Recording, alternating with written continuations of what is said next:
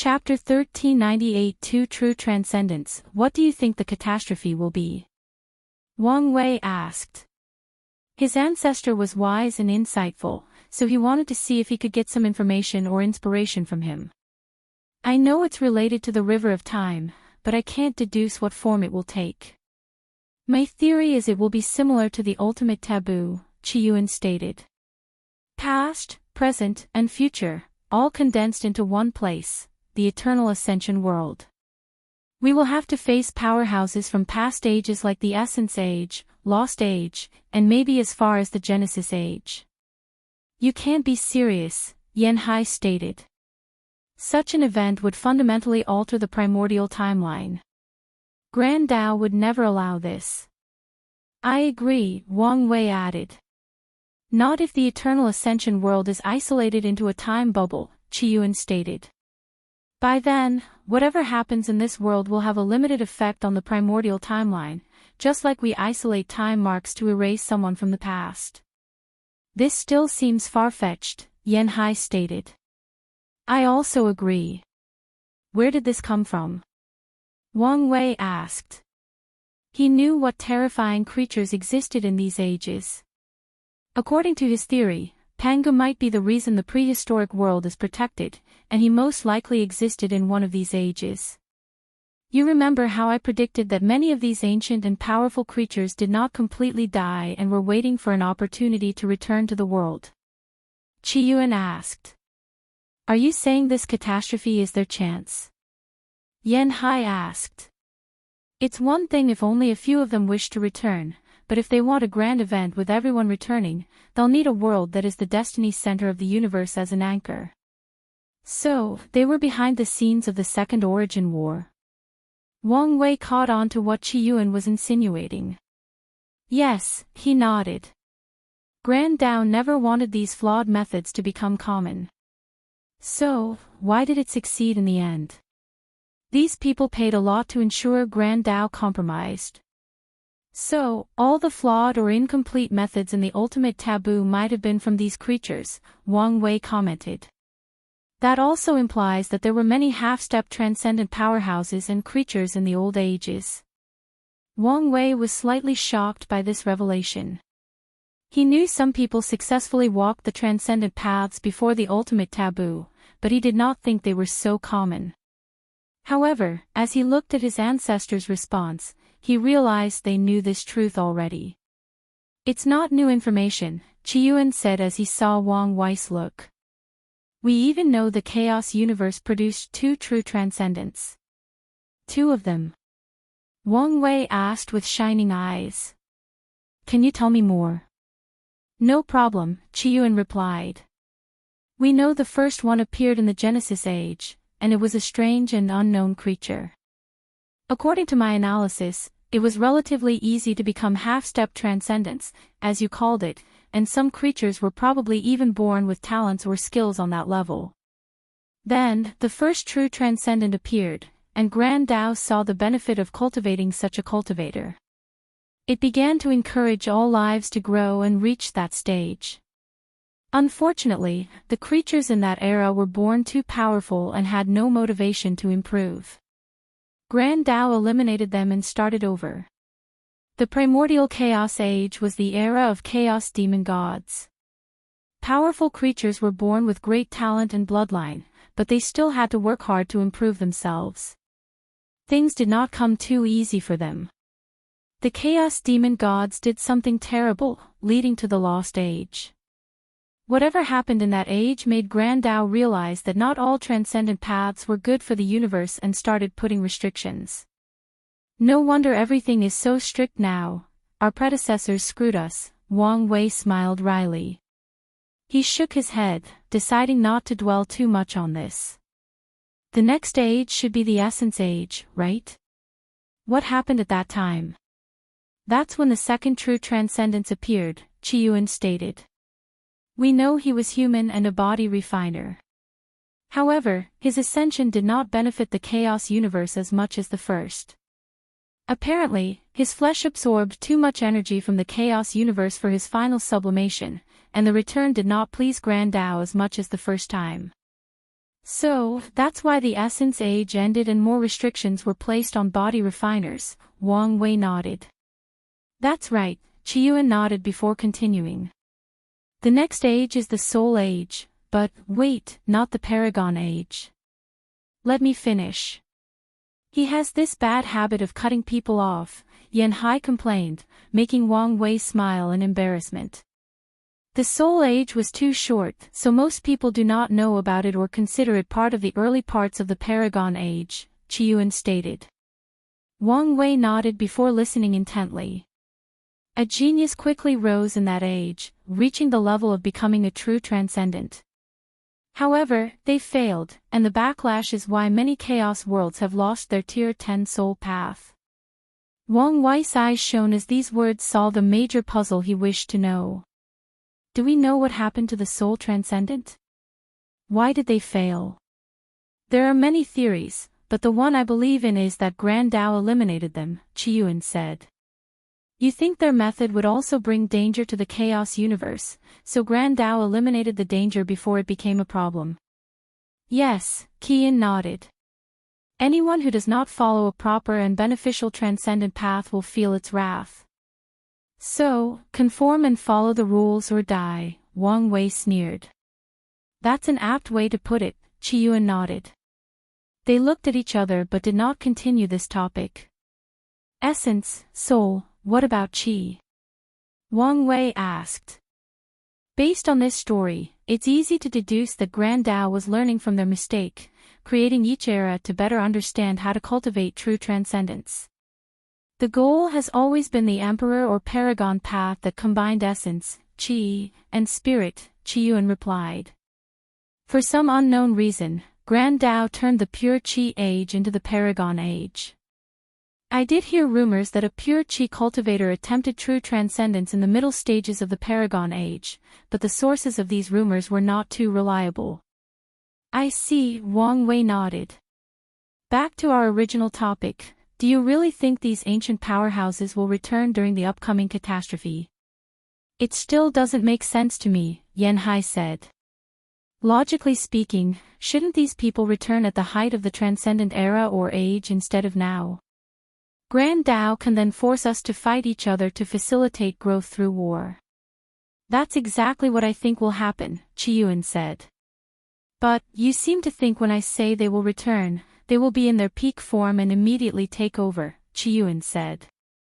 He understood how his sister's mind thought, so he knew what mistakes she made.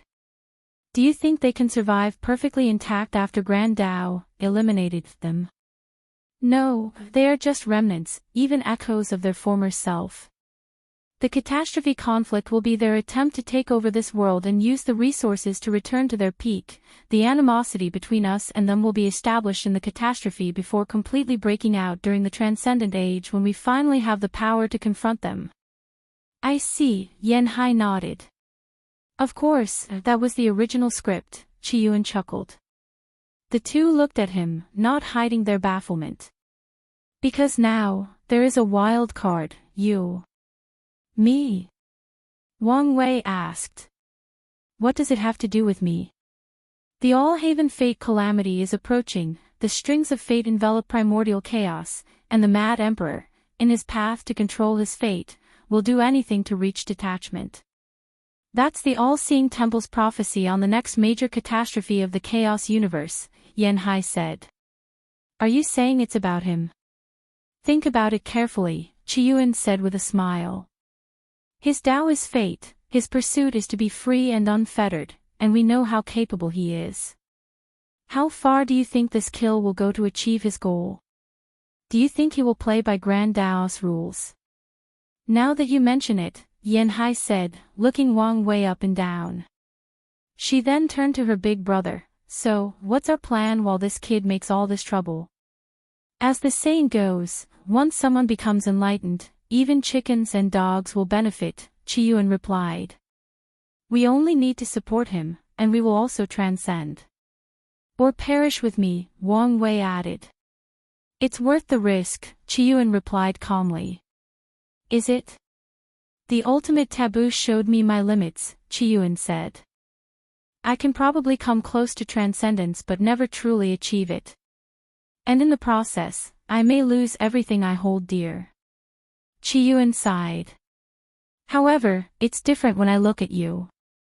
In you, I not only see an opportunity for true transcendence for myself but also a future in which many people and even the sect also transcend this universe.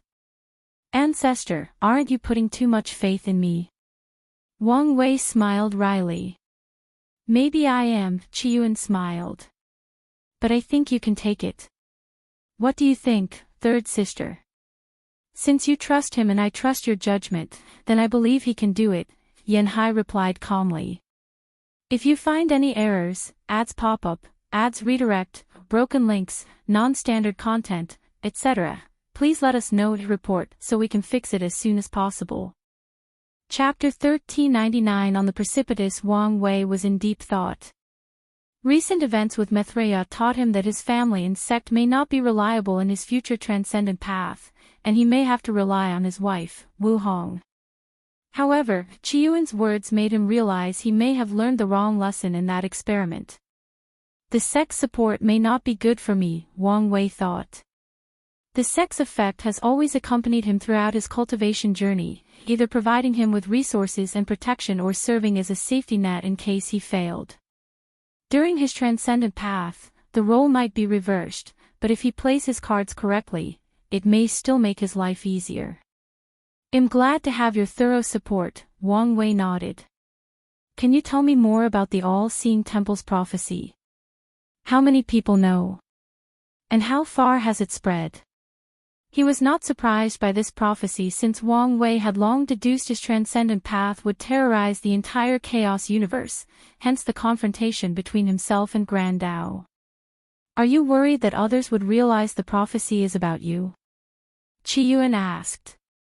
Since you can figure it out, others might also be able to. Or, at the very least, have their suspicions, Wang Wei said. No need to worry too much about that, Qiyuan said.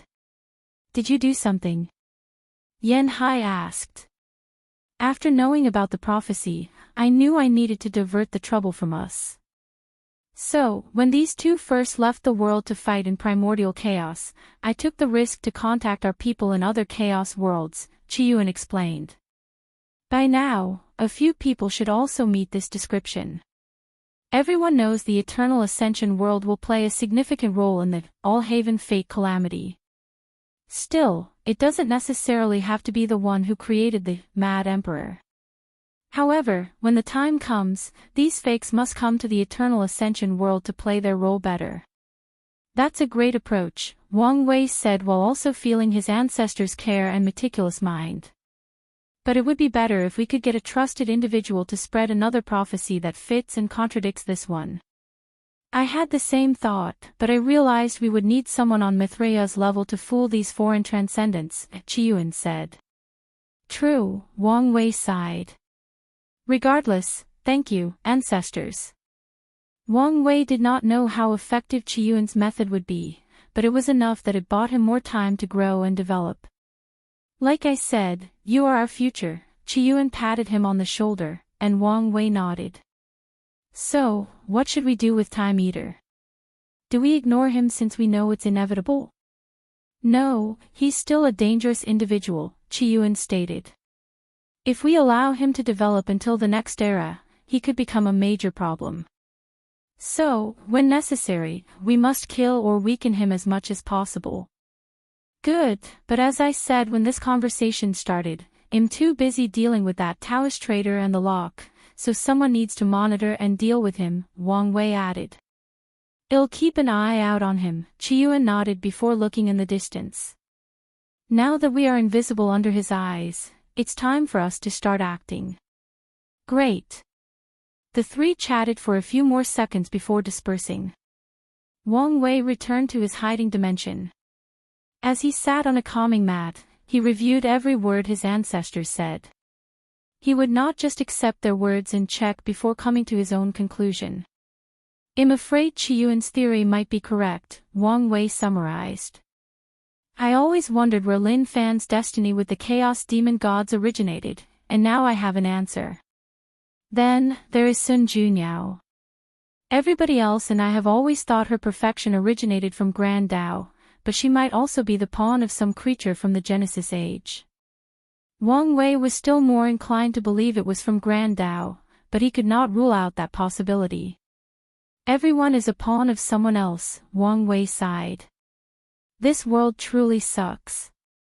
He shook his head before he suddenly stopped. Wait, Fate and Grand Tao's pawn, my three ancestors seem to be that venerable Trinity's pawn, but what about my future wife? Whose pawn is she? I don't believe such a talented person never caught the eyes of someone else. Besides the time Heavenly Tao manipulated her to create the Hong protection system, it did not appear anyone was manipulating her from the shadows.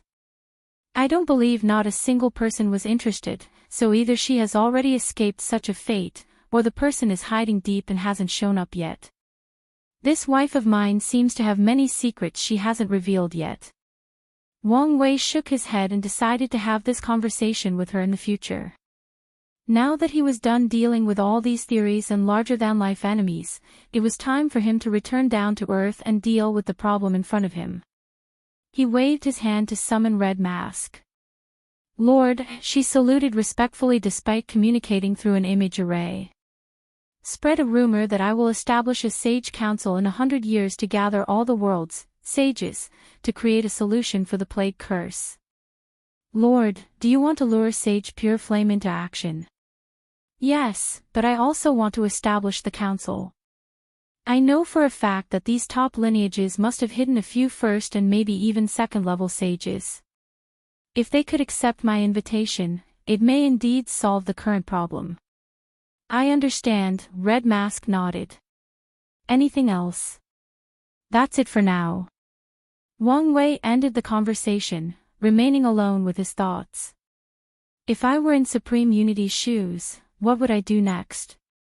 His mind went into deduction mode. Assuming he's the one manipulating Sage Pure Flame and he co-opted my plague idea, the next thing I would do is to make the blood of mortals a cure for the plague.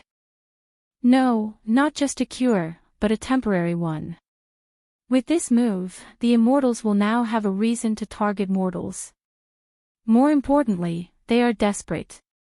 If mortal blood is the only way to save their lives, these immortal sovereigns and Tao rulers will become ruthless to save their life.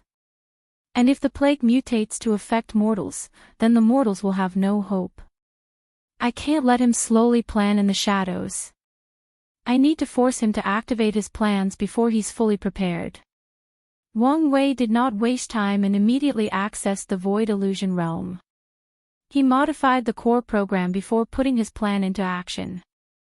Then, Wang Wei used it to send a message as wide as possible, with the password, Immortal Dream. Any cultivator can receive a technique from the Void Illusion realm called Longevity Rune Body, which can increase everyone's lifespan between 12,600 years to 26 million years.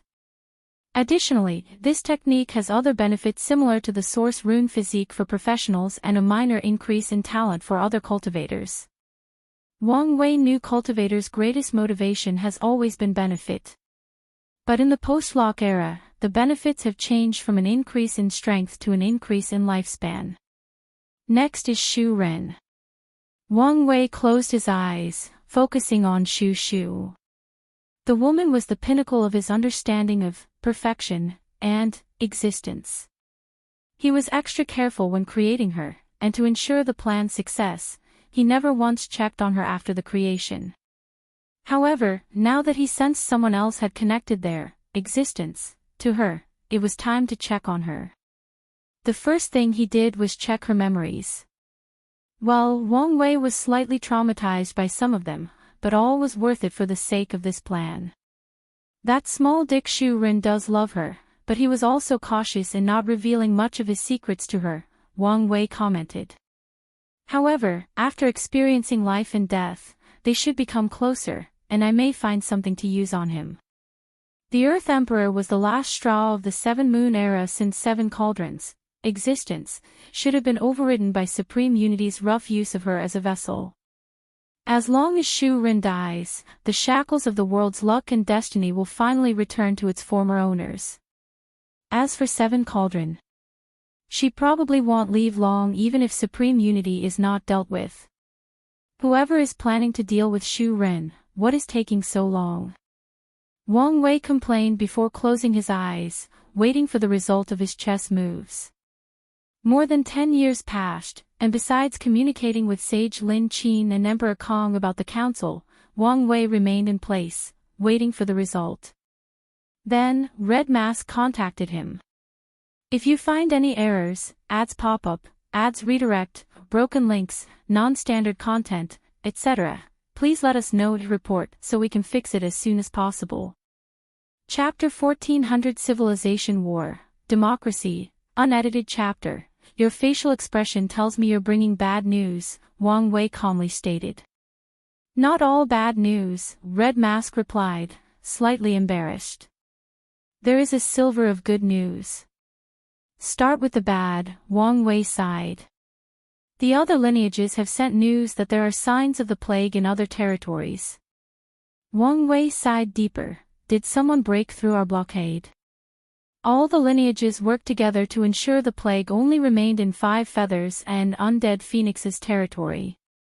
So far, there are no signs of that. So, someone else with the source of the plague spread it elsewhere, Wang Wei commented before sneering. He looked at the sky, the sun specifically. So, this is your doing after all. This mad Taoist has reached the point where he will do anything to kill all life in this world and take complete control over true heavenly Tao. What is the good news you mentioned?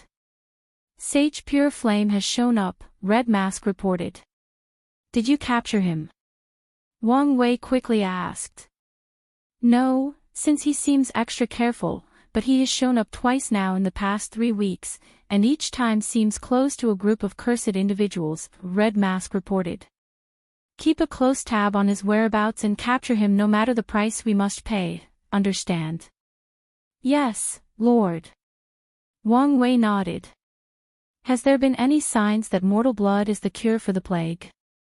Nothing as of yet. Maybe we still have some time, Wang Wei muttered. They discussed a few matters before he dismissed Red Mask. Wang Wei's next destination was to check on the mortal civilization. In the past 10 years, he did 2 things, understanding Mithraya's analysis of the lock and casting a luck spell to accelerate the development of the mortal civilization. Wang Wei quietly arrived at Du Zong's base, which was testing a new generation of domain armor. He watched as the armor released 5 floating scales surrounding it to form a circle with a radius of 40 meters. Then, the scales started resonating with each other before activating their power of law. It's indeed a domain, Wang Wei thought. However, this thing was extremely frail, and there was no way it could beat the weakest saint without using countless armor. However, Wang Wei still nodded in satisfaction. The first version of this technology required the mortals to build 5 enormous, law pillars, to establish the domain. But now, in just a short few years, they have already miniaturized the technology. They still can eliminate Tier 8 cultivators whose power systems do not involve the law, Wang Wei thought. Now that he was satisfied with this group's progress, Wang Wei thought of checking on the others. However, he sensed his communication talisman vibrating, so he checked it. His brow immediately furrowed after seeing the content. So, it finally started, huh? Wang Wei did not waste time sending the information to his allies. A few seconds later, he was at a conference with many representatives from the Overlord factions and other top lineages. They discussed the next battle plan before dispersing this meeting. Wang Wei then summoned all the leaders of the mortal civilization through the Void Illusion realm. Time is precious, so let's get to it. Wang Wei said as soon as he showed up with Jia Ping and the other guardians. He showed them a recording one of his creations sent him. All these leaders then watched, in horror, as this cultivator with purple pus on their bodies and red eyes massacred a dynasty of more than 50 million people and drank their blood. Then, the madness in his eyes faded, and even a few small pus sacs faded away. Whoever recorded this image took the time to ensure it was as detailed as possible.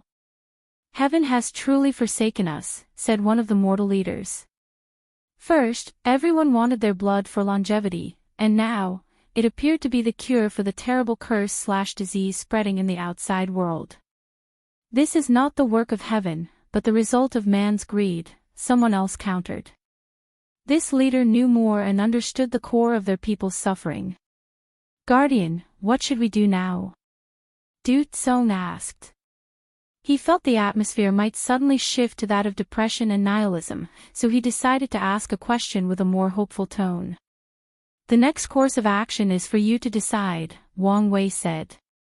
He raised his hand to condense a map with countless dots, many of whom were disappearing. Over the years, with the help of his soul network ability and access to the void illusion realm, he created an excellent map of large and middle areas occupied by mortals. The map was not perfect since he categorized any area with a population of less than 500 million as small, but he will do it for now. You have two choices: continue developing until your civilization is fully prepared for this war, or reveal yourself now to rescue as many of your fellow compatriots as possible. Wang Wei paused, leaving his words to simmer. I won't decide for you in this matter. From now on, all major decisions involving the fate of your civilization will be decided by you. We must save our people, Sun Longwei immediately yelled. He remembered what the Guardian said. He levied for his people. As such, he would not accept waiting as their fellow compatriot are slaughtered and everyone else gets to live a peaceful and sheltered life. Don't get excited too quickly, said another leader. If we can become a Tier 9 civilization before leaving our base, think of how many people we'll be able to save. Yes, that's right. This is a matter that can affect our entire civilization, so taking a careful approach is best. If you fear for your life, say so, VIII countered. You people saw how powerful the law armors were, and by our calculations, cultivators are even more powerful. Can you imagine how many of our people they will kill if we don't help? By the time we reach a Tier 9 civilization, how many will be left alive? We must fight. War is the best way to motivate technological innovation, said a leader with a more militaristic style. That's right. All our achievements and data on fighting cultivators have been curated and well controlled. We have no idea whether these puppets, armors, poisons, etc., will even work in a war with ever-changing scenarios. But what if our bases are discovered? All our people will die, and all our progress will be destroyed. That's right. The people in the bases have been enlightened, so we should prioritize their safety before considering helping the outsiders. Do you hear the nonsense coming out of your mouth? A few hundred years of safety is all it took for you to develop a sense of superiority. Already forgotten you were also once ignorant. That's not what I mean. Don't twist my words. Then, what did you mean? I was merely concerned with preserving our rune technology and all other advancements we've made so far, and the bases are the key to that preservation. The people are the key, argued someone else. We can preserve the knowledge in the void illusion realm. That way, even if the base falls, someone else can rebuild it. We started ignorantly and built such wonders. Since we can do it, they can, too. No, they can do it better since they will be standing on the shoulders of giants. The argument continued while intensifying with each passing second. Wang Wei calmly watched them argue for more than 5 hours without stating his opinion. Sir, these people are not ready to be independent, Jia Ping sent him a message.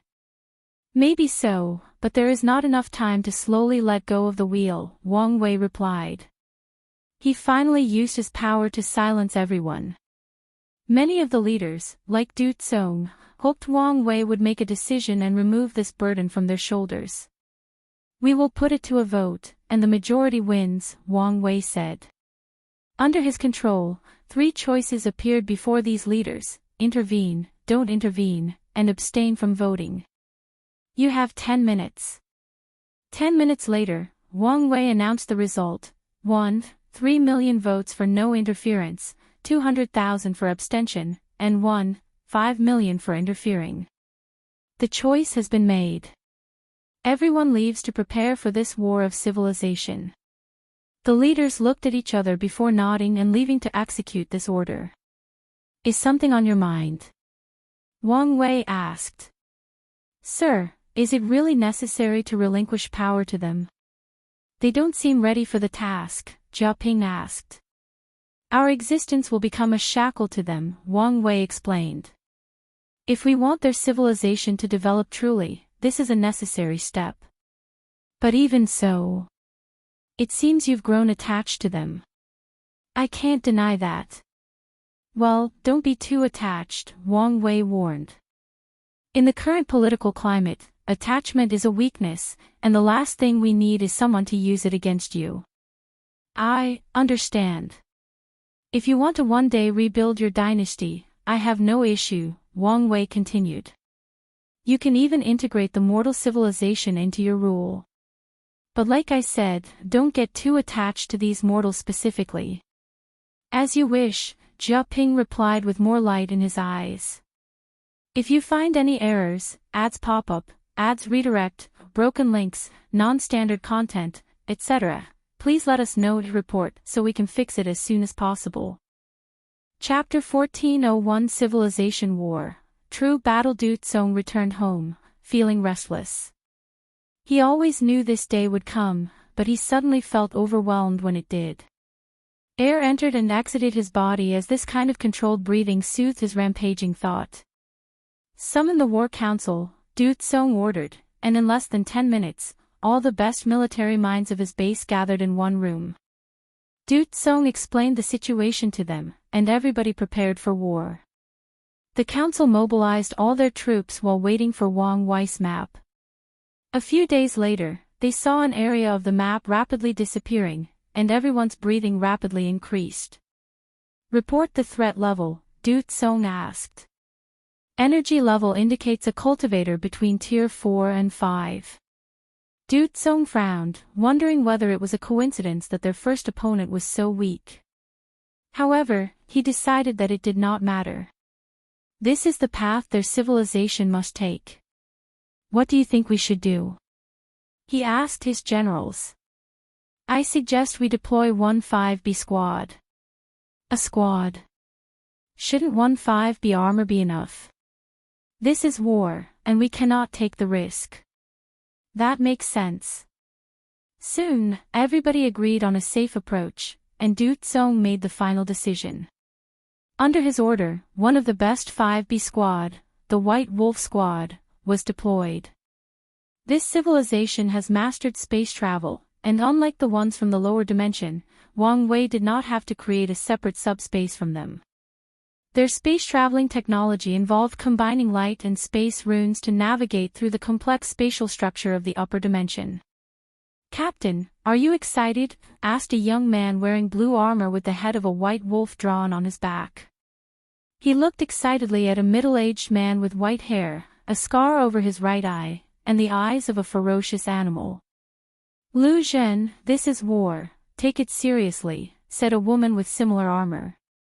She and Lu Zhen were both Tier 4 pilots of the White Wolf Squad, making them the 4 vice-captains of the squad. Blue Flower, you're too serious, Lu Zhen said.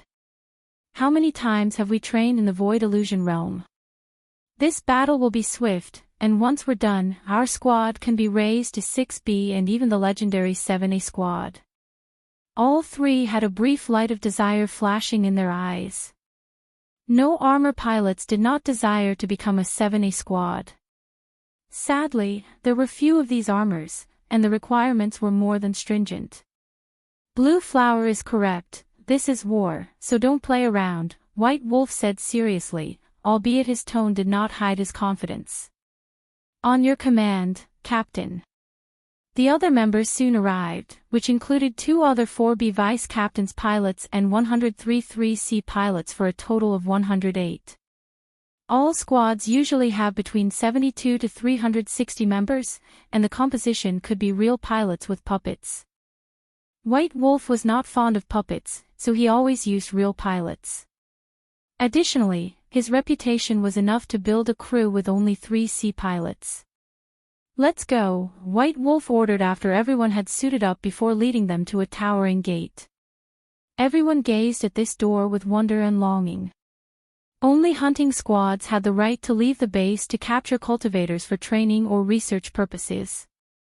However, most of the time, a guardian would do the job, so even the hunting squad did not have much opportunity to leave, let alone them. White Wolf took a deep breath before walking through the gate. He felt he had turned into a white light and was traveling at an unreasonable speed. The squad felt an eternity had passed traveling in that void while simultaneously feeling it was an instant. White Wolf opened his mouth to check on his team when a terrible smell assaulted his senses. This terrible smell, a mixture of blood, urine, fecal matter, vomit, and, more importantly, intense fear, sent a great shock to his system. One of the requirements for being a pilot was a great vision, but White Wolf regretted having such a good vision. He saw limbs scattered everywhere, followed by bodies of men, women, and children, the despair before their death still on their faces. White Wolf's face paled as he saw a pregnant woman lying on the ground with a big hole in her head. His reaction was not for her death but because his armor detected the womb in her stomach still had signs of life. Countless sounds of retching echoed behind White Wolf. Usually, he would reprimand his men, but he did not have the strength. A part of their training was called the cruelty of war, and they saw even worse sights like this in the void illusion realm. However, everyone could compartmentalize these experiences as an illusion and not real. But the one before them was real. All these people are real people, and they have genuinely died horribly. "Captain, what should we do?" Blue Flower asked, her face pale under her mask. "Should we start rescuing operations? Our training said cultivators are destructive, so we must eliminate them before focusing on rescuing survivors. Otherwise, even more lives will be lost," said Vice Captain Li Xin. "But," Blue Flower said, looking at the child missing his right leg and struggling to survive. "Lu Xin is right," White Wolf said, finally regaining his bearing. His wolf-shaped mask looked in the distance while his body released a terrifying killing intent. "Deploy." The squad flew toward the high-energy response the armor detected. "A child?" asked Lu Xin. The enemy was a child with long white hair, black clothes, and red eyes like an animal. A close look revealed purple pus sacs on its arms and neck. "Not a child. It should be a cultivation technique that made him look like this," Vice Captain Grindax replied. "I was hoping the enemy was from the demon race," Lu Xin commented. "Don't have any unnecessary dreams. Although we are both humans, cultivators do not see us as the same species," Grindax sneered, his words impacting the team more than he understood. They were all smart people and understood the truth. The great Guardian Wang Wei and Guardian Jia Ping treated their kind respectfully, but any discerning person could tell how they did not want to associate too closely with them. These pilots understood. Although now mortals can live up to 10,000 years, allowing them to have long friendships with cultivators. However, 10,000 years was not even a nap for these immortal powerhouses. And that's not to mention that if they did not control their emotions properly and accidentally released their aura, they could annihilate every life in their bases. With such a vast difference, it's understandable why they did not want to associate with regular humans. Of course, understanding is just that, understanding. Just because these mortals understood the reason did not mean they could accept it emotionally. Ultimately, unless Heavenly Tao accepts mortal civilization as a viable cultivation path that can become immortal and higher, mortals will always feel inferior to cultivators. "Enough talking," White Wolf ordered. "Get information." All 3C pilots surrounded this devil child, and their armor linked together. They raised their hands to fire projectiles and spells at their opponents. The 4 vice captains teamed up, leaving White Wolf as the primary vanguard. The captain launched at this devil child, trying to claw him into two. All 3C pilots surrounded this devil child, and their armor linked together. They raised their hands to fire projectiles and spells at their opponents. The 4 vice captains teamed up, leaving White Wolf as the primary vanguard. The captain launched at this devil child, trying to claw him into two. The child, whose mind was lost due to the plague and acting out of instinct, finally noticed these people when his life was in danger. Small earth spears manifested behind before rushing toward White Wolf with extreme speed. The vice captains suddenly appeared in front and worked together to block these spears. White Wolf's momentum did not decrease due to his teammates' utility help, so he continued forward. The child was about to attack a second time, but the 3C pilots started their barrages of energy attacks, forcing him to create energy shields to protect himself. White Wolf finally arrived and released a barrage of attacks. His claws were made of the best materials capable of shredding most divine body cultivators' shields. Additionally, he asked for his claws to be boosted by metal runes, so adding his White Wolf martial arts, the captain was confident in tearing that damn cultivator apart. However, the shield calmly created earth shields around him, blocking all of White Wolf's attacks. The enemy is suspected of being an Earth Dao cultivator, Grindak said in their interlink communication system. Firing squad, changed to fire-based attacks. More than 20 members of the 3C squads had fire rune base armor, and then they became the primary link of the formation. Using their runes as resonance, everyone else could now attack with fire spells. The squad opened their palms, preparing to release fireballs. White Wolf cooperated with the team. He did not allow his anger to dictate his actions. He moved out of the way to make more space for the firing squad. If you find any errors, ads pop up, ads redirect, broken links, non-standard content, etc., please let us know and report so we can fix it as soon as possible. Chapter 1402 Civilization War, Cultivators Horror, unedited chapter, and I made a mistake in the previous chapter. The Devil Child cultivated Metal Dao since fire balances out metal in the 5-element chart. I've already fixed it. The Devi Child's shield blocked this barrage of attacks, but it still showed signs of melting. The vice captains took this opportunity to rush in for an attack. Each had their specialty, but their attack now was to ensure maximum damage. Boom! The Devil Child's defense could not hold on and flew to the ground, but White Wolf was already waiting for him with his claw. The child's body instinctively moved, so White Wolf's attack only scratched his back instead of cleaving him in two. White Wolf immediately disappeared from his spot, and the next thing that came was another barrage of fire attacks. The Devil Child surrounded itself with a double-layer shield, one of pure energy on top, followed by a metal shield in the second layer. Such quick thinking displayed this cultivator's extreme battle experience even after losing his mind. However, the mortals were not bad too. The Void Illusion realm allowed them to experience many kinds of opponents. The bombardment destroyed the shield's layer, leaving the second layer with some melting spots. However, before the child could breathe, Vice Captain Lucian appeared before him with a flame shield and cut his defense like a knife passing through butter. Blue Flower followed with a trident composed of lightning and thunder, and she threw it with enormous force. The Devil Child screamed in agony as the lightning ravaged his body, but this was far from enough. Vice Captain Lishan produced tree rots that directly embedded themselves into the Devil Child's arms and legs, not only injuring him but rendering him immobile.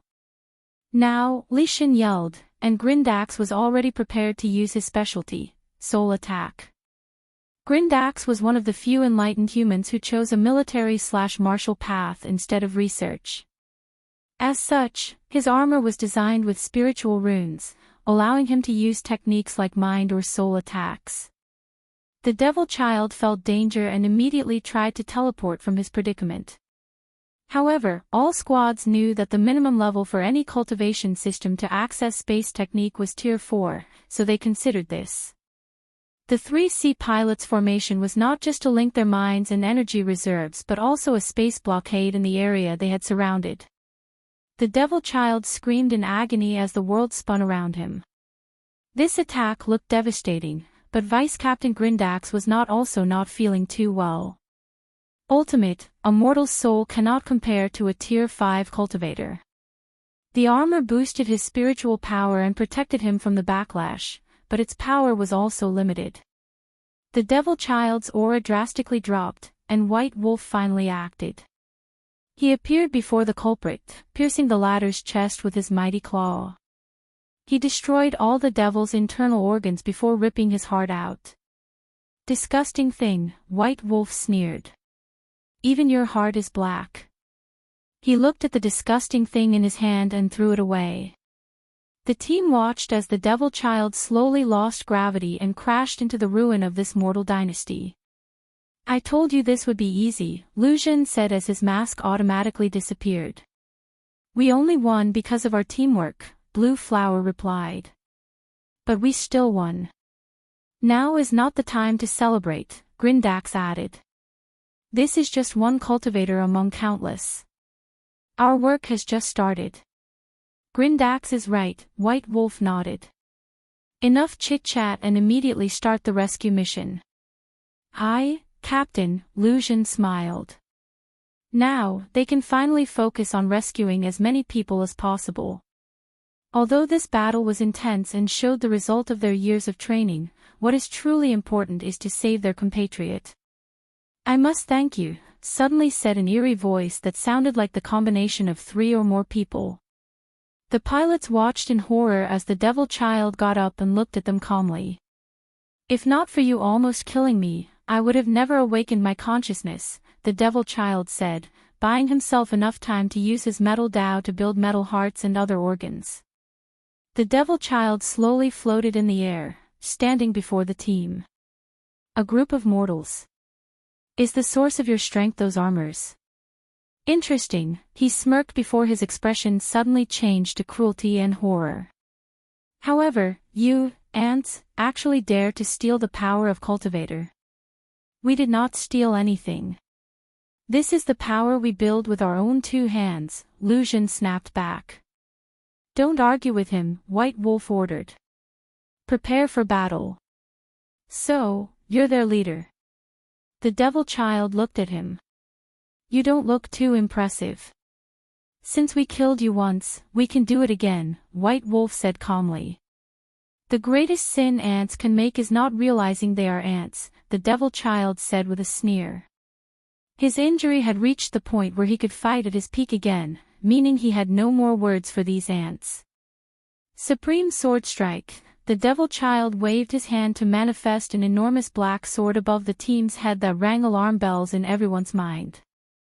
"Use the 5-point array," White Wolf swiftly ordered. The team immediately got into position behind him to resonate all their energy, mind, soul, and runes. They generated a 5-color shield above them, which appeared to have excellent defensive capabilities. However, the Devil Child only sneered. His gaze shifted to the pilots surrounding him.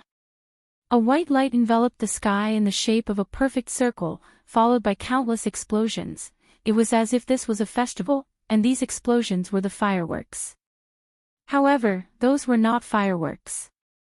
The Devil Child eliminated all these pilots with one sword attack, and after barely blocking that sword, the team realized what had happened. "Now it's your turn, ants." The Devil Child rushed toward the team. Vice Captain Li Shan acted the fastest by using his wood rune. Numerous sea roots tried to intercept the Devil Child. Wood Dao with the specialty of controlling the opponent.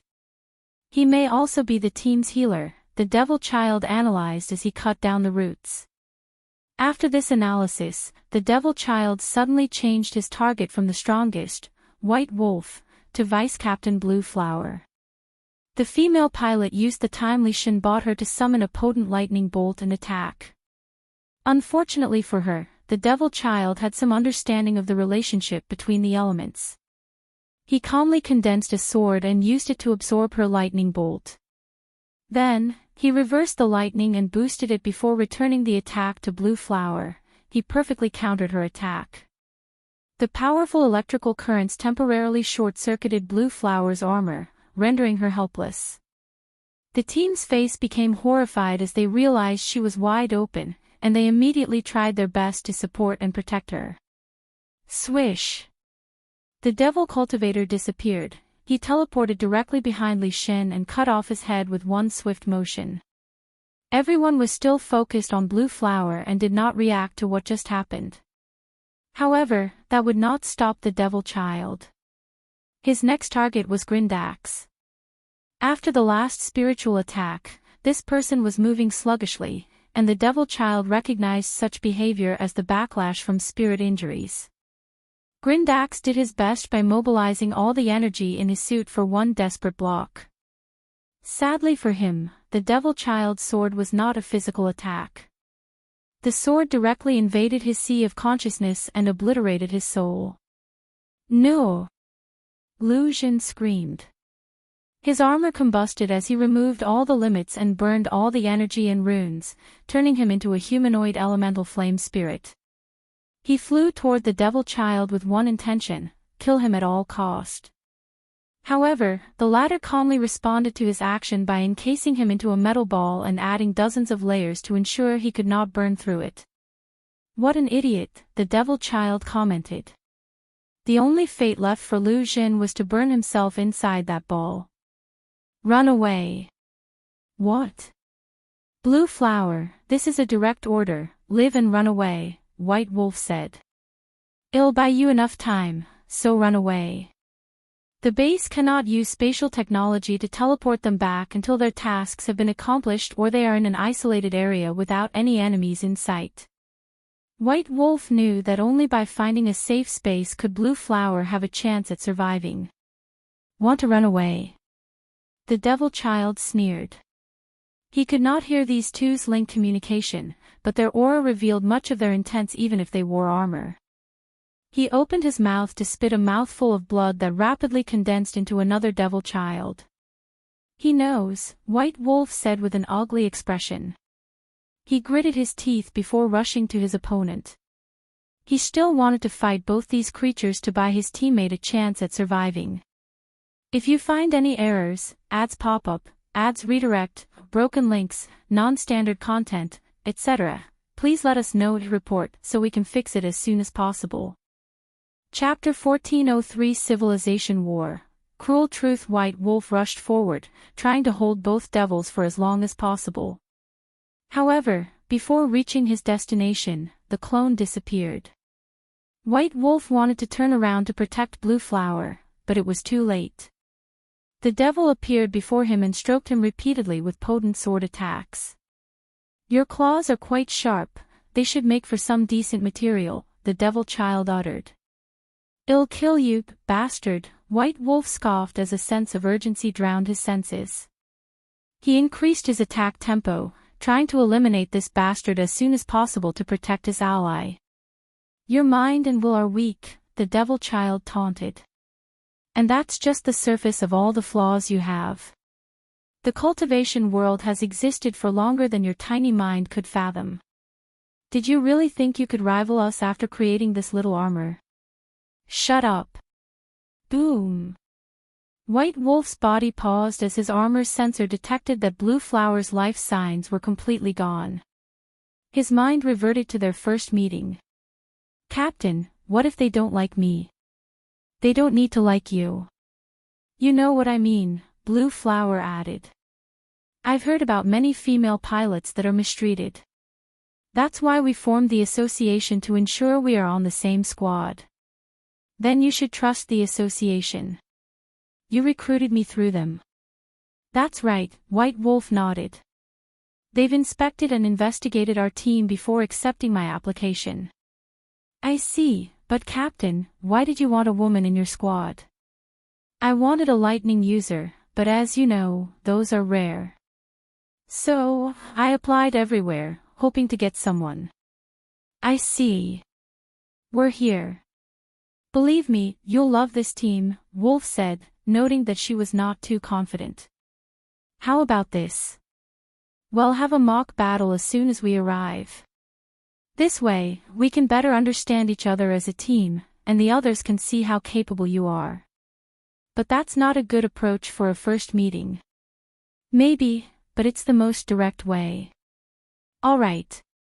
Team, come meet our new number. Captain, where did you find this terrifying pilot? Lu Xun asked. His armor was torn apart by lightning in the battle simulation. So, what do you guys think? Wolf asked. She's awesome, Lu Xun immediately said. She will be a great addition to the team, Li Shan nodded. Grindax. White Wolf asked. I know you're not one to mince your words, so tell me honestly what you think. Her control over her armor is superb, and the utilization of her Thunder Rune is one of the best I've seen, Grindax replied calmly. But she's too slow for a Thunder user, Grindax added. White Wolf did not comment. Blue Flower, what do you think of this comment? The Academy's instructor had the same evaluation, Blue Flower admitted. She said I could become a 6B pilot if I fix this problem. Grindax here has a knack for training pilots. With him here, your chances at improving and becoming 6B will be much higher. I will be in your care, Blue Flower bowed. We are all teammates, so let's take care of each other, Grindax nodded. Good. Now that everything is resolved, let's celebrate the arrival of our new member. Blue Flower had the most potential of our team, White Flower thought. Maybe if we trained her harder, she could have become a 6B pilot without participating in this accursed mission. This thought haunted the White Wolf. However, he extricated himself after realizing Blue Flower would eventually have to participate in the war. Ultimately, it is the fault of these cultivators for treating us as resources and materials, White Wolf thought with gritted teeth. Calm down, this is not the time for this. I need to make this bastard pay, even if I must die in the process. Swish. White Wolf saw two white lights flash on both sides of his body. He was puzzled by what was happening until his sensor reported the loss of his 4 limbs. White Wolf was still puzzled because he could not feel the pain since the armor immediately injected a medicinal solution into his body to remove all his pain. Like I said, your mind and will are weak, the Devil Child said. Your body instinctively paused after a great shock to your psyche. Did you think I couldn't exploit such a major flaw? White Wolf looked at this man in his eyes, despairing and already overwhelming his mind. However, he did not let it consume him. Instead, he used his hatred to retain the last bit of his sanity and consciousness. Why didn't you kill me? What can I say? I like to play with my food, the Devil Child smiled cruelly. White Wolf stared at him. You want to search my soul and get information about our origin. Sadly for you, this is a futile effort. The Devil Child's face changed, and he immediately invaded this mortal sea of consciousness to search for his soul. As expected, White Wolf's soul was already destroyed. The truth of the matter is this Devil Child was playing with fire, trying to get information from White Wolf's mind. The location and situation of these mortal bases were of the utmost priority, so the protection of their information was left to Wang Wei. What a waste, the Devil Child cursed before looking in the distance. He felt that someone had been watching him for a while and had been on guard. However, the sensation disappeared after this mortal's soul scattered. Whatever, he announced. His goal has been achieved since he confirmed that mortal blood could curb the spread of the curse.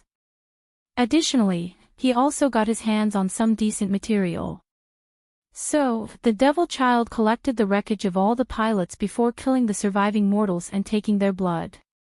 Finally, he disappeared on the horizon. War Council, Du Tsong looked at the black screen, his eyes almost empty. The room was so quiet that even the sound of heavy breathing sounded like a shout. To say this battle was a wake-up call was an understatement. An ordinary cultivator. Everyone looked at the strategist who spoke. That Devil Child was an ordinary cultivator, not a genius, a heaven chosen, or these monsters with immortal foundation. He was just an ordinary cultivator with good battle experience. His words strengthened the somber atmosphere in the room. A few people wanted to rebut, but the truth had just slapped them in the face. What should we do? Someone else asked, but no one had an answer. Can we still track that bastard's location? Du Tsong suddenly asked. Oh, yes, someone replied. He just killed our people. We can track the spiritual residual from his body. Good. Send 5-5B squads to eliminate him. Leader, is this wise? Just do it, Du Tsong ordered. If you want to kill him, at least send a 6B squad. No, we need to know how our troops fared against ordinary cultivators on the same level, Du Tsong replied, his expression and demeanor extremely calm but also cold. Everyone looked at each other before sending the order. The war room then watched as the Devil Child decimated all 5 squads with a slight struggle. Send 20 squads, Du Tsong cruelly ordered. The war room finally witnessed the death of the Devil Child. However, at what cost?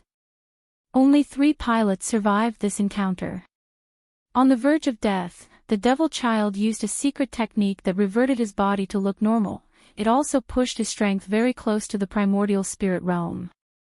Luckily, one of the captains in this 20-squad small legion was a brilliant strategic mind. He forced the 3C pilots to use suicide attacks to injure and weaken the devil before everyone had a chance to kill him. About 25 squads, Du Tsong said, his eyes more focused than ever. That's about the number of people we need to sacrifice to kill one ordinary cultivator. He allowed his words to marinate. From the beginning, we never had a choice, Du Tsong continued. We must save our compatriots on the outside. Our only advantage over cultivators is that we outnumber them by 1 to a trillion. We must use this advantage and throw lives at them to kill as many as possible. The people's faces contorted after hearing these words. If that is true, the upcoming war will be a tragedy for them. How many of their kind will they sacrifice to win this war? Can they even win? How long will this war even last? Cultivators live a long life, and although that is true for mortals now as well, 10,000 years is nothing to the enemy. It's entirely possible for this war to go for 100,000 years, maybe millions. If this war ever ends, how many lives will they sacrifice? You better accept this reality as soon as possible, Du Tsong said before dismissing everyone. He needed to meet with the other leaders to discuss this cruel truth. If you find any errors, ads pop up, ads redirect, broken links, non-standard content, etc., please let us know to report so we can fix it as soon as possible. Chapter 1404 Civilization War, Modern Warfare. All the leaders appeared, but everyone had a somber look on their faces. With one look, everyone could guess what the others had experienced and gave a sympathizing look. Let's start by sharing data, one of the leaders said, and everyone agreed. The meeting immediately started with these leaders reviewing the battle experience of all the bases. Although there were a few outliers where 1 squad was enough for 1 cultivator, 1 pilot single-handed killed a cultivator, the overall result was the same for more than 2 million bases. Du Tsong was not the only one who decided to use numbers to eliminate the enemy, so all these leaders realized the bleak future awaiting them. Wang Wei trained them to be compassionate and look out for their fellow compatriots, but now, they had the burden of sending these young people to their death. There is some good news, said Leader Lang Shi from base number 23456. What did you find? The others knew Lang Shi was excellent at data analysis. Have you noticed that the bases with primary research on puppetry suffered fewer casualties? Lang Shi pointed out. Of course, since they did not have to send their pilots, someone sneered. And what does that tell you? Lang Shi said, rolling his eyes at this man's jealousy.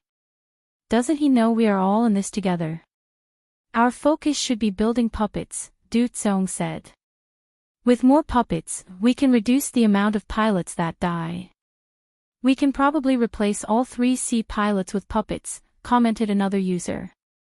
3C pilots are the group that suffered the most significant casualties. That sounds like a good approach. Don't forget that the price of building 1 puppet is more expensive than building a 3C armor and training a 3C pilot. We can always research ways to reduce the price. Our people's lives are more important. Fair, but what do we do with the 3C pilots and lower? We increase their resources to ensure they become 4B and higher pilots, someone suggested. Those who cannot be promoted can be turned into teachers if they have the talent. As of now, puppets cannot completely replace pilots for many reasons, including costs, cultural acceptance, and, more importantly, higher-level puppets require souls and cannot be easily manufactured. Do we need to vote? Someone asked. No need since we all agreed. Let's do it to make it more formal. But who will supervise this election? The Great Guardian is not here. We should probably elect a representative to lead these meetings. Do we do it now? If so, I want to be the leader. Me too. I don't trust your judgment, so I want to be the leader. What did you say? Don't think I don't remember how bad your grades were when we trained under the Great Guardian. You. That was the past. Enough, someone yelled. We can ask the Guardian to hold elections, but for now, we still are discussing important matters. Yes, let's get back to the main topic. Lang Shi, did you discover anything else from the data? There are a few more things, Lang Shi nodded. The bases with the highest efficiency in hunting their cultivators are the ones that used poison-based armors and assassin-type armors. Those guys that play dirty. What do you mean by this? I didn't mean that is the point I'm making, Lang Shi cut this argument. We must use all means available to use to kill our enemy. That's how cultivators fight, and that's how we need to learn how to fight. I guess that makes sense. Pilots that include body refining into their training regimen are much higher caliber, Lang Shi continued. Lastly, the best performance armors are the flesh armors created from the cultivators' bodies. Everyone was quiet. What? Scared? Du Tsong sneered. Since they see us as commodities, we can do the same to them. He has a point. I know, but it's not easy to adapt to the cruel nature of this world. The Great Guardian's training warned us of this, you guys just didn't pay attention. This conversation was about to turn into another argument when everyone suddenly received an email. To be exact, it was two, all from Wang Wei. The first had this subject title, How to Incorporate Pilot and Puppet. Low-level puppets have a core that needs to be controlled by a puppeteer near it. If they need to be automatic, the puppeteers can program directions into the puppet, but its actions are still limited. Higher-level puppets need to have consciousness, meaning they must have a soul or some level of spiritual power. That's why they are so challenging to make or why they are so expensive. Wang Wei's suggestion was to use Earth's neural link technology. He suggested these mortals found a way to link a pilot's mind/soul to a puppet to replace their individual soul. With this technology, pilots can control the puppets from afar, thus reducing their casualty. Of course, this approach does not mean there will be no casualty. The soul backlash is enough to kill many pilots, and this is a world where curses and karma techniques exist. I'm always in awe of the Great Guardian's wisdom, one leader praised before checking the second email. Everyone's eyes shrunk as this one is about the new position of High Chancellor, to lead this council. Wang Wei laid out rules for the election. However, the election won't happen for a while now. How these 3 million leaders respond to the upcoming catastrophe will help them in their election. Wang Wei calmly observed these leaders. Their failure was expected and could have been ever more severe. The rumor about the effects of mortal blood on the plague has spread, but Wang Wei and the other lineages have reacted swiftly, killing anyone who tried. Previously, they would only capture and seal anyone with the plague, hoping to wait until they had a cure to heal these people. However, as soon as the news spread, they changed their tactics. Wang Wei allowed some small fries to bypass their defensive lines as a test for these mortals. I just need to slowly increase the strength of these cultivators, Wang Wei analyzed. That also means it won't be long before the first confrontation between 7A pilots and law cultivators. Wang Wei waited 3 months until he allowed the first law cultivator to bypass their blockade. During this time, these mortals have fought countless cultivators and created many new tactics. Although more than 50 billion people died in just 3 months, they killed hundreds of cultivators, including many in the primordial spirit realm. Wang Wei calmly watched the battle. The mortals were suffering a devastating loss. The pilot can no longer bear it, Wang Wei commented. The lost soul was responsible for building the 7A armor, but a pilot was still required. However, even if the armor was designed for mortals to use, not just anyone could control an armor with the power of law embedded in it. 7A pilots are the elite among elites, their minds have been trained to bear the burden of the law. Unfortunately, their control over the law is subpar compared to a cultivator whose soul is countless times more powerful than theirs. Additionally, the armor designs were flawed as they failed to consider the environment. In the current battle, the repeated use of the law has created an area infested by, well, the power of law. It makes sense since the power of law could be considered the highest form of energy or power, so when one or more people use it in an area, its power will become concentrated. Such a change is nothing to a cultivator with a powerful soul, but the same cannot be said for those 7A pilots.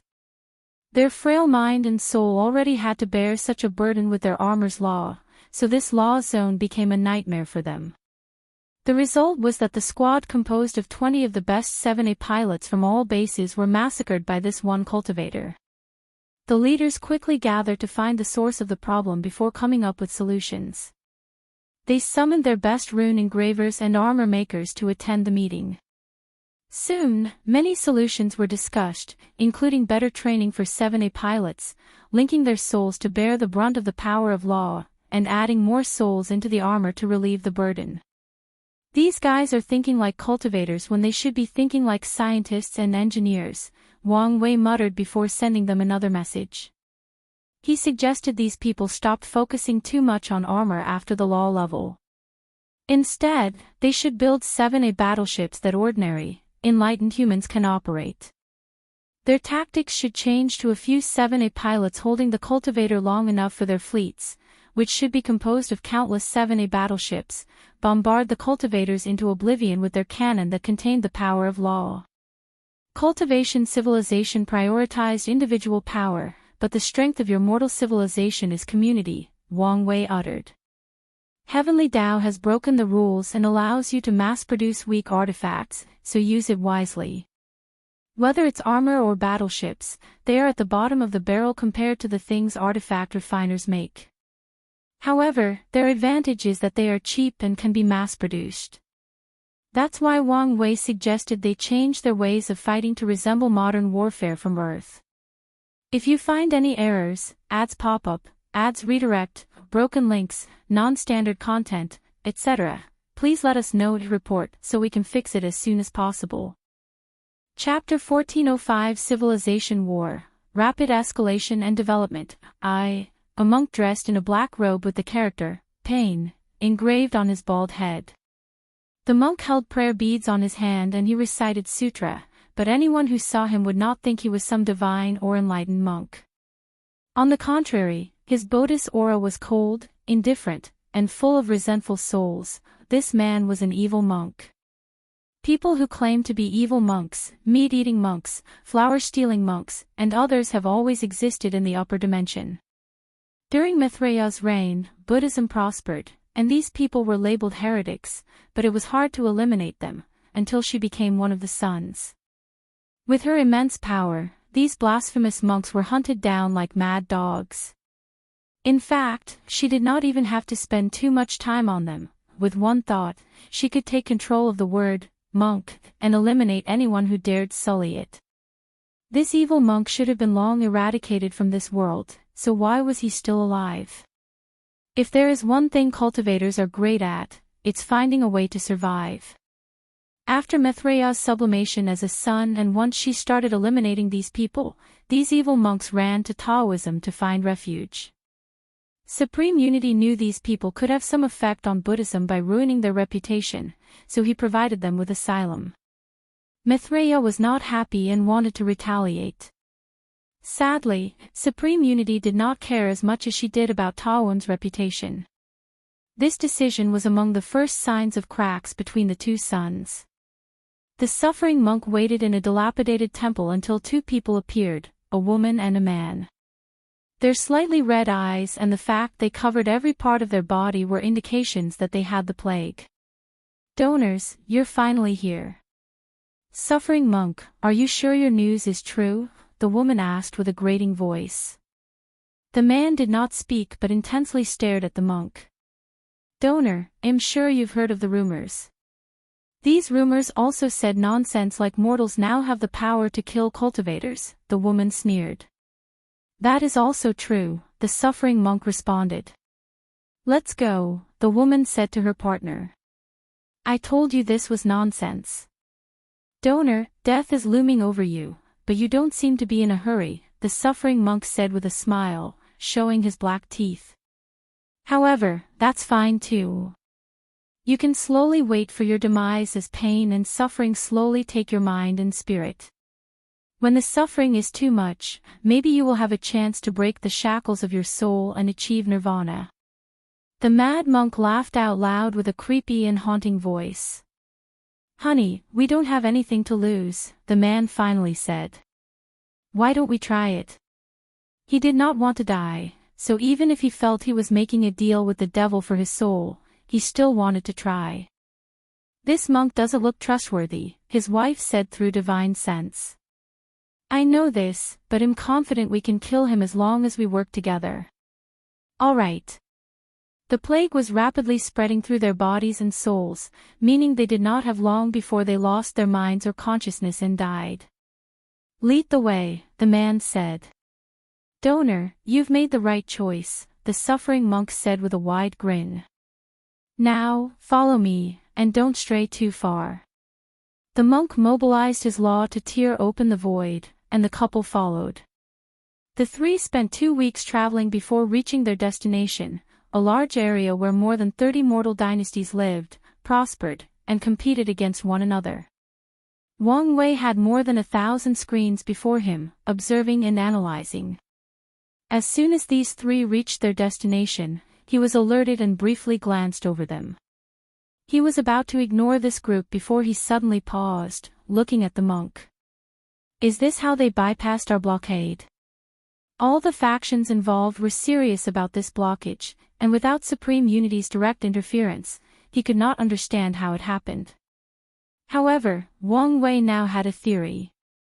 Some of these evil monks, with the proper technique, disguised themselves as true monks to bypass their blockade. "This bastard truly knows how to best utilize all his pawns," Wang Wei complained and praised. Supreme Unity had many pawns, many of whom he knew, but he also labeled some useless. However, no pawn is useless if the chess player knows how to use them. Lesson learned, Wang Wei thought before focusing on the task at hand. "It's been 5 years of constant training, so let's see how you guys do with this group."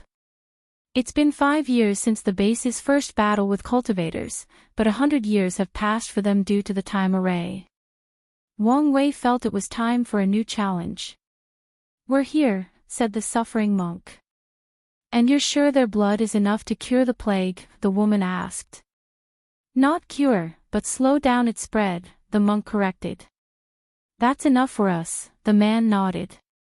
"They are also here," the monk suddenly said. "Who?" "The mortals." More than 1,000 lights descended from the sky, revealing this enormous ship surrounded by more than 20,000 smaller ships. "What are those?" the woman asked, looking at these strange-looking black ships. She did not have the words to describe them, but if she had, she would say they were sci-fi-like. "Haven't I told you? The Mortals' Defense Force. You're telling me they've built such artificer wonders?"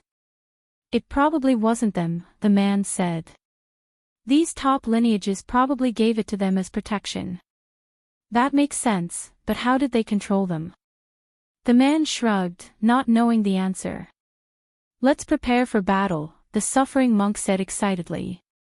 Battles and wars are one of this world's primary sources of pain and suffering, so he enjoys them thoroughly. Inside the largest battleship, "Commander, what should we do?" Commander Shiping did not immediately answer. Instead, he glanced at the monk. His intuition was telling him something was off with that monk. What is the level reading of these three? Shiping asked. Level 7. He frowned, and after a brief analysis, he relayed his orders. First, charge the Annihilation Cannon, and activate the Guardian Shield. Everyone looked at him, not hiding their surprise. None of these orders were standard and seemed extreme for the situation. However, he was the commander, so they had to listen to him. Start the initial bombardment, Shiping nodded. But don't forget we are facing a monk, so activate the highest spiritual mind protection. Everyone in the command room or other battleships heard and executed his orders. These ships immediately started bombarding these three cultivators. At first, the couple did not take it seriously until they felt the slight power of law from these cannons. Their expressions twisted, and they hurriedly used their own laws. The woman released a tempest of flames while the man played with black winds. Only the monk remained calm as his body released a black aura that easily blocked these attacks. Target these ships, the woman said, and everyone rushed forward. Wind and Flame Dao and a possible body refiner monk, Commander Shiping commented. The monk's situation was still iffy, but he remained Shiping's primary concern. Target the woman with our water cannons and the other two with lightning. The battleships immediately changed tactics, using their element counter for these two. Such a quick decision made reaching the ships more challenging for these three. However, they still made slow progress until they arrived less than 3 kilometers. The suffering monk punched forward to manifest a towering black fist. The ships reacted swiftly by activating their shields, but this attack destroyed more than 20 ships, killing countless people. The mortal's rune technology had significantly advanced, but the soul link technology Wang Wei proposed hadn't been developed to be used in all their ships, meaning these ships contained many humans helping control them. Commander Shiping remained calm. He had experienced countless expeditions in the past 5 years, and death has become one of his eternal companions. First, release the mist, followed by puppet legions, Shiping ordered. Command them to use tactic 6Y4 for the woman, 9J8 for the man, and 13K9 for the monk. The battleships opened a few latches, releasing more than millions of puppets. Although most of them were 6B puppets, there were a few 7A as well. Without hesitation, these puppets rushed to their target. The couple glanced at each other before nodding simultaneously. They immediately used their famous combination attack, Wind Flame Tornado. An enormous spiral flame engulfed these enthusiastic puppets, eradicating hundreds of thousands of them. However, such an enormous casualty could not deter these mindless creatures. They had one objective and would not stop until they had accomplished their task.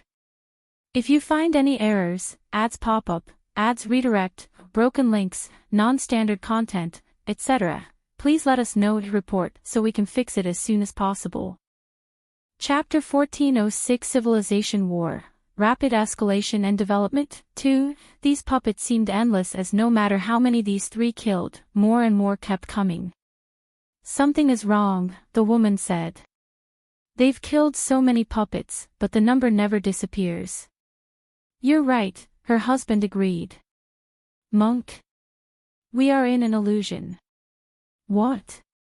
The first wave of the enemy were actual puppets, but afterward, most of them were illusions. Damn it, why didn't you say anything?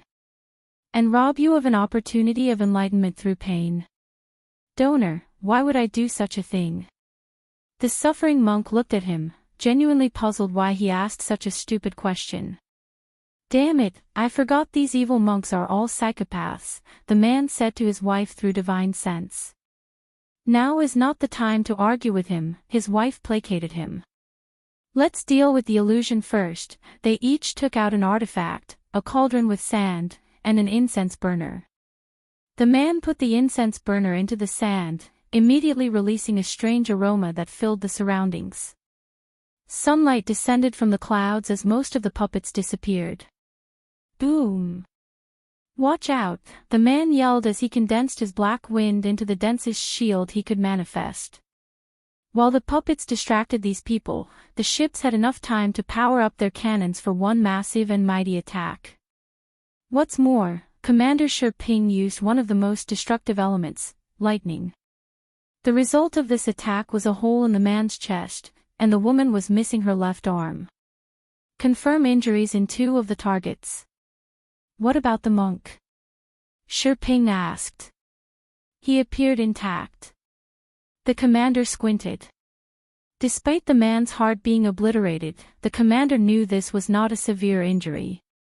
As law beings, Tier 7 cultivators do not have major weaknesses in their hearts and brains.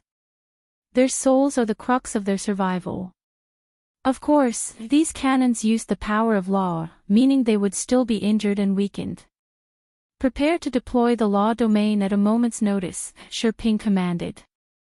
Sir, we are using a tremendous amount of power and energy, someone warned. Ultimately, their creations were not as perfect as artifacts, meaning they had limitations. The commander had already ordered the activation of the Annihilation Cannon and the Great Guardian Shield, which were the 2 other things that required the most energy. Now, he activated the 3rd most consuming thing. At this rate, this ship won't last long. Just do it, Shi Ping said. He was one of the best commanders in all the bases, and the reason was due to his observation skills and intuition. He knew something was wrong with the monk, so he prepared early. As you wish. The woman regrew her arm, and the hole in the man's chest closed, but their expression was pale. However, the battle had just started. 15 7A puppets surrounded the team, with each allocated 5 puppets, and that's not mentioning the other pilots and puppets working with these 7A elites. The 6B and lower squads immediately suffered tremendous casualties at the hands of these 3, but with their sacrifices, the 7A puppets barely managed to hold against these people. I've had enough of these things, the woman suddenly yelled as she activated her Proving Tao artifact, a red necklace. The ability was ordinary as it simply boosted her flame spells and techniques, but that was enough for her. Heavenly Flame Spear Rain, the woman conjured millions of flame spears and dropped them on the Legion. She wiped out countless puppets and even a few hundred ships with one attack. However, her action was her undoing. The 7A puppets resisted, but as soon as they died, the 5 of them exploded into a water barrier seal. The woman was caught off guard, and the barrier surrounded her, sealing her into a vast ocean of water, a counter to her flame Tao. No, her husband yelled as he rushed toward the seal. However, before he could touch it, an invisible puppet appeared behind him and plunged a dagger into his brain, directly killing him. All the puppets then focused on the calm monk while the surviving ships annihilated the water barrier seal alone with the woman. So, the mortals have developed to this level, the monk thought calmly. It was now evident that he was not taking his fight seriously. Don't you care about your comrade's death, said one of the puppets. It's not this poor monk's fault they could not find enlightenment amidst their suffering, the monk replied while calmly looking at this puppet. You must be the commander of that giant ship. Monk, leave this place, and we will pretend nothing happened, Commander Shi Ping uttered. Unfortunately, this poor monk hasn't seen your true limit yet. Commander Shi Ping immediately stopped communicating and ordered, launch the domain. Tell all other ships to activate the light rainbow maneuver, and everyone will have 30 seconds to evacuate. People were shocked, but considering the worry in the commander's voice, no one objected. The other ships were also surprised, but they followed orders. They activated the domain and the protocol for the maneuver before proceeding to an evacuation area that teleported them to Shi Ping's ships. Meanwhile, the suffering monk suddenly felt his surroundings becoming murky, making it hard to move and breathe. The law of pain embedded in his flesh had considerably weakened. A domain. They've come so far. He could see these ships were resonating their laws to change the environment into a domain that boosted their attacks. I guess that's good enough. The monk's aura suddenly increased. "Commander, the target's energy level is now 8. Everyone looked at him in shock. They did not expect the commander to predict the enemy was tier 8 instead of 7. "Fire," Ping ordered, and the sky turned bright with all these cannons firing simultaneously. Such a devastating attack could annihilate any tier 7 cultivators except for these geniuses or people with higher artifacts. However, it was useless to the monk. He first rushed to the main ships where Commander Ping resided, but the monk targeted the remaining vessels after realizing it would take some time to destroy the Great Guardian Shield.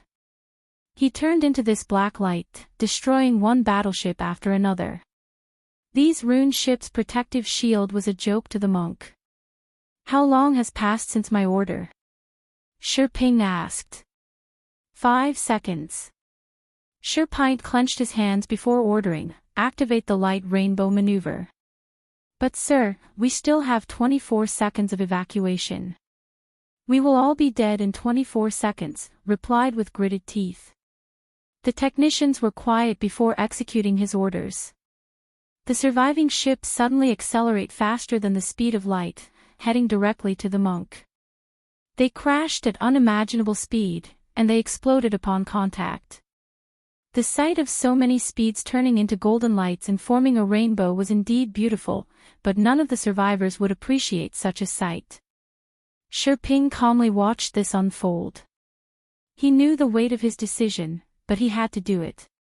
He observed for the right moment and used his authority to fire the Annihilation Cannon. The monk was occupied by these suicide ships. Their destructive power was nothing for a body refiner like himself, but their speed was beyond his reaction time.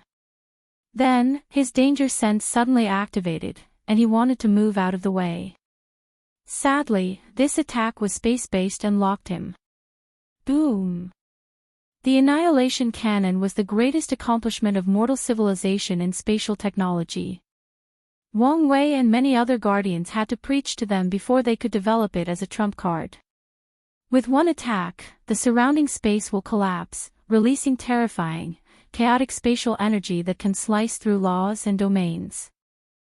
Ping calmly watched as the monk's ruined body floated in the void, still showing signs of life. He was not surprised since the latter was a body refiner. He ordered the surviving ships to surround him and seal his body and soul. His capture should make up for some of our losses, Ping thought. However, although this was logically true, he did not think so emotionally. They lost too many lives to kill this one man. Report our losses. We came with 12,600 ships, now, only 123 remain operational. What about our loss of life? You know what, don't tell me, Ping said. Deploy the salvage team to recuperate as many resources as possible, followed by the transportation crew. They need to control these dynasties and evacuate our compatriots. Many lives were lost in this fight, but once they evacuated everyone from this area, their base would have new blood to train and develop. Ping left for his quarters and immediately took a gourd of wine to drink. Was it a good thing they saved these people? It appeared so, but once they returned to the base, these mortals would be trained as soldiers before being sent to their deaths. Ultimately, the same fate awaited most of them. Let's not think about this, Ping uttered before gulping his wine. If you find any errors, ads pop up, ads redirect, broken links, non-standard content, etc., please let us know to report so we can fix it as soon as possible. Chapter 1407 North and South, unedited chapter. Wang Wei nodded in satisfaction after seeing Commander Ping's battle. The man made all the correct choices, so although this battle was tragic, he still won beautifully. Their civilization is already tier 8, and they have almost cracked tier 9 rune technology. The mortal civilization would not accept staying at tier 8 and has been studying how to create puppets, armor, and even tier 9 battleships. They couldn't recreate the Origin System's Dharma body, at least not yet, so Wang Wei suggested they go the path of domain evolution. In many cultivation systems, domains are the foundation for a world of law, and that's the path these mortals chose. Their idea is to follow the same method of low resonance between ships or puppets to create a domain. However, they will instead increase the number of ships, and if they arrange them using knowledge about arrays, they could build a world of law, allowing them to confront Tier 9 cultivators. They have made great strides in this technology, but Wang Wei also encouraged them to try alternate methods, for example, the path of pure energy. If these mortals can condense and control enough energy, they can injure Tier 9 cultivators. In other words, he encouraged them to learn from the pure qi cultivation system. They were very receptive to this idea. The Eternal Ascension world is full of the incredible energy called Tao Qi. It's everywhere in the environment, and it is more versatile than spirit qi. With access to such a great energy source, why not use it? So, after the suggestion, these rune engravers immediately started. Unfortunately, they soon realized that controlling such vast energy was quite challenging once the level was high enough to hurt Tier 7. So, someone suggested turning all the qi into pure physical matter for better control. This suggestion resulted in the design of a puppet bigger than the observable universe. Wang Wei was shocked once he saw the design. These mortals went and invented Gundams. Fate was an interesting thing. Wang Wei looked at the meeting of all the lords. Over 4 years ago, Du Tsong won the election and became the High Chancellor. Since then, he has reduced his presence before these mortals. Soon, I won't have to worry too much about you, Wang Wei thought, nodding in satisfaction. Did he understand that Grand Tao was playing him so he could use more ideas from Earth to develop these mortals? He knew, but that would not stop him from doing it. Grand Tao's move is a double-edged sword. These mortals can be of great help to Wang Wei in the future, especially since he knew he might be responsible for the All-Haven Fate calamity. Grand Tao might use his ideas in other Chaos worlds, but the mortal civilization in the Eternal Ascension world is the original version, and they will be one of Wang Wei's greatest aids/weapons. Wang Wei waved his hand to dismiss most of the screens before him, leaving one map that showed how far this plague had spread. He sent the information about evil monks to Buddhism, hoping that would help. Sage Pure Flame, where are you? Wang Wei uttered. The crux of solving this matter is this bastard, but he is so slippery. He has shown up a few times in the past years, but no one has been able to catch him. Wang Wei raised his palm, summoning the Heaven Secret Crystal. If everything fails, he'll have to use this crystal to find Pure Flame, but he felt it was a waste to use something so valuable on that bastard. Wang Wei closed his eyes to access his soul network and communicate with others while also monitoring the situation. The world continued to evolve, and 20 years passed. The mortals finally developed their 9A humongous puppet and made great strides in their world law. Their war of civilization with the cultivators continued and was reaching the point where Wang Wei and the others would only protect them from Tier 10 and above cultivators. Meanwhile, this plague curse continued to spread, sending the entire world into a panic state. There is no need to hesitate, Wang Wei said as he held the crystal. If there is any more hesitation, the situation will reach an irreversible state. However, just as he was about to activate it, he felt a slight change between heaven and earth. Wang Wei immediately observed but found nothing. He tried a few calculations with the same result. What just happened? Whatever event has occurred or is occurring is enough to affect heaven and earth, meaning it's of great significance. However, it also seems the people involved have blocked the world's secrets to prevent others from spying. Wang Wei's communication talisman vibrated, and he activated it, showing an image of Red Mask. Did you get any news? A coup is happening in the Great Chu Divine Court. Oh. Who is so brave? Is it the third prince? That's right. Interesting. I wonder where he got the confidence to fight against Xu Ren from. Did he know he was currently in a weakened state? Did you reveal the news? Yes. But you didn't tell me. Apologies, my lord. My original intention was to work with the third prince, and once everything was set up, I would bring it up. However, it seems he cut me off and found another partner. Wang Wei groaned. Red Mask has developed this bad habit of doing things before reporting. She probably thought she was taking loads from Wang Wei's shoulder and reducing his stress, but all he sees when she does this is that she's creating unknown variables that he may not be aware of. This is the last time I will say this, don't act on your own again, Wang Wei warned. Any other time, I would appreciate your initiative, but not now, understand? Yes, Lord, Red Mask replied as she knelt on one knee. Anything else you didn't report? I've made contact with Shi Rulan. She is our inside contact in Great Chu. Her. Such a name brings back memories, Wang Wei commented. I thought she was a secret child. After she proved the Tao, the Earth Emperor brought her back to the palace, Red Mask explained. He probably wanted to monitor her better, Wang Wei sneered. What's her current strength? She's still a great emperor. As expected, he nodded. Can you get a visual on what is happening? I'll try my best. Wang Wei had to wait for half an hour, but soon, he saw a projection of what was going on in Great Chu. The third prince, a suave young man with bright red hair and black clothes, led an army to attack his father's palace. The imperial guards tried their best to defend the palace and prevent the prince's entry, but they were outmatched military-wise, and that's not mentioning the people secretly supporting this coup. Wang Wei watched as the third prince slowly and methodically eradicated all of the palace's defenses before heading inside. How are you? Roared an indignant voice. Shu Ren finally showed up.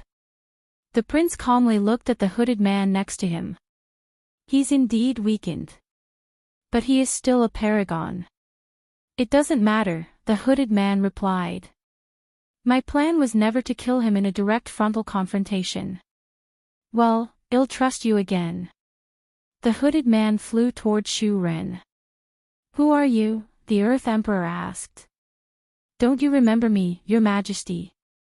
The hooded man revealed his appearance. Prime Minister, no, I should call you Paragon Jimin. There is no need to be so cold, Jimin said casually. After all, I've served you for many years. Shu Ren looked at his son and snorted coldly, that's your confidence? A newborn paragon that has fallen down from his realm. However, the third prince simply smiled at him. He had this demeanor that everything was under control. Alright, enough chit-chat, Paragon Jimin said. Over the years, he was able to return to the peak of the Empyrean realm. The lock did not affect him since he was not cultivating but regaining his strength. However, although his cultivation was low, he could still sublimate himself and return to his peak for a short period. Jimin's aura increased, and he immediately fought with Shu Ren. Their battle lasted for an hour, and despite his weakened state, Shu Ren had the advantage during most of the battle. However, it appeared that Jimin's goal was to hold him off for as long as possible. Once that was done, he evacuated along with the prince. That's it.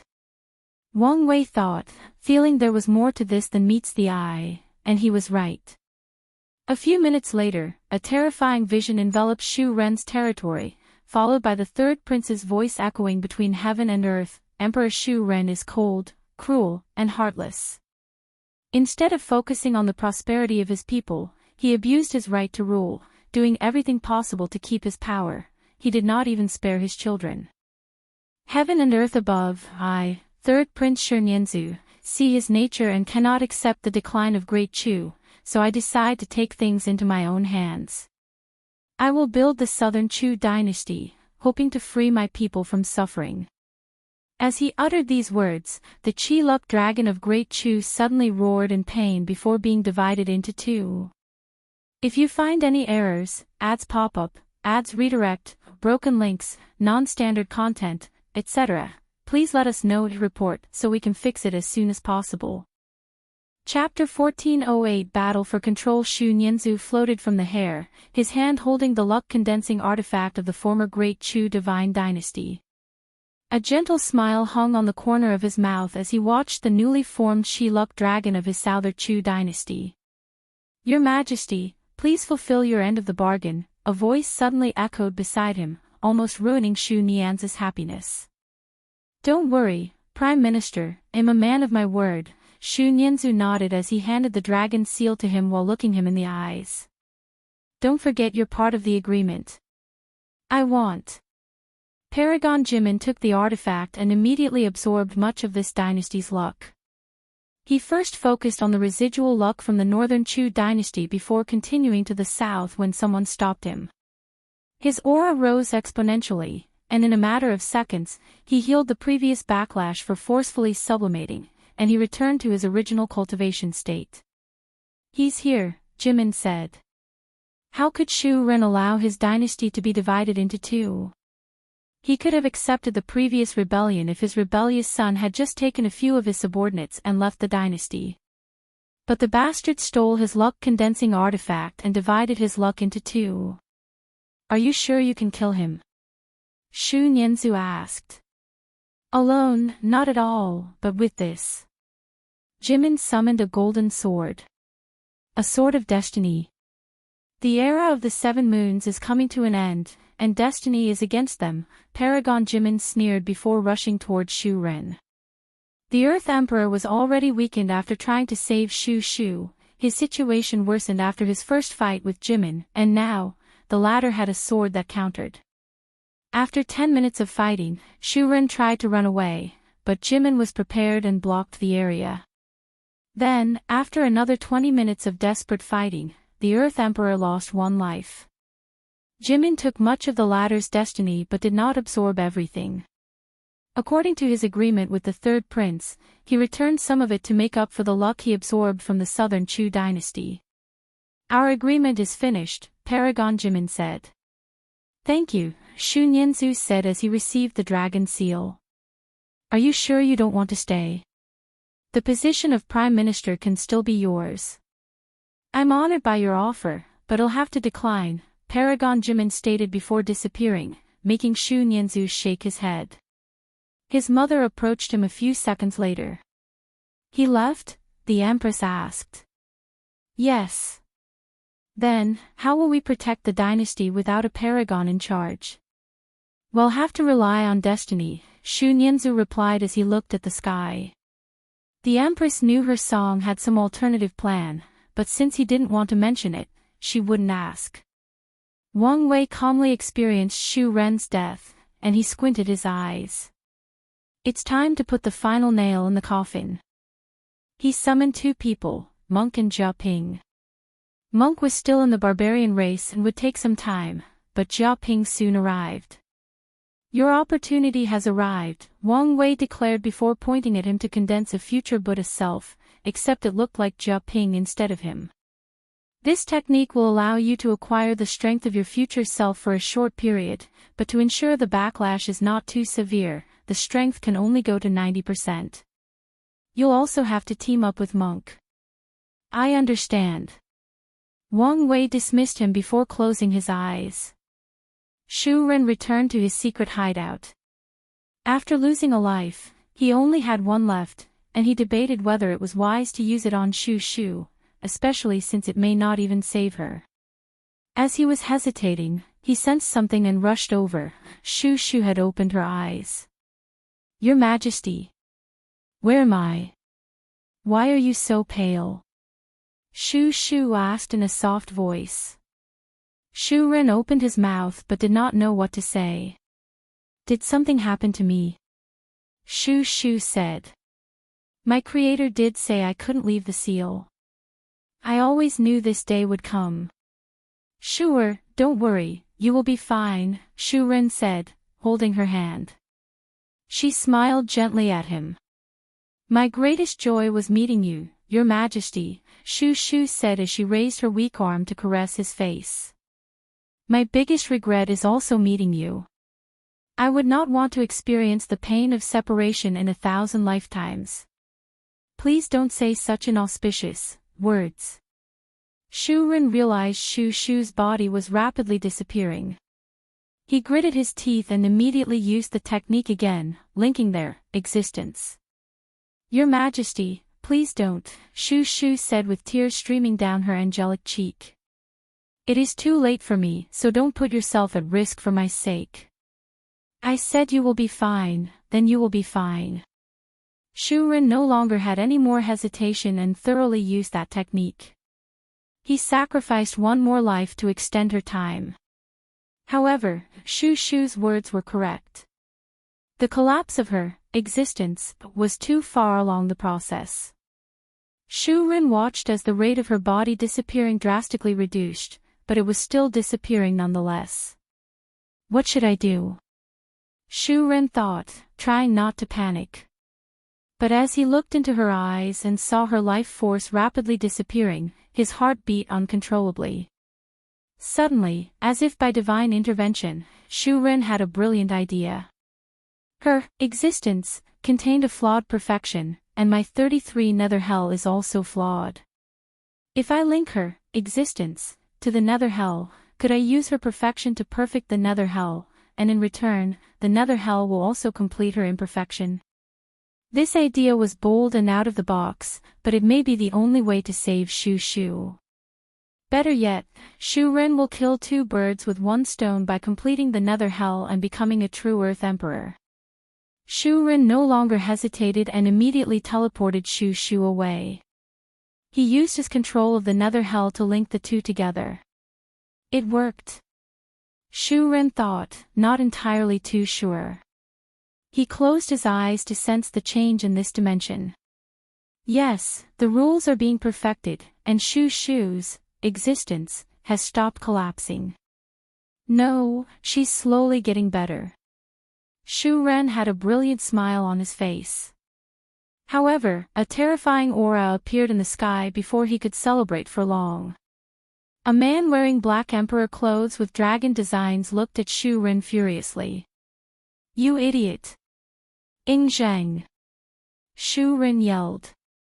He was in such a hurry that he forgot his traitorous third son had gained some control of his nether hell by aligning himself with the great Qin dynasty. Ing Zheng ignored this idiot and pointed at Shu Shu. However, before he could succeed, 3 people showed up and blocked him, a man with 4 arms, Jia Ping, and Monk. "Your Majesty, the human emperor, it's an honor to meet you finally," said the 4-armed creature. "Brat from the Tao opening sect," Ing Zheng said coldly. "This matter does not concern you. Doesn't it? I've spent much effort ensuring he can complete this nether hell perfectly." "Wang Wei," Shu Ren said with gritted teeth. The latter might be using another body, but he would not forget that detestable soul aura. "So, Shu Shu, was all you're doing?" Shu Ren asked, his hands clenched tighter than a dragon's jaw. However, Wang Wei did not even glance at him. Shu Ren was nothing but a pawn, now, he was no longer helpful. "This is my last warning," Ing Zheng said coldly. "Your threat means nothing to me," Wang Wei said as he started his work. He used his control of Shu Shu to accelerate the completion of this nether hell while taking control. Ing Zheng's face turned ugly as he fought back. He had been secretly infiltrating this place for too long, meaning he had more power than Wang Wei. However, the 33 nether hell had an instinct to be completed, and Wang Wei used that instinct to take more power rapidly. "You bastards!" Shu Ren screamed before flying toward Wang Wei. "Shu Ren," Monk said as he blocked his way. "When you forced me to run away from my clan, I swore an oath that I would rip your head from your body. Today, I am here to keep that promise." The barbarian king teamed up with Jia Ping to kill the final moon of this era. Meanwhile, Wang Wei was deep in his competition against the human emperor. Although initially behind, he rapidly gained momentum and soon took control of 40% of this place, while Ing Zheng had 60%. The human emperor looked at him coldly before a decisive light flashed in his eyes.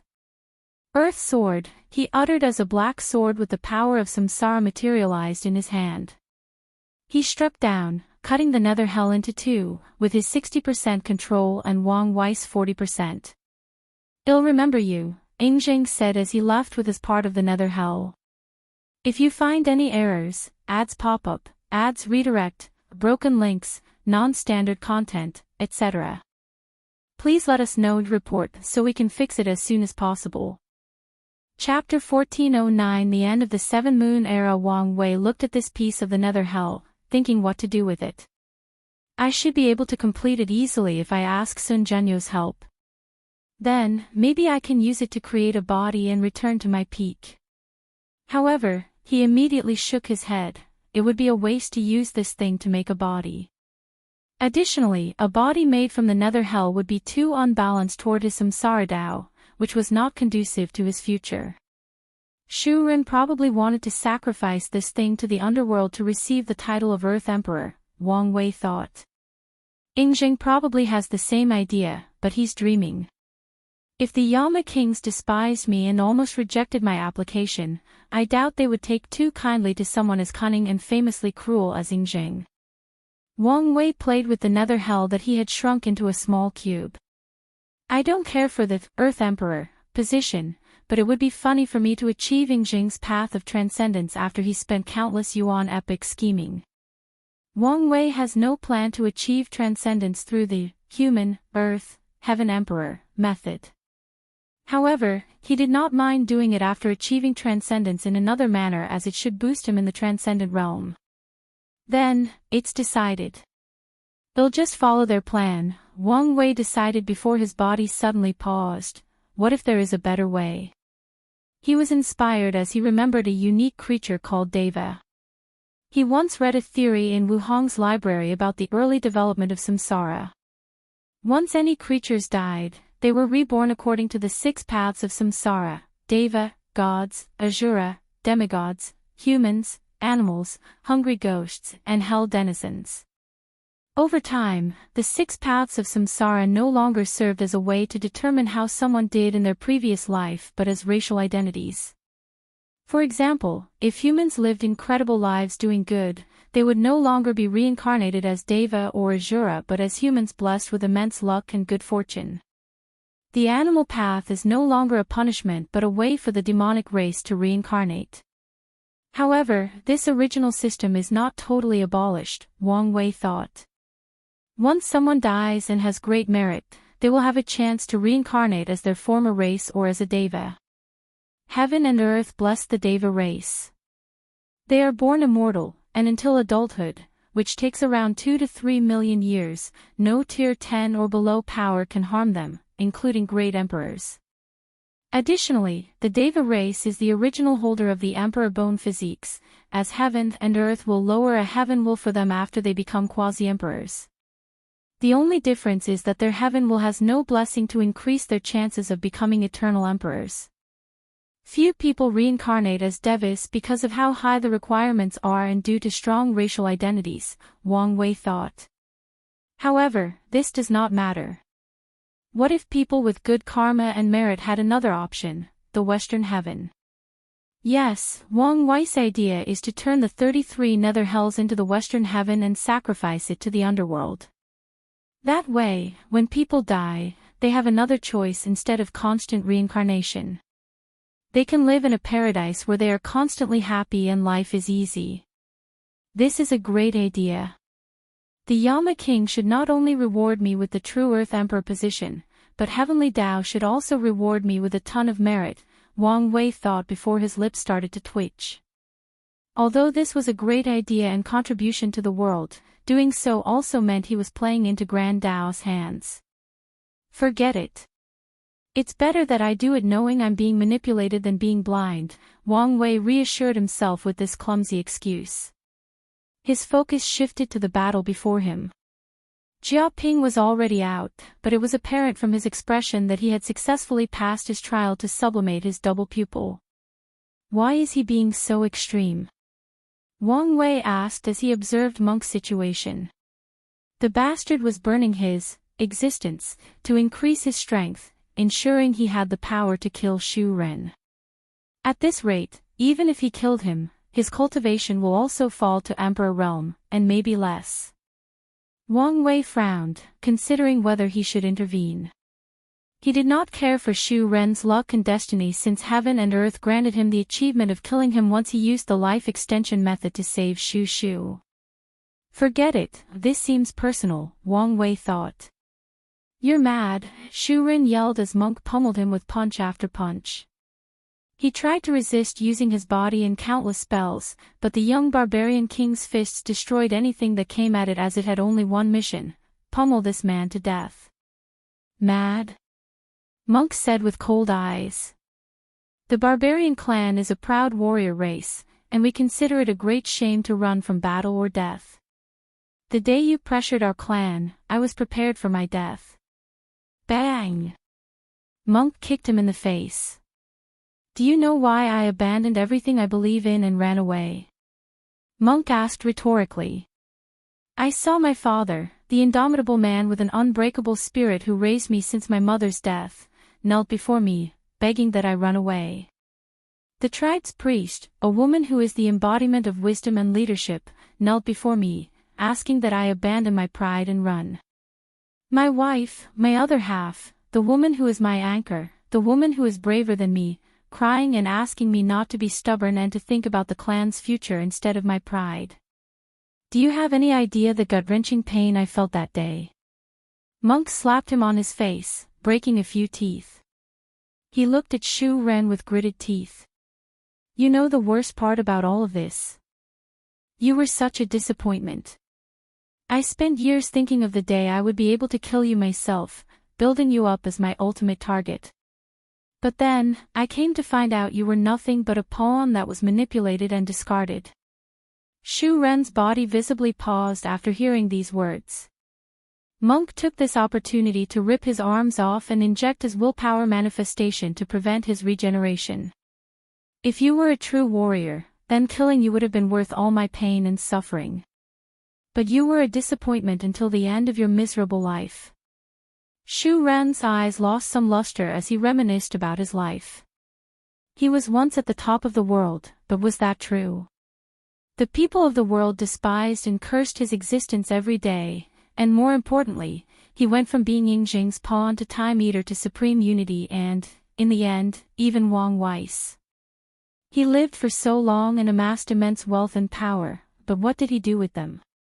Absolutely nothing that the world will remember fondly, and that is if they remember him at all.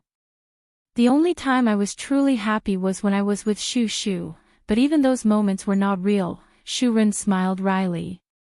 Monk looked at him coldly before ripping his head off and destroying his soul. He looked at the head with cold eyes, preparing to turn it into a trophy to wash the greatest shame of his life. The era of the 7 moons is over, Wang Wei muttered as he looked at the sky. The roar of a dying dragon echoed between heaven and earth, followed by golden auspicious visions. Then, 13 dragons manifested in the sky in different corners of the world, symbolizing the return of the destiny of the 13 overlords. Interesting, Wang Wei commented as he realized the dragon for Buddhism and Taoism was so much grander than the others. This vast difference should bring enough pressure to these overlords in the upcoming catastrophe. Wang Wei raised his head to look at the lock. If not for that thing, this period would be when all these people in limbo started reviving themselves. Now, no one is brave enough to try to resurrect, assuming the lock did not block all resurrection. These people can only use their limited interference from limbo to make their moves on the chessboard. I'll be returning to the clan to heal, Monk said. Take care, Wang Wei nodded. Thank you for giving me a chance at revenge. I promised you, didn't I? You can contact me if you need anything, Monk said finally before disappearing. Wang Wei took Jia Ping away to the Dao burial ground since he couldn't move to retreat before returning to his hideout. He discarded the forearm flesh puppet he was using as his soul returned to his body. However, before he could even breathe, he received an emergency communication. If you find any errors, ads pop up, ads redirect, broken links, non-standard content, etc., please let us know to report so we can fix it as soon as possible. Chapter 14:10 Invader and Hurry. Someone had broken through the barrier of base number 1475837. Wang Wei frowned after hearing these words. He knew the existence of the bases could not be hidden forever, but according to his calculations, it should have taken a lot longer. He no longer hesitated and sent a projection. A handsome man with luscious black hair and golden eyes floated above the sky, observing the base with amusement, interest, and hidden greed. As soon as Wang Wei appeared, his aura suddenly changed to become arrogant and noble. "Are you the owner of these mortals?" asked the golden-eye man. "Hand them over and how you cultivate them to be so wise, and I'll offer you a decent price." Wang Wei looked up and down at this man, a god. "Oh. It seems you have a good eye. Are you from the divine faith heaven?" Wang Wei continued. "Also knowledgeable," the god said with a frown, realizing he was not dealing with an ordinary person. "Who are you?" "Wang Wei, Tao opening sect." The god paused. It was apparent the wheels were moving around his mind. "You know, it's taboo to lie about being part of the overlords. Now that our destiny is back, there are consequences." Wang Wei did not say anything else as a marking with 4 stars appeared on his forehead. The god looked at it, trying to control his emotions. "Fellow Daoist, my name is Divine Zhu, and it's an honor to meet you," he said before saluting. "Our 2 factions have been in cooperation for many years." Wang Wei wanted to roll his eyes. The relationship between their faction was neutral. The divine faith heaven's primary source of confrontation is competing with Great Qin for mortals and Buddhism and Taoism due to their use of faith. "I know what you want, but the answer is no," Wang Wei said directly. "Leave this area at once." Divine Zhu's pleasant expression became stiff. "Fellow Daoist, it's only a few mortals. We can negotiate a fair price." "You heard what I said." Wang Wei understood why this bastard desperately wanted the mortal civilization development method. These mortals have longer lifespans and happier lives, and the enlightened ones have high spirit powers. If they become believers, the amount of faith/incense would be so high and pure that no god could resist. Divine Zhu became cold. "Do you want to ruin our faction's relationship over these ants?" Wang Wei looked him in the eyes and released his killing intent. "Leave while you still have your dignity and limbs." Divine Zhu's soul and body felt chill, and he almost trembled. However, his pride as a god forbade him from revealing fear before an enemy. So, Divine Zhu took one last look at him and these mortals before teleporting away. Wang Wei calmly watched him fly away. "The tree has bore fruit, and now is the time to harvest," he sneered. Now that mortal civilization was cultivated to Tier 9, it was time for Grand Tao to spread the result, and the first attempt was made by this bastard god. Wang Wei knew, in fact, that the spread was inevitable.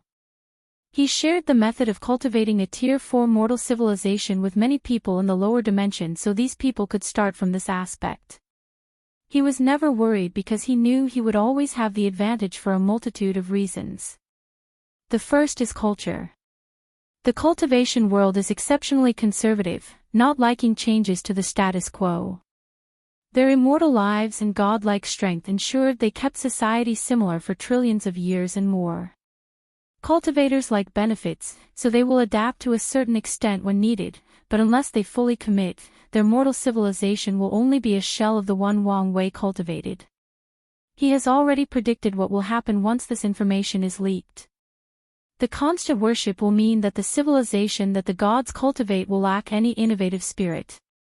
Why create new runes when you can pray for answers? Their god doesn't give them an answer. That's fine. Anyways, their lives are already filled with gods in their minds, so why is there a need to innovate?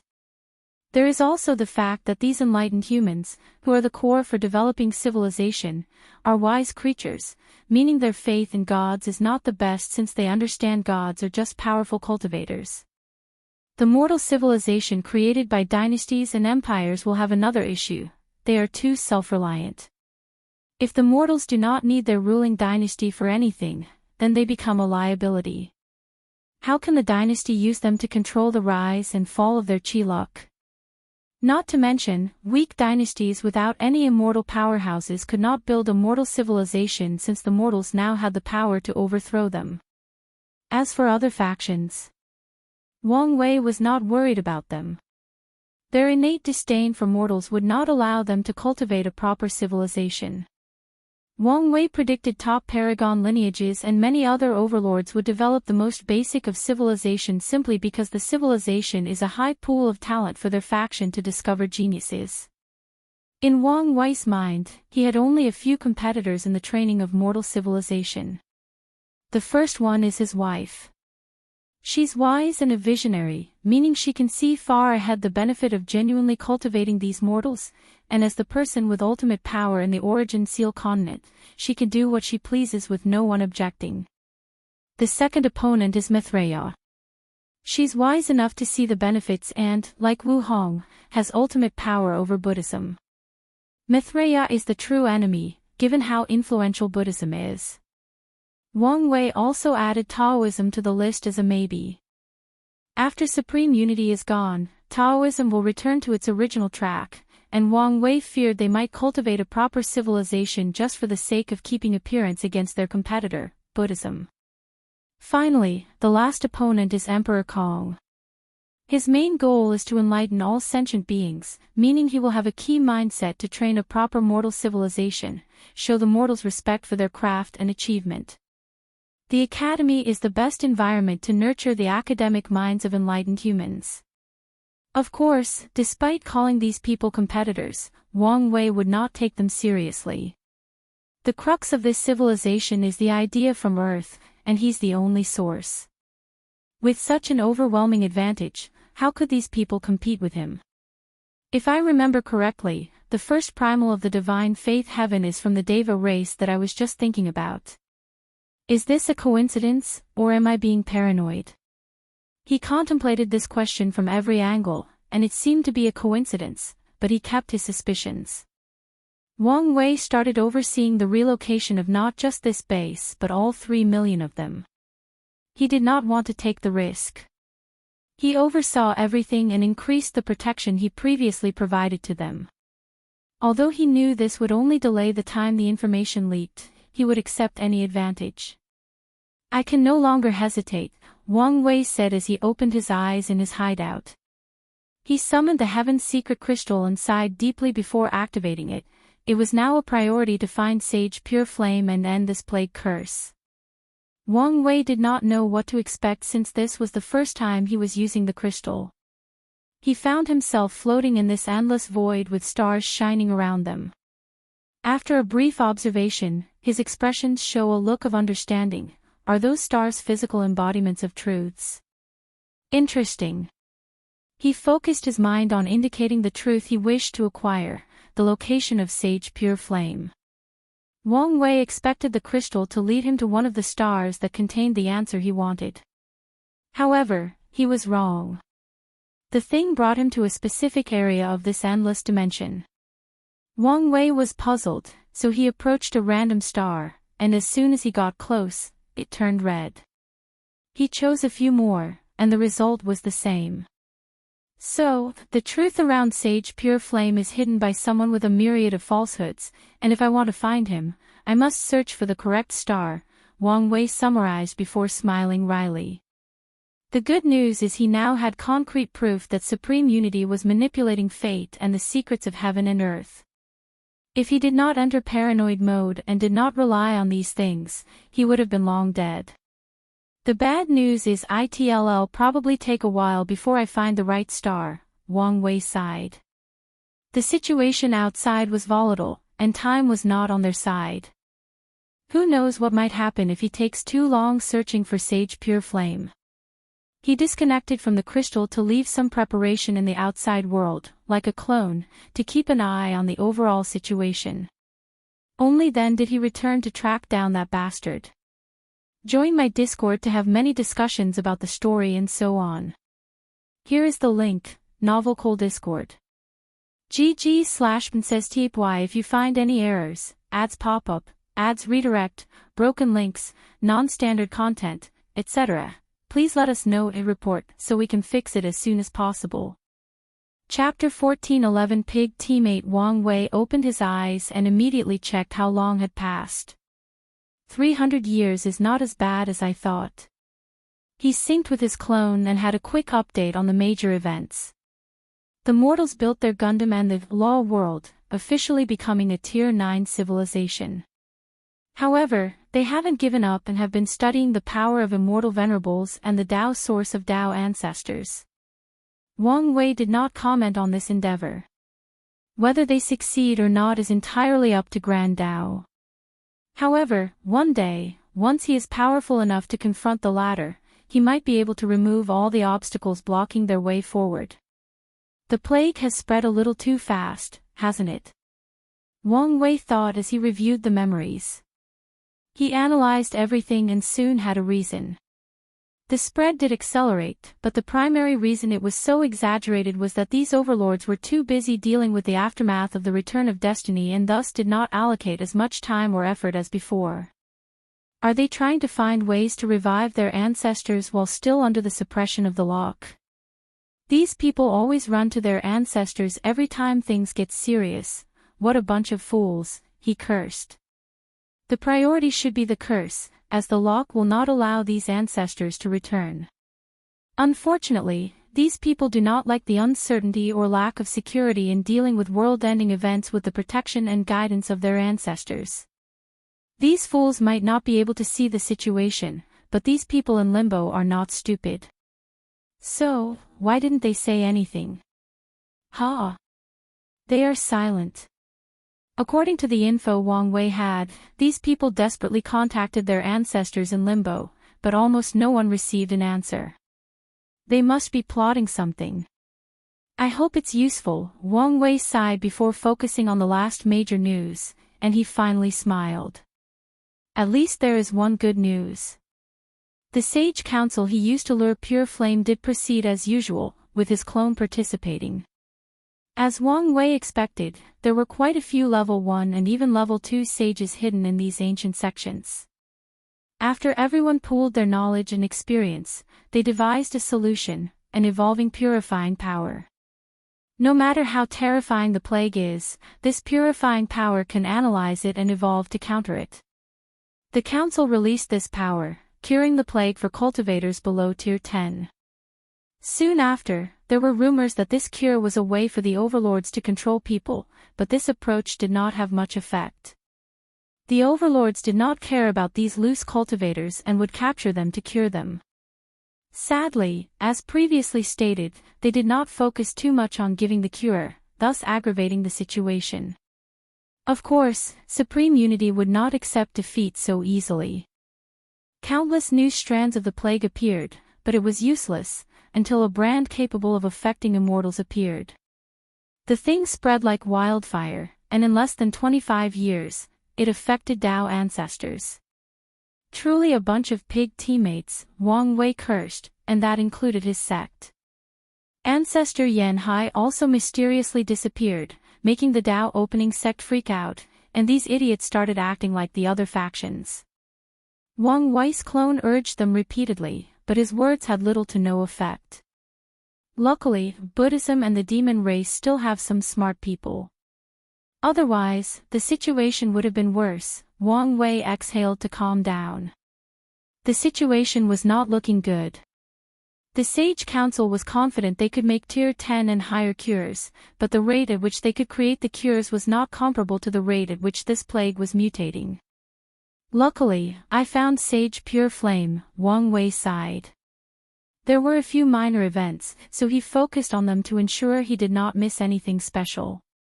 What a persistent bastard, Wang Wei thought.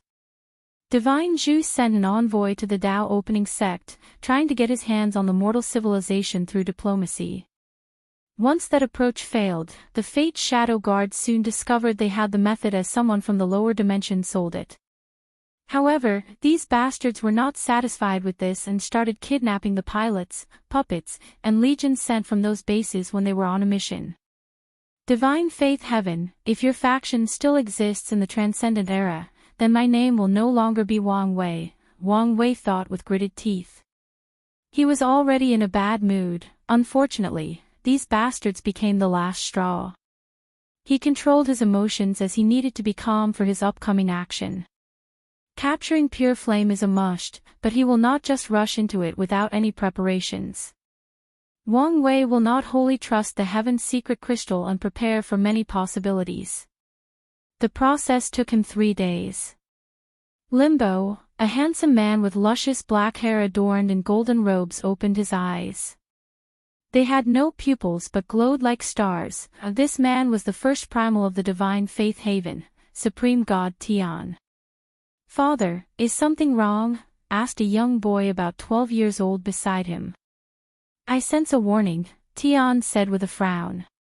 "Something must have happened to heaven." The young boy frowned after hearing this. He knew his father was a deva, meaning he was extremely loved by heaven and earth, thus granting him extreme senses. So, if he sensed something, there must be a reason. "I'll go check it out." "Father, you can't. Remember, we already signed the contract." Tian paused. If he returned to the world of the living, he might indeed ruin the plan.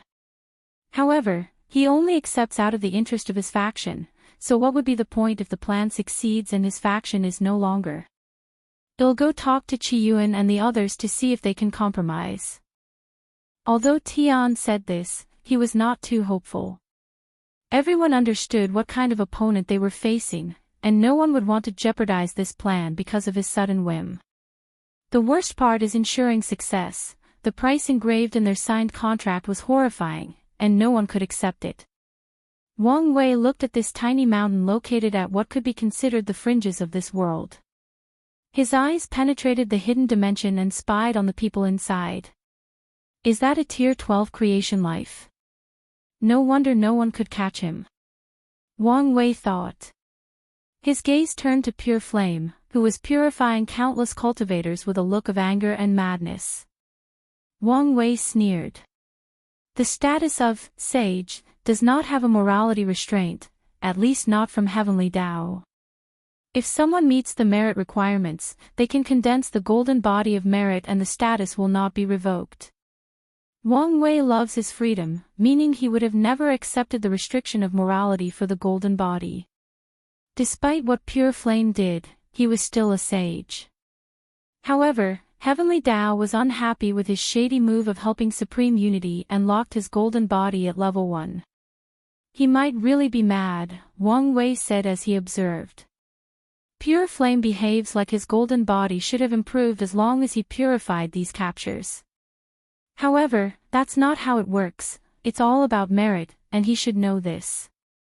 Something is definitely wrong, Wang Wei thought, feeling he may have overlooked something significant. If Supreme Unity wanted the source of the virus that made Pure Flame into a sage, he already has it. So, why is he still alive? That virus is the last piece of 5 feathers plague formula. Anyone with some wisdom will understand how necessary that knowledge is, so why does Supreme Unity keep anyone with the information alive? Is he trying to lure me here? Possible, but without direct intervention, the chances of him killing me are low, Wang Wei thought as he raised his alert to the highest level. He observed Pure Flame's every move while trying to hide his presence from the Tao ruler. Something is wrong with that dimension. The entire layout is a strange formation, Wang Wei thought with squinted eyes. No, not a formation, a ceremony. To be precise, a sacrifice. Wang Wei had dabbled in ceremony magic in the lower dimension, and he had read much in his future wife's library, so he swiftly put the pieces together. The madness of a sage, symbolizing the transition from glory to decadence, from light to darkness, in other words, a yin-yang transition. There is a second core that seems to be self-sacrifice, that's obvious, Pure Flame is about to kill himself in his madness. Once these 2 requirements are met, this ceremony will release a devastating power, but what is the target? Why can I figure it out? Damn it, regardless, I can't allow this bastard to die. If you find any errors, ads pop up, ads redirect, broken links, non-standard content, etc. Please let us know and report so we can fix it as soon as possible. Chapter 14:12 Is this checkmate? No, it's not. As soon as Wang Wei barged in, his mind quickly detected new aspects of this ceremony that he couldn't see from the outside. He saw a significant part involving destiny and a second aspect made for him. The act of trying to stop this ceremony and failing will convert into the power of regret that further boosted its strength. Damn it, he cursed before using a sure-kill technique he had recently developed, the Transcendent Sword Slash. Wang Wei took the fundamental essence of his transcendent luck and his perfection, allowing him to access the power of Transcendent. Of course, this power of Transcendence is not even 1/1,000,000th of the true power of half-step Transcendent, but it is a devastating attack for anyone in the Paragon realm. Wang Wei swung his sword, and with that one strike, he should have annihilated this dimension alone with this ceremony. However, things didn't go as he wanted. The Tao ruler protecting Pure Flame reacted to his attack by summoning a Paragon artifact, the 10,000-layer pagoda.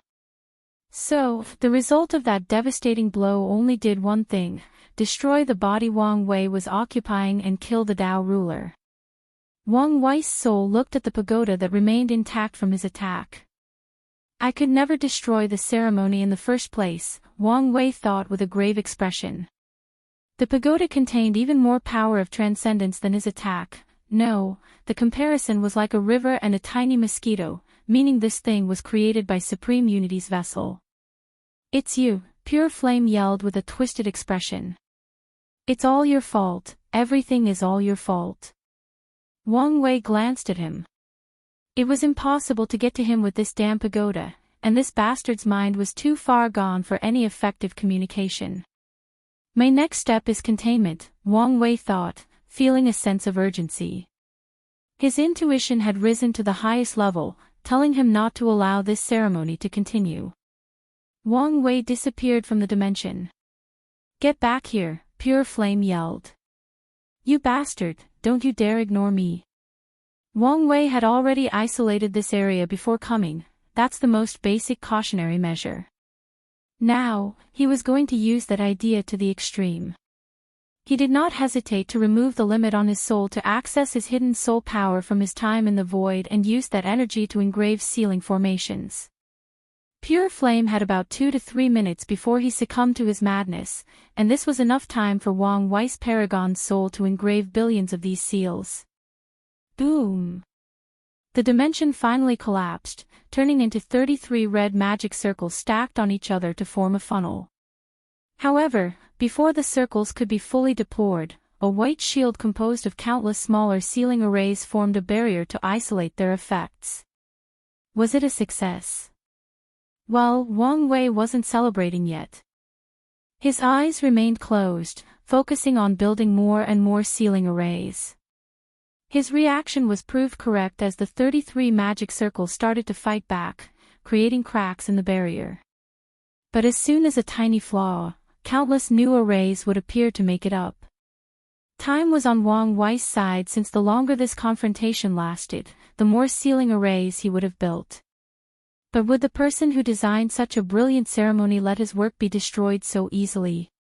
Tao Beginning Palace, a red mist suddenly surrounded the entire place, followed by an order for all Taoists to return.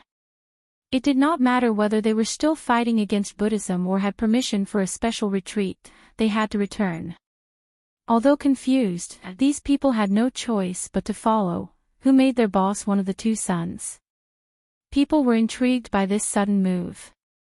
Ever since Xu Ren's death, corrupted Taoism had practically lost the war and was forced to guide a few areas.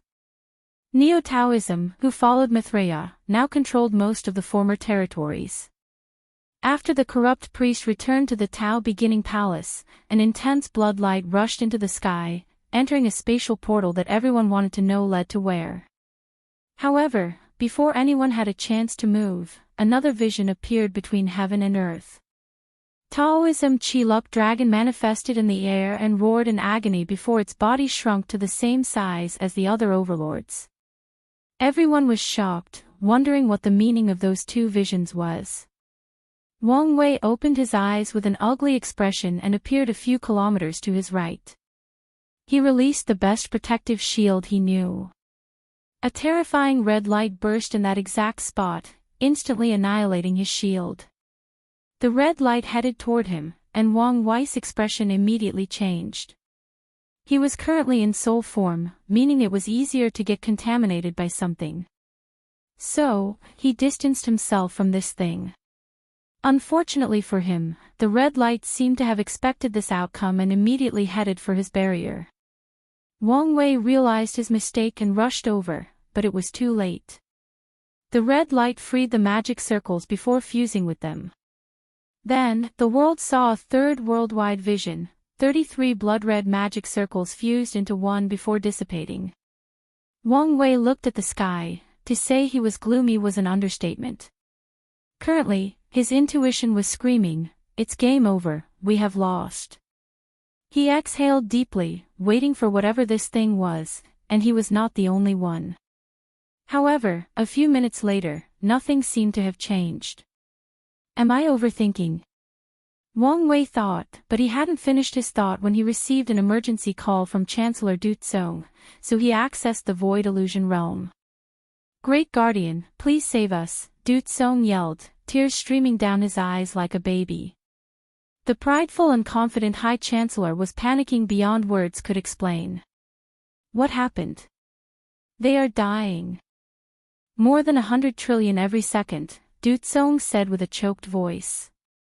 Wang Wei's face became ugly as he immediately teleported to the bases. I should have thought about this. His original target has always been the mortals, Wang Wei said with gritted teeth. He was so focused on the fact that Supreme Unity wanted cultivators to kill the mortals as that would deal the greatest blow to Heavenly Tao that he ignored that Supreme Unity's ultimate goal is to wipe out all life, and how achieved it is just a bonus point. It's not like he's a perfectionist and must do things in specific ways. The curse had reached the mortals, and this version was cruel. As soon as someone caught it, they would die in seconds. Wang Wei summoned his golden body of merit to release a blessing throughout the base.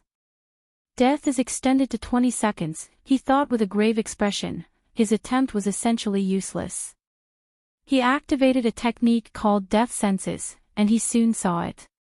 The curse was already worldwide, and mortals died in the trillions every second. At this rate, we have less than 5 years before all mortals disappear from the eternal ascension world. Wang Wei was not angry, discouraged, despaired, or felt any desire to curse or vent. Instead, he felt remarkably calm. Red Mask contacted, so he answered. I know about the mortals, so there is no need to report that part, Wang Wei said directly.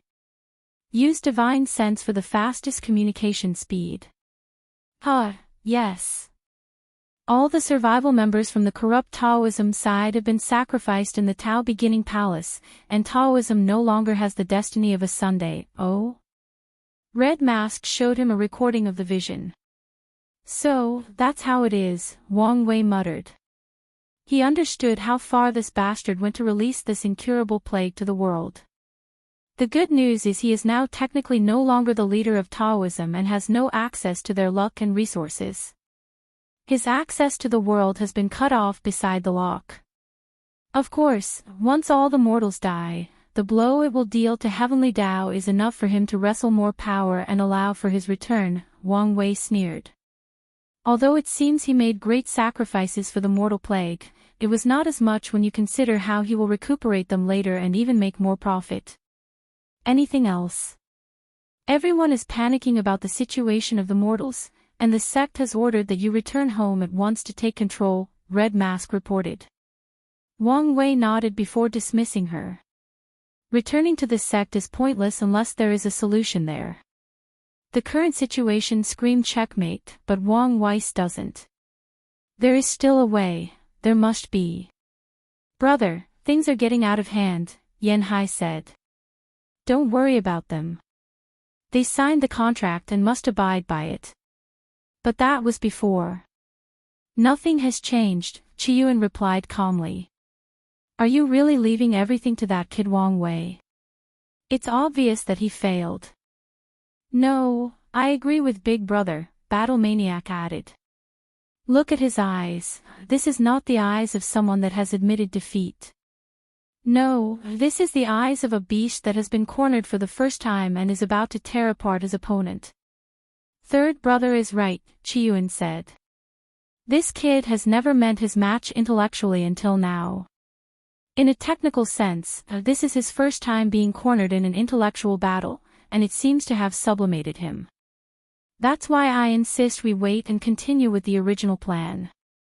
If you find any errors, ads pop up, ads redirect, broken links, non-standard content, etc., please let us know to report so we can fix it as soon as possible. Chapter 14:13 The Awakening Mind. Wang Wei calmly looked at all these mortals dying. The surviving one gazed at him in the sky with fear and hope. I opened Pandora's boxy by suggesting the plague curse to 5 feathers. An intense flood of regret rushed into his mind, but Wang Wei's mind, who was already in an extreme mode of dealing with the solution, automatically cut off these negative emotions as they were useless in coming up with a solution. Wang Wei's senses locked into a dying young man. This young pilot should have died long ago, but the blessing from the golden body extended his life. Wang Wei's mind immediately caught into something. The main cause of this disaster is a sage, and the sage should end it. He immediately extrapolated a new solution from this idea. Wang Wei disappeared, first contacting Sage Lin Qi. They rapidly through divine sense, trying not to waste any time at all. I apologize, but this is the only method I can think of. No need. I'm glad to help, and something told me this would be my destiny, Lin Qi said. Is there anything you need? Wang Wei continued. Just keep your promise. Don't worry, as long as the Tao opening sect exists, your life work will also exist. That's all I want to hear. Wang Wei bowed deeply to him before leaving.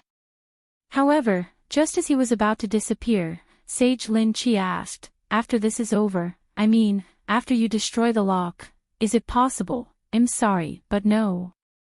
I figured as much, Lin Qi sighed. But I couldn't help asking. Thank you for the mortal civilization. Nothing brought me more joy than seeing them develop and grow to the point of being self-independent. No problem, Wang Wei said before disappearing. He had to call a meeting of the highest order from the Sage Council, followed by asking for help from the overlords, and lastly, track down Jimin. This is the plan, Wang Wei stated to the Sage Council. Anything to add? I can improve your formation by 10 to 15%, Emperor Kong added. Good.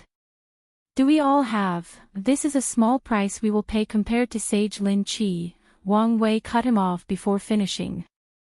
No, since no one has anything else to say, let's have it in writing before proceeding with the ceremony. Once everyone wrote their names, Wang Wei and Emperor Kong headed to Light City Domain, a small area in the Myriad Clan Union's territory. This place is also where Sage Lin Qi was born. Establishing the ceremony at a place of origin can increase its potency. They found a small mountain range and rearranged the mountains to form the core array of the ceremony. Wang Wei twisted countless Tier 12 metals into a small altar that he placed on top of the hill at the center. Everything was finished an hour later, and they immediately started the ceremony. Sage Lin Qi took his place at the center while the remaining 22 sages each stood on an individual mountain. All bow to the Sage of Virtue, Wang Wei said, and all the sages, including himself, bowed 180 degrees to Lin Qi. Their actions kick-started the ceremony as an intense power condensed in this area with this simple bow. A bow from the chosen of destiny. After uttering these words, Wang Wei flew in the air, ensuring he was exactly 33 meters from his spot, and bowed a second time before descending. A bow from the one who seeks to enlighten all sentient beings. Emperor Kong followed his exact steps, and Wang Wei proceeded to call the remaining level 2 golden bodies. Now, for the honorary guests, Wang Wei continued. The one who started the end of this era. A projection of Sun Junyao appeared 33 meters above the sky and bowed politely to Sage Lin Qi before dissipating. The one who put the last nail on this era. Monk's projection appeared, and he saluted. By now, the amount of power condensed by these acts had turned into his golden ocean circulating around the central mountain. A salute from the Paragon of Hope, Wang Wei continued. Paragon Jimin's projection appeared and saluted Sage Lin Qi. Respect from Destiny, Wang Wei continued. All 13 Qi-Luck dragons from the overlords manifested 33,000 meters above the sky, circling Lin Qi's mountain while singing the most beautiful song between heaven and earth. Next is the power of vengeance, Wang Wei stated as the dragons disappeared. A Taoist priest appeared 33 meters below the mountains and threw what seemed to be a broken piece from a luck-condensing artifact. His action immediately condensed a newfound power to add to the overall vast reserve. The priest did not stay long as there were more acts of grievance. Wang Wei did not have to do much for this part of the ceremony since the world had too many grievances, including cultivators and mortals. The sage's sacrifice, Wang Wei uttered with squinted eyes. This was the most important aspect of the ceremony and the part that will truly determine whether Lin Qi can save the mortals. Wang Wei and all the other sages' golden body manifested 33 meters above the sky before dissipating into golden sand particles. Lin Qi's golden body appeared at the center and immediately absorbed the particles. Then, in a matter of seconds, it grew to level 3. Everyone calmly watched this happen. While some did not hide the pain of losing their golden body, no one hesitated. Finally, it's the ultimate sacrifice from a sage of virtue, Wang Wei said softly. Lin Qi asked him whether there was hope for his revival or possible return, and Wang Wei told him no. But in fact, he did not know whether that was true. However, he knew that only a true act of sacrifice would make this ceremony possible, so it would be detrimental to the process if Lin Qi had any kind of hope when he did it. Everything started with the mad sage Pure Flame, but it will end with the sage of virtue, Lin Qi, Wang Wei thought. Among all the sages, Lin Qi is the only one who can bear the title of virtue. He never became a sage out of any desire for power or merit. No, his golden body was only the product of doing what he wanted in life, protecting people. The third-tier golden body started absorbing all the condensed power from the ceremony before fusing into Lin Qi, turning his demeanor nobler and gentler.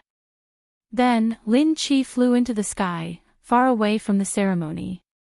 Heaven and earth above, his voice, which still contained an inherent kindness, bombed between heaven and earth. The world is in turmoil, with all sentient beings tormented by a sea of suffering. All my life, I have lived by the creed that you must help as long as you can. I was helpless before, but now, I know what must be done. I hope this humble life of mine can become a beacon of hope for the world. As Lin Qi uttered his last words, he took one last look at the world before turning into this mass of golden light that spread in all directions. Wang Wei and everyone paying attention to this ceremony followed the light to see whether this thing was successful. And it was.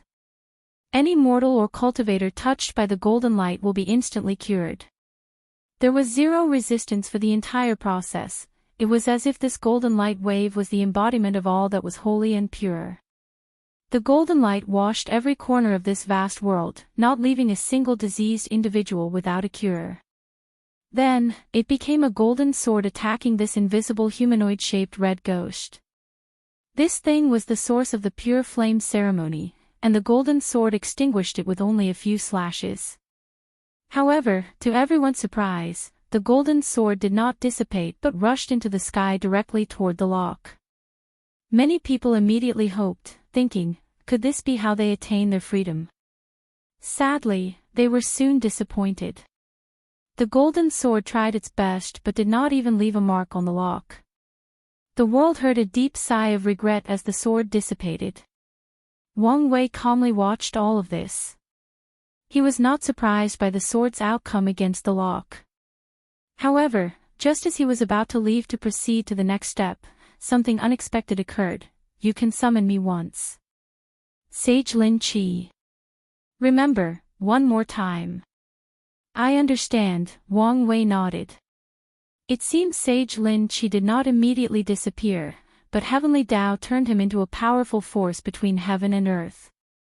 That's good to hear since I'll be needing all the help I need, Wang Wei thought before leaving with everybody else. He needed to check on his mortal civilization to see how many people survived. If you find any errors, ads pop up, ads redirect, broken links, non-standard content, etc., please let us know to report so we can fix it as soon as possible.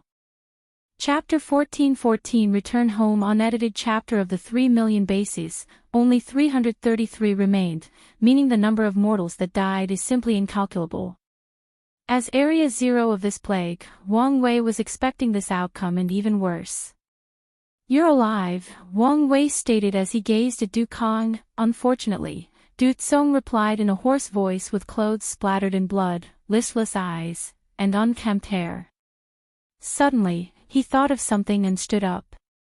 He rushed toward Wang Wei and knelt on the ground. Great Guardian, you're a mighty cultivator with godly power. You must be able to do it, right?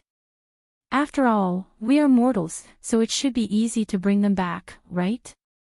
I can't, Wang Wei said, shaking his head. Du Tsong's body paused before he asked in gritted teeth, can't or want? Can't, Wang Wei replied truthfully. The person who killed them is much more powerful than me, and that's not to mention Samsara is currently isolated, so I couldn't even find their souls if I wanted to. Du Tsong let go of his clothes before sitting loathingly on the floor. His last hope was gone, and the truth punched harder than the power armor their civilization had built. Du Tsong could no longer help it and started bailing on the ground like a baby. Wang Wei was waiting for him to finish, and he had the intention to wait a few hours. However, he sensed despair, overwhelming Du Tsong with each passing second. Survivor guilt, huh? He thought before finally speaking, do you intend to continue your job? Du Tsong's crying abated slowly until he was silent, but he did not look at Wang Wei or move from his crying position. I'm about to move the survivors, Wang Wei continued. Your new location will have countless members of your species. I need someone to continue leading them and finish what this place started. So, I need to know whether I can count on you or if I need to find someone else. Du Tsong looked at the sky for a few seconds before standing up and fixing up his attire.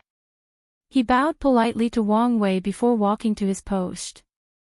It's better to be taciturn than give up in despair, Wang Wei thought before helping. He spent 3 days reassuring the survivors, but the primary reason it took so long was because he held the grandest funeral for all the departed.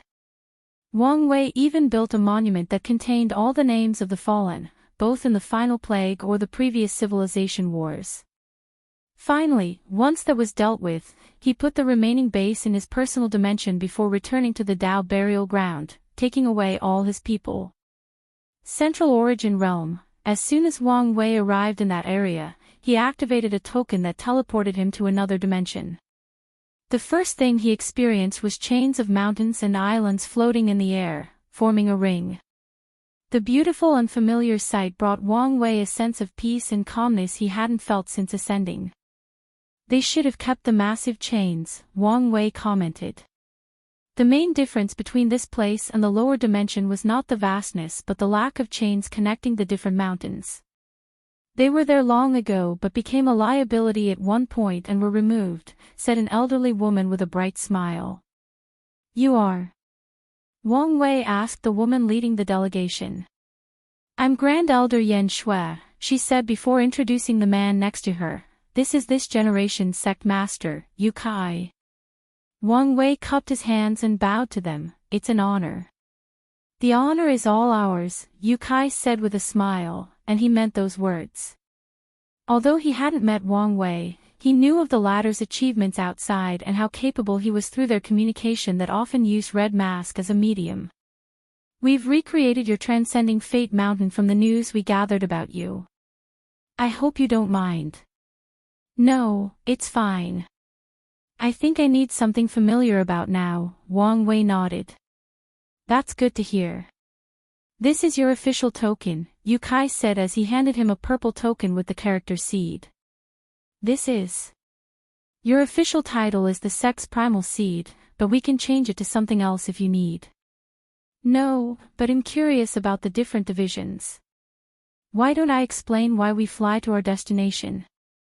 Yukai suggested, and this small group flew toward, transcending Fate Mountain.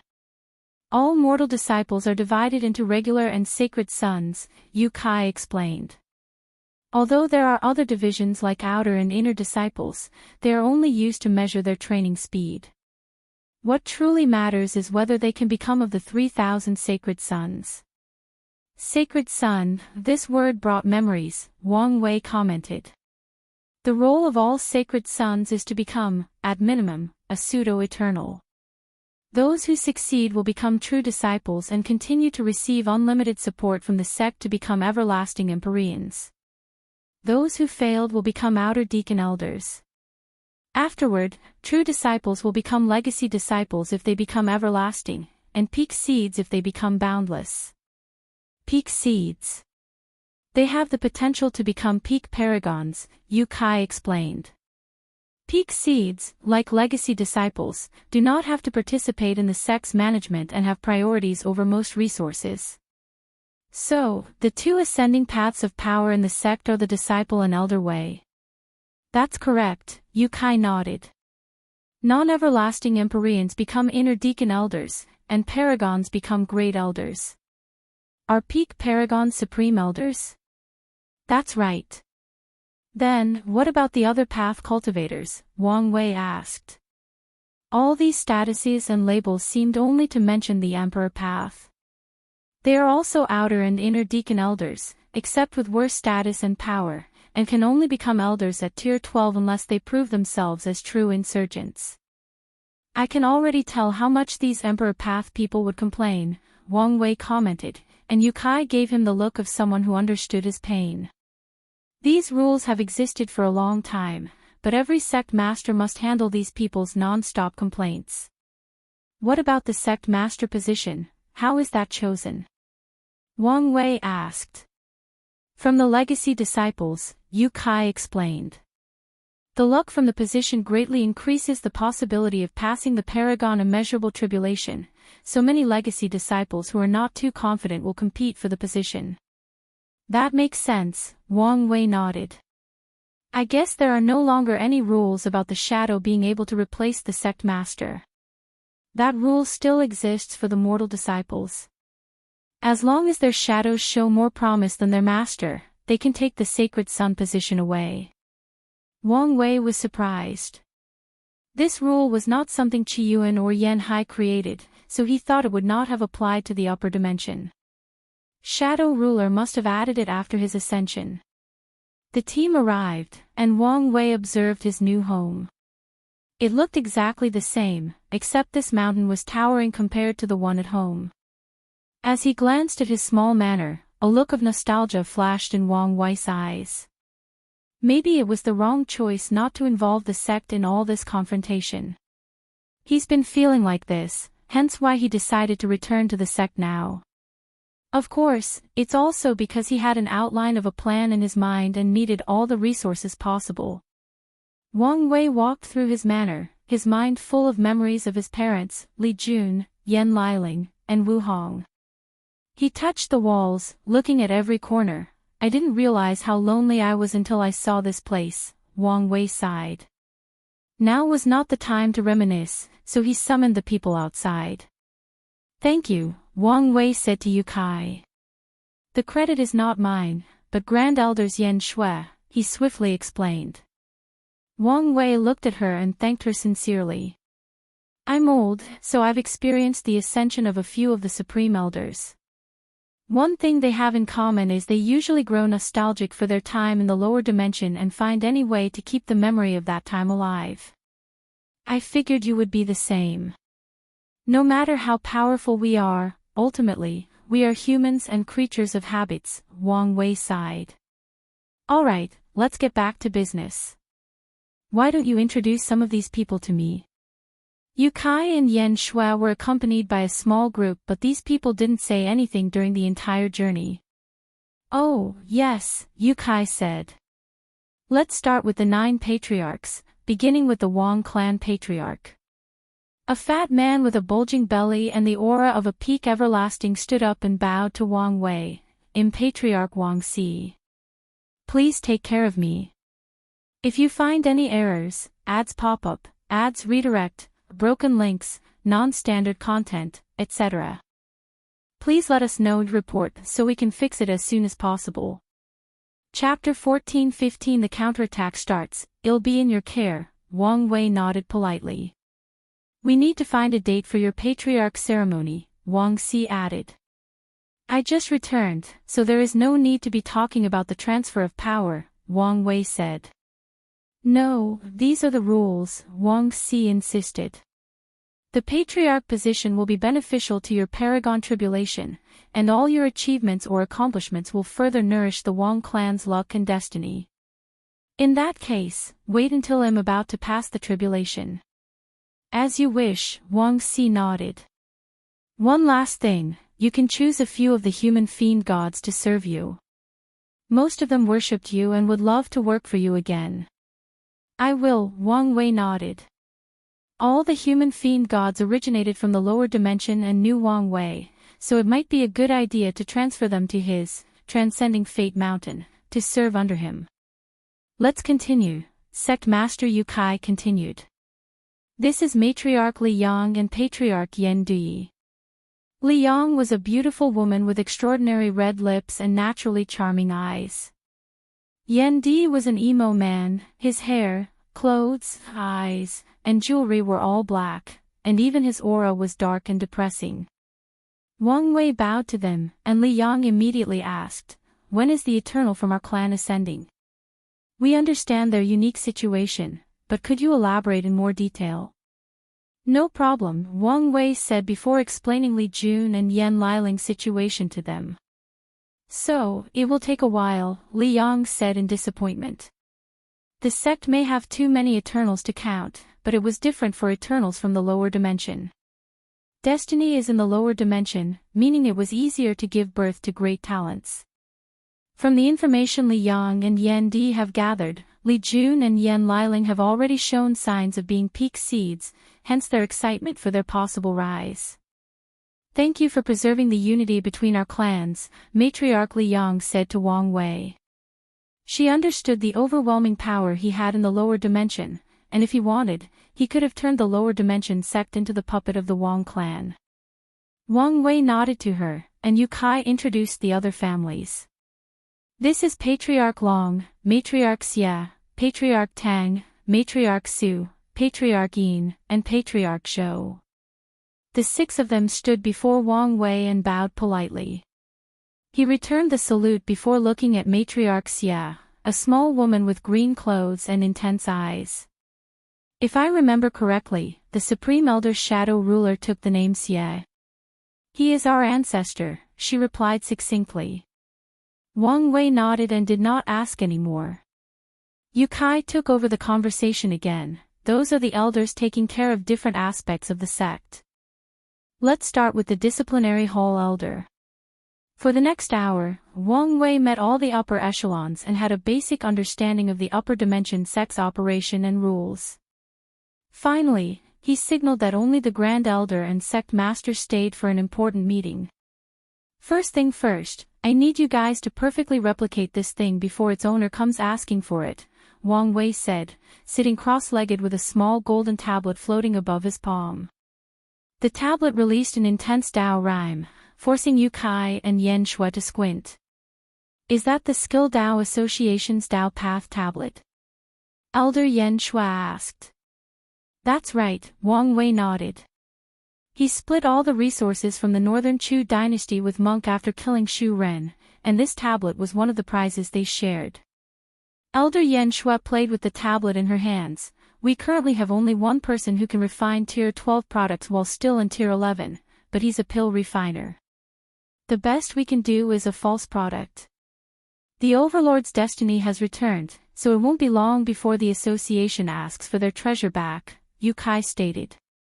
In that case, we need to delay for as long as possible so we can buy time to copy it, Wang Wei decided. In the meantime, we can start the preparation. That's not an issue, Yu Kai nodded.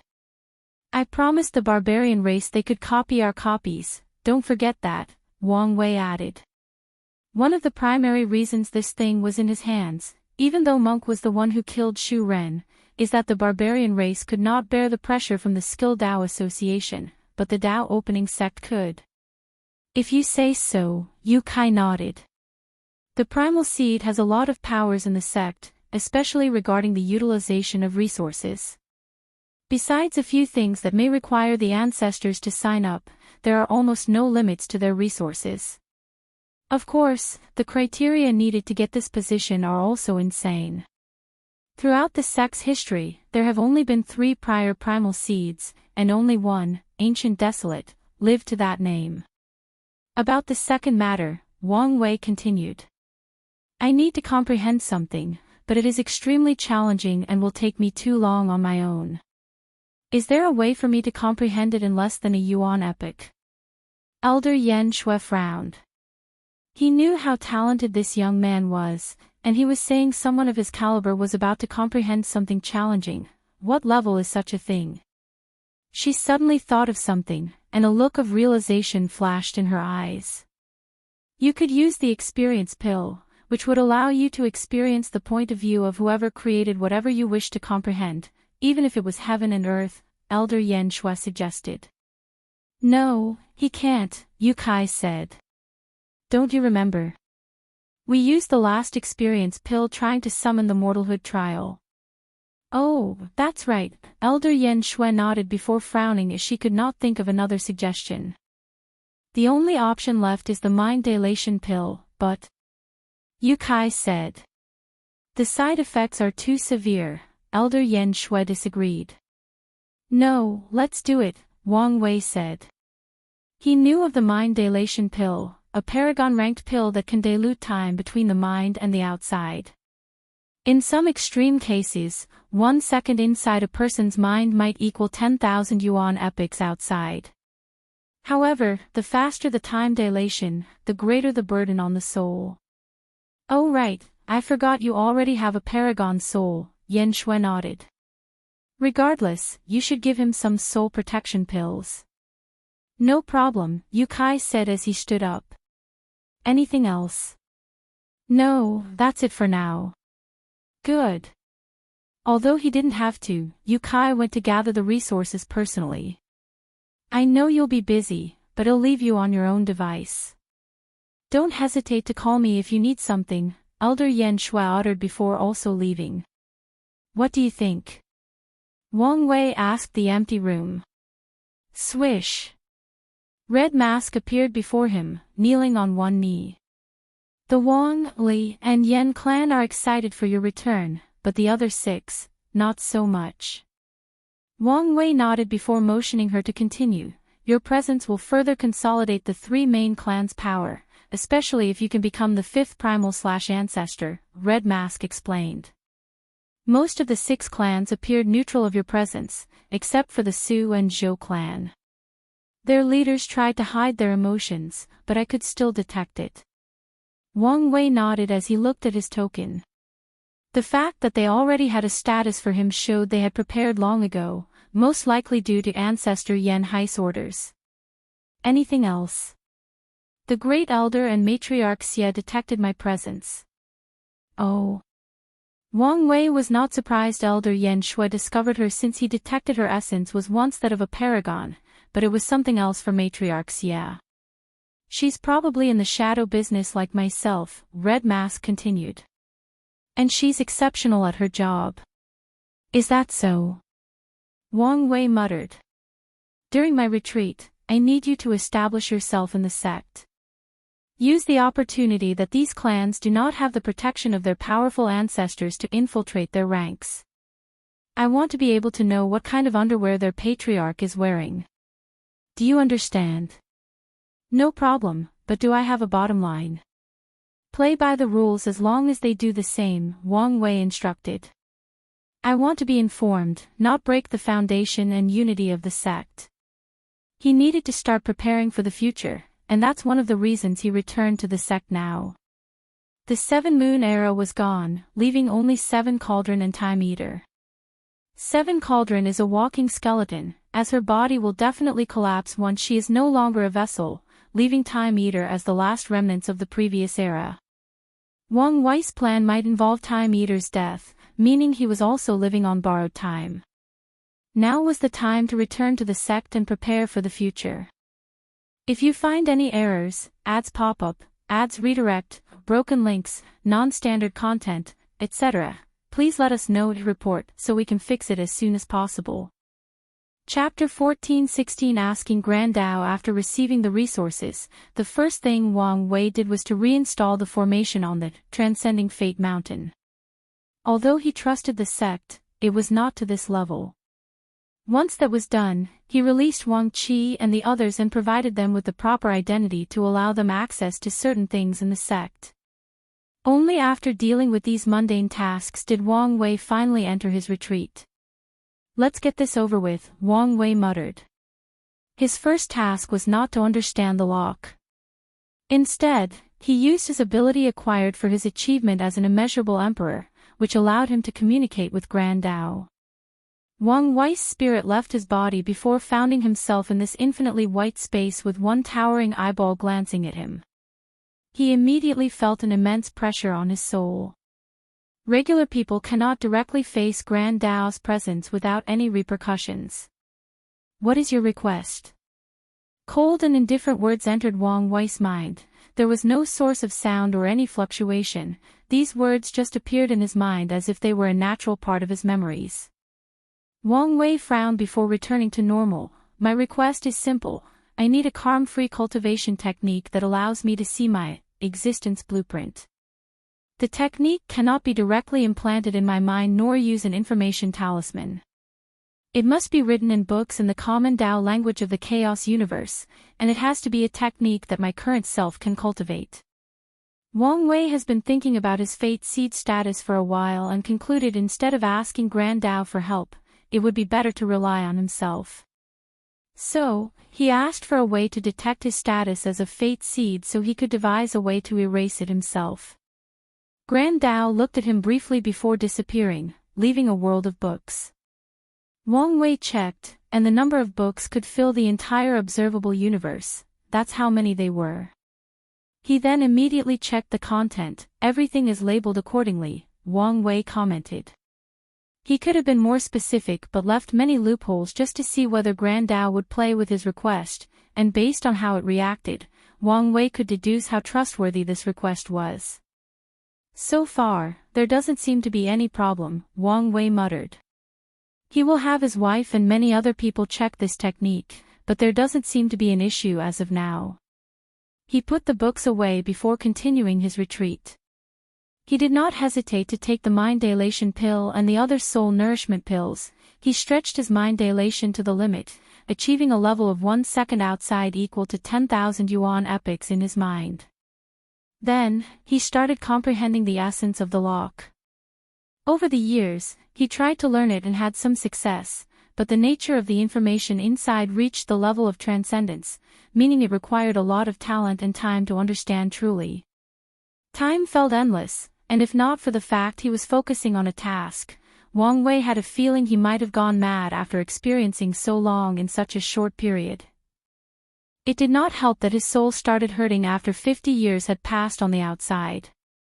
Regardless of the pain he was experiencing, Wang Wei pushed himself to understand the nature of the lock and found a way to break it. Once that was done, he took some time to plan out his next moves before finally focusing on Grand Dao's technique. Wang Wei ensured he knew this technique from front to back. In fact, during his long cultivation journey, he has never spent so much time on one method. The amount of time he spent understanding that thing was longer than he had been cultivating up until now. Everything makes up our blueprint, Wang Wei thought as he looked up at the white space with dots, lines, and shapes. Our memories, actions, achievements, past life, luck, and even information we absorb from the environment will affect our existence, in one way or another. The blueprint has elevated Wang Wei's understanding of existence to a higher level. His move, and he soon found what he wanted, the part of his existence influenced by fate. Wang Wei had to comb through much information and even experimented on himself before he found a few line groups that did not belong. I should have done this sooner, Wang Wei thought as he had just learned the higher his cultivation realm, the harder it is to remove the influence of these things from his life. Moreover, will it be that easy to remove this seed title? I doubt it. He shook his head, not focusing on the difficulty of the task. Now that he had identified the problem, it was time to solve it. So, Wang Wei did not immediately end this retreat but spent a little more time redefining his plan before he finally left his exit. The first thing he did was to swallow a few pills to heal and soothe his soul. The effects were immediate, but Wang Wei soon noticed his soul was growing. The constant pressure from this pill and the act of healing actually increased his soul's quality and quantity. He reacted swiftly by sealing the growth of his soul, ensuring he could use it for later. That was closed, Wang Wei muttered. He was still living under the lock's effect, so this growth could have cost him his life. While healing, Wang Wei summoned Red Mask. I know only 300 years have passed, but how are things proceeding? Better than I expected, Red Mask responded. The Xia clan has been helping us integrate, they have even handed us countless resources. Oh. They are responsible for the entire sect spy network, Red Mask added. So, their help has been more than valuable, but I just wonder why they are doing it. It's probably an order from Shadow Ruler, Wang Wei responded. Qiyuan was already preparing to hand over the reign, so it made sense for the others to do the same. Did you discover why these two families are hostile to me? The Zhou clan had a legacy disciple that wanted the primal seed position, Red Mask explained. Sadly, he embarrassed himself during the seed trial. They are not happy you received the position without passing the trial. If that's their only problem, they will be easy to pacify, Wang Wei nodded. Qiyuan has already hinted to him that the unity of the sect must be preserved to ensure their prosperity in the upcoming Transcendent era, so Wang Wei's goal is to make these families submit willingly under his command. What's the Su clan's problem? Their issue stems from the 12 Fiend God Revolution body, Red Mask replied. They are dissatisfied that only the 3 main clans have a human Fiend God bloodline. Wang Wei squinted his eyes. In fact, all the other clans and yokai from the sectarian faction are also dissatisfied. However, they understood this issue required all the ancestors to decide, so they kept quiet. The Su matriarch is a hothead, so she did not keep quiet and complain non-stop about this issue. I can't believe I've been causing trouble before even ascending, Wang Wei chuckled. Lord, what are you going to do? The other clan's approach is right, this is a matter that needs the ancestors' authority, Wang Wei replied. He had no problem with the technique being spread. Still, there needed to be rules and restrictions to prevent other people from stealing his idea and to prevent the sect from turning into a bloodline faction that relied entirely on their blood for progress. His current strength and prestige were insufficient to make these rules, so he had to wait for the ancestors' return and discuss this issue. What should we do about these families? Red Mask asked. Leave the Su clan alone since they are only talking, Wang Wei replied. As for the Zhou clan, it'll take the test in a while to shut them up. As you wish, Red Mask nodded. Do you have any other instructions? No, you can continue your work. Wang Wei dismissed her before contacting Sect Master Yukai and Great Elder Yan Shui. You lasted 300 years, such willpower, Yukai said as he shook his head to show his envy. The world seems peaceful and quiet now, but all know this is just the surface, Wang Wei replied. What can we do for you? Yan Shui asked. The elderly woman understood they were now at a tipping point in history and their actions would have severe consequences. I need you to do 3 things for me, Wang Wei said. The first of which is simple, I only want to take the primal seed trial. Yukai and Yan Shui looked at each other and understood, so they nodded without saying another word.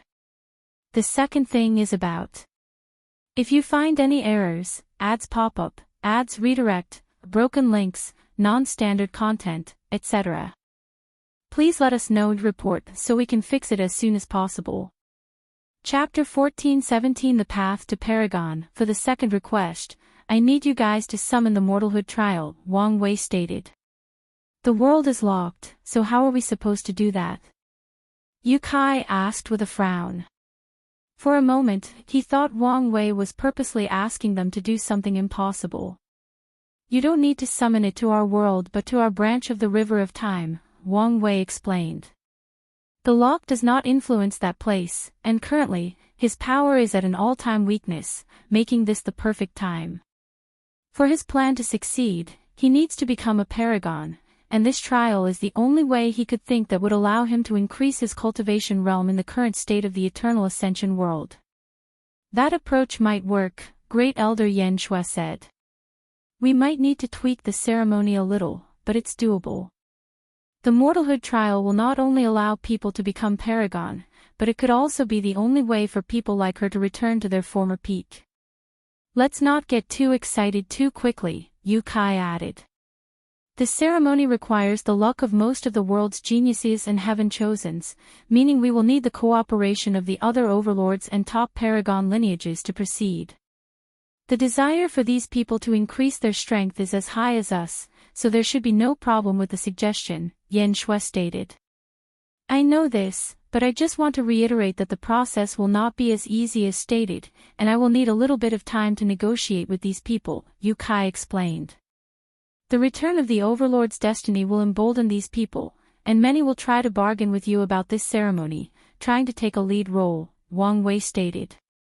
Don't play to their nonsense. We will set a date of 300 years, and your attitude when conversing with them is that they can participate if they want to. Is that a little too short? Plus, we really do need them for the ceremony.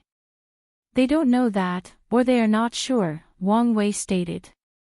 So, we will act as if they are not that important. When they realize we might be training paragons in this cage era, they will immediately accept our offer and may even bring gifts to ensure they have a spot. We don't need to be soft when negotiating with these people, Elder Yen Shui nodded. I know what to do, Yu Kai nodded. Good, Wang Wei nodded. The third request is that I need a lot of existence healing pills. How much are we talking about? Yu Kai asked with a frown, and Wang Wei handed him a paper with a number. This is too much, Yu Kai immediately rejected. Before the ultimate taboo, we created a bunch for reserves, and the ancestors never had the opportunity to use them, Yen Shui added. So, we have a lot of reserves, but even so, your demands are too high. Is there a reason you need so much? I need them for my Paragon tribulation, Wang Wei explained, but his words did not alleviate their concerns. However, he did not further elaborate. I can access the Origin Seal Continent's treasury, but Wuhong already used most of her reserves. In that case, we need to change things. The price for participating in the mortalhood trial will be at least 5 pills per individual. Isn't that a little too much? Not at all, Wang Wei replied calmly. Just like us, they must have prepared these pills for their ancestors but never had a chance to use them. Additionally, we need to limit the number of paragons born in this era, which is an excellent restriction method. Not to mention the loose cultivators, Elder Yen Shui added. They will hear the news and complain. Setting up a restriction is a great way to shut them up and limit their number as well. You two make excellent points, but I'm worried your approach will backfire, Yu Kai explained. If you're not up to the task, you can leave it to me, Wang Wei suddenly said. No, I can do it. Good, he patted Yu Kai's shoulder. I know I could count on you. Yu Kai was immediately flattered. Wang Wei might not know it, but his reputation in the world was loud and prestigious. After all, he single-handedly engineered the destruction of the Seven Moon Era, and he's the reason this world hasn't headed to the abyss yet because of supreme unity. So, despite his lack of presence, people, especially the top lineages and overlords, know him very well. Yu Kai left the room with great confidence. However, after this old fox was alone, he realized Wang Wei's little trick and could only shake his head and praise the man's charisma. "What do you think of him?" Elder Yan Shui asked after Yu Kai left. "He's talented but insecure about his position," Wang Wei commented. "Plus, he doesn't seem to grasp what it means to be the sect master of the Dao opening sect." "You can't blame him," Yan Shui said. He lived in an era in which the sect's pride and prestige was at its lowest. For most of his reign, all he knew was bowing and cowering to ensure its survival. The time he had to experience the pride of an overlord was short, to say the least. Wang Wei nodded in understanding. He did not care for Yu Kai's emotional state as long as the latter was capable of doing his job. So, he changed the subject. "Where do I go for the primal seed trial?" "You haven't used your token, have you?" Yan Shui replied. "Put your divine sense into it, and you'll have access to all the information you want." "I see," Wang Wei thanked him, and they chatted briefly before the great elder left. Wang Wei did not immediately use his token but summoned the flame blacksmith instead. "The Overlord's destiny has returned. Do you plan to return to the Skill Dao Association?" Wang Wei asked directly. "No. I owe you quite the karma, and they'll return only after I repay my debt," the flame blacksmith replied truthfully. He was not an ingrate, so he would not just abandon Wang Wei now that he could return to his faction. "That's good to hear," Wang Wei nodded.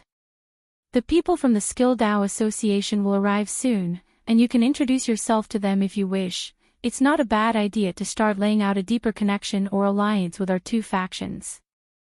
"I understand. And if they ask you about the Dao Path tablet, your answer is you don't know." "Understand." Flame Blacksmith hesitated briefly. "I understand." "Good. They are our future allies, and such a thing must be returned, but there is a time and a place, wouldn't you say so? After all, the Dao opening sect went to a lot of trouble to recuperate it from the hands of these villains." "What you say makes sense," Flame Blacksmith nodded while sighing. Wang Wei dismissed him before teleporting to check on the Ma clan. "I was right, Ma Liqiu did do something to her clan's existence," Wang Wei thought. He suspected Ma Liqiu was planning on using the Paragon he cultivated to revive herself, but he never had any proof. However, today, he peeped at this clan's existence blueprint, and found a loophole to help her revive. "Her method is indeed sophisticated, but I could still tamper with them if I please," Wang Wei analyzed. However, he had already designated Ma Liqiu as an ally, so there was no point in messing up her revival. "I can start training the Ma clan, but there is no need to allow them to participate in the current mortalhood trial. Ma Liqiu's revival cannot be this early, and even if Wang Wei wanted to give them a spot, none of their members were Empyreans, so it was too late for them." Wang Wei secretly left their dimension and finally used his token. "Ha! Does the sect have their own internal version of the Void Illusion Realm?" This token connected him to this Dao Connection Realm, which was basically the sect's version of the Void Illusion Realm for all disciples and elders to communicate and learn. Wang Wei even saw a version of the simulation his dream world had, which allowed disciples and elders to simulate techniques and pill refining in the Dao Connection Realm before learning in the real world. "How modern," Wang Wei commented. The way the upper dimension sects operated was indeed more modern or advanced than the lower dimension. For a brief moment, Wang Wei had an absurd feeling that he was back in the modern world. He shook his head to remove those feelings before registering an account, followed by watching a few recordings explaining his rights and power, navigating the Dao Connection Realm, and finally, the basic sect rules. "If you find any errors, ads pop up, ads redirect, broken links, non-standard content, etc., please let us know to report so we can fix it as soon as possible." Chapter 14-18 Reunions. By using his token, Wang Wei directly teleported to the Primal Seed trial, and with the first test, he understood why few people could get this position. His first task was to defeat a Paragon projection with 90% strength, In other words, the minimum requirement for this test was to enter the taboo realm in the Empyrean realm. This test was not an issue for Wang Wei, and he passed without much effort. The second part of the trial tested his soul. The second requirement for the position was a Paragon soul while in the peak of the Empyrean realm, and the soul has to be at least 92%. The third test was for willpower. The trial had a way to quantify willpower based on a Paragon's cultivation, and the minimum requirement for this test was also 92% willpower. The fourth trial tested the Tao Foundation, and the minimum requirement is a Tao re-establishment that achieves 1 root strength. The final test of this trial involved accomplishment. The owner of the Primal Seed token must have something remarkable, for example, acquiring the Paragon Slayer title. Although Wang Wei did not get the title, he has done countless remarkable things, including ending the Seven Moon era and saving the world from Supreme Unity's evil machinations. The news immediately spread through the Tao communication realm after Wang Wei passed the trial with passing colors. He did not hide his trial, so anyone could use their tokens to watch the process. Not long after his triumph, the Zhou Patriarch visited Wang Wei and brought gifts. Although the Patriarch did not say anything about his previous animosity, he displayed his attitude with the gift, so Wang Wei accepted it. The other clans came to congratulate him but did not bring gifts like the Zhou clan. However, they showed more respect than they did during the first visit. Yan Hai left the position for him, but it was different when he showed that he could acquire the position on his own. Overall, Wang Wei's position in the sect was strengthened after this trial. Time passed, and less than 5 years after releasing the news, the first guest arrived in the Tao opening sect, and they were Wang Wei's acquaintances. In fact, they directly visited him. "Lady Sun, it's a pleasure to see you," Wang Wei said as he motioned for her to sit down. "You know him here too," Xiao Tiandi complained. Wang Wei ignored him, serving tea to him, Lady Sun, and the last visitor, Chen Shu. "You're the extraordinary chef, right?" Wang Wei said. "Yes," Chen Shu nodded. "Thank you for saving my disciple. The little girl that abandoned me after meeting his master." Wang Wei said casually. Ever since he sent that little girl to her master, she never returned, meaning he lost a talented chef from his team. "She did not abandon you. I'm a little protective of her now, so I didn't allow her to stay outside," Chen Shu swiftly explained. "But I promise to repay you for what you did for my disciple." "That's good to hear," Wang Wei nodded before focusing on his primary guest. "So, Lady Sun, have you been well lately?" "Life would have been better if I wasn't poor," Sun Junyao replied, making Wang Wei speechless. "If you have something to say, you can be direct." "Good," she nodded, that's what she wanted. "I've successfully gathered the ticket for me and my apprentice, but am short of one for Chen Shu. I would like for you to do me a favor and allow me to pay for another spot using anything else than those damn pills." Sun Junyao had plenty of resources but did not have many existence-healing pills. She used her connection to get 10 pills, but she needed an extra 5 for her trusted chef. "That's a small issue," Wang Wei agreed. "What do you want as payment?" Xiao Tiandi asked. He did not want to owe this bastard anything. Wang Wei raised his hand to display a projection of a world. "This is a small clan called the Hui family, which focuses on the Tao of cooking. I need Chen Shu to accept one of their members as his disciple and teach them all his skills." The development of the Hui clan involved whether Wang Wei could one day make his future wife admit his cooking is better than hers, so he hasn't forgotten about them. Sun Junyao did not agree on Chen Shu's behalf. Instead, she looked at him to make a decision. "It may not appear so, but my techniques require high talent," Chen Shu said. "It's okay. You can take your time to find someone talented enough or even artificially create such a talent. In that case, I don't have any issue." Wang Wei nodded, and in front of all of them, he sent a message to Yu Kai asking for a ticket for Chen Shu. Once the latter confirmed the process, their deal was officially concluded. "Thank you," Sun Junyao said, and Wang Wei accepted her gratitude. He was then prepared to chit-chat with these people before sending them away, but it seems that all their objectives were not accomplished. One more thing, Xiao Tiandi said. If you want to ask me about the mortalhood trial, I know as much as you do, Wang Wei said. No, that's not what we wanted to know, Xiao Tiandi replied. He took a moment to recognize his thoughts. The 7 Moon era has ended, and all signs indicate your next target should be the lock next. Wang Wei frowned but did not interrupt. We wanted to ask you for advice on the upcoming era, Xiao Tiandi asked. Wang Wei mulled it over, thinking how much to reveal or whether to say anything at all. Well, we've been allies for a while, and I could trust you guys to a certain extent. He raised his hand to hide the secrets of heaven and earth in the surroundings. His cautions raised the others' guards to the highest level. The world will face another major catastrophe once the lock is gone. What? Shouldn't we be entering the era of Transcendents?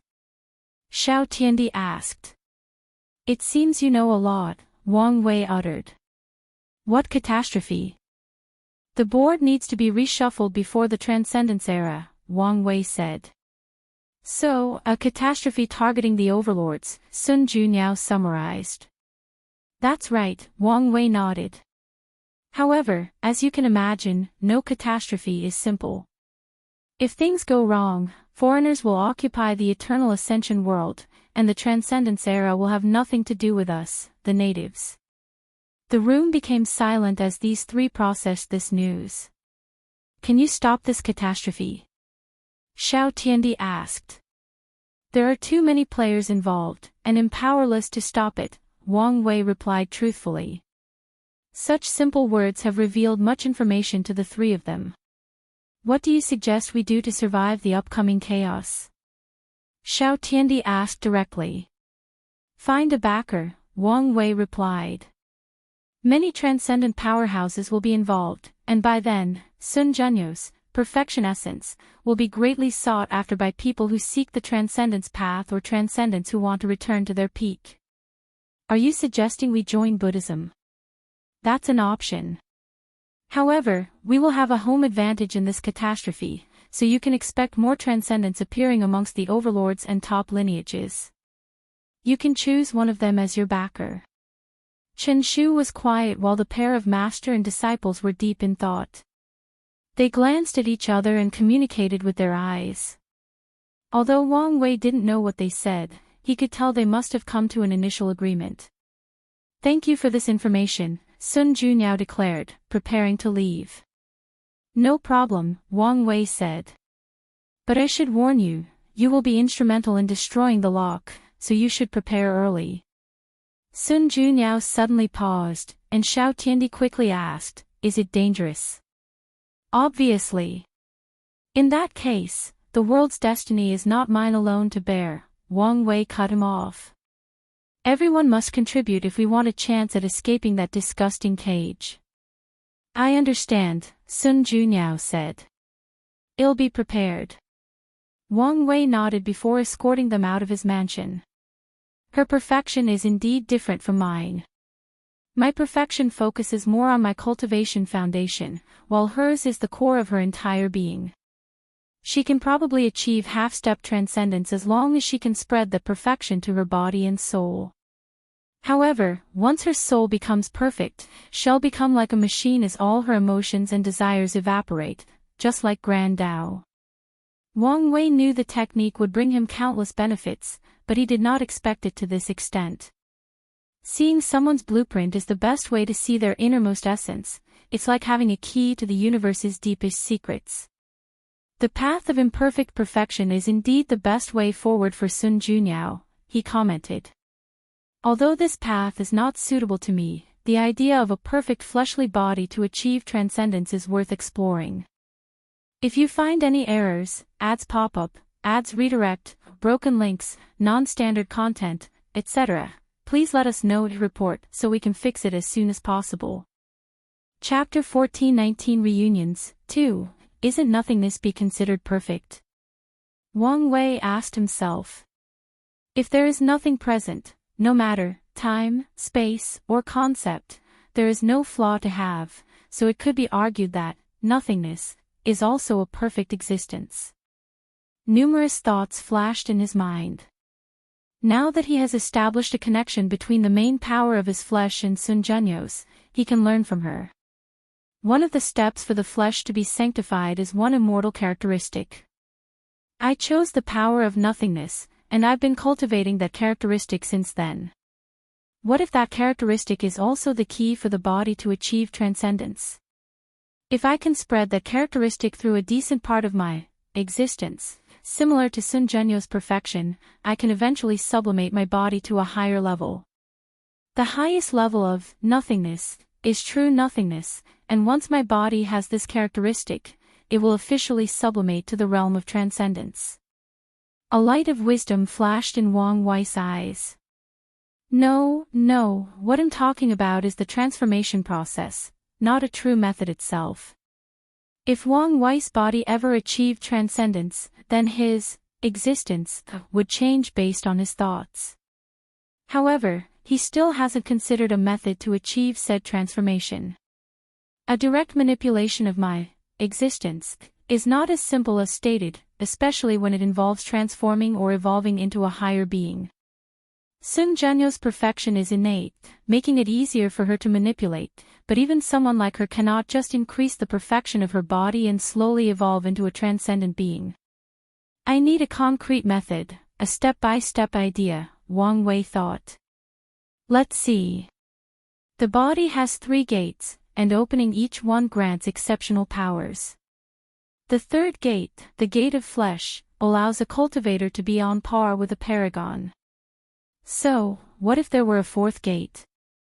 No, it doesn't matter whether the body has a 3rd gate. The path of transcendence is about self-reliance, meaning I could still build a 4th gate even if there isn't one.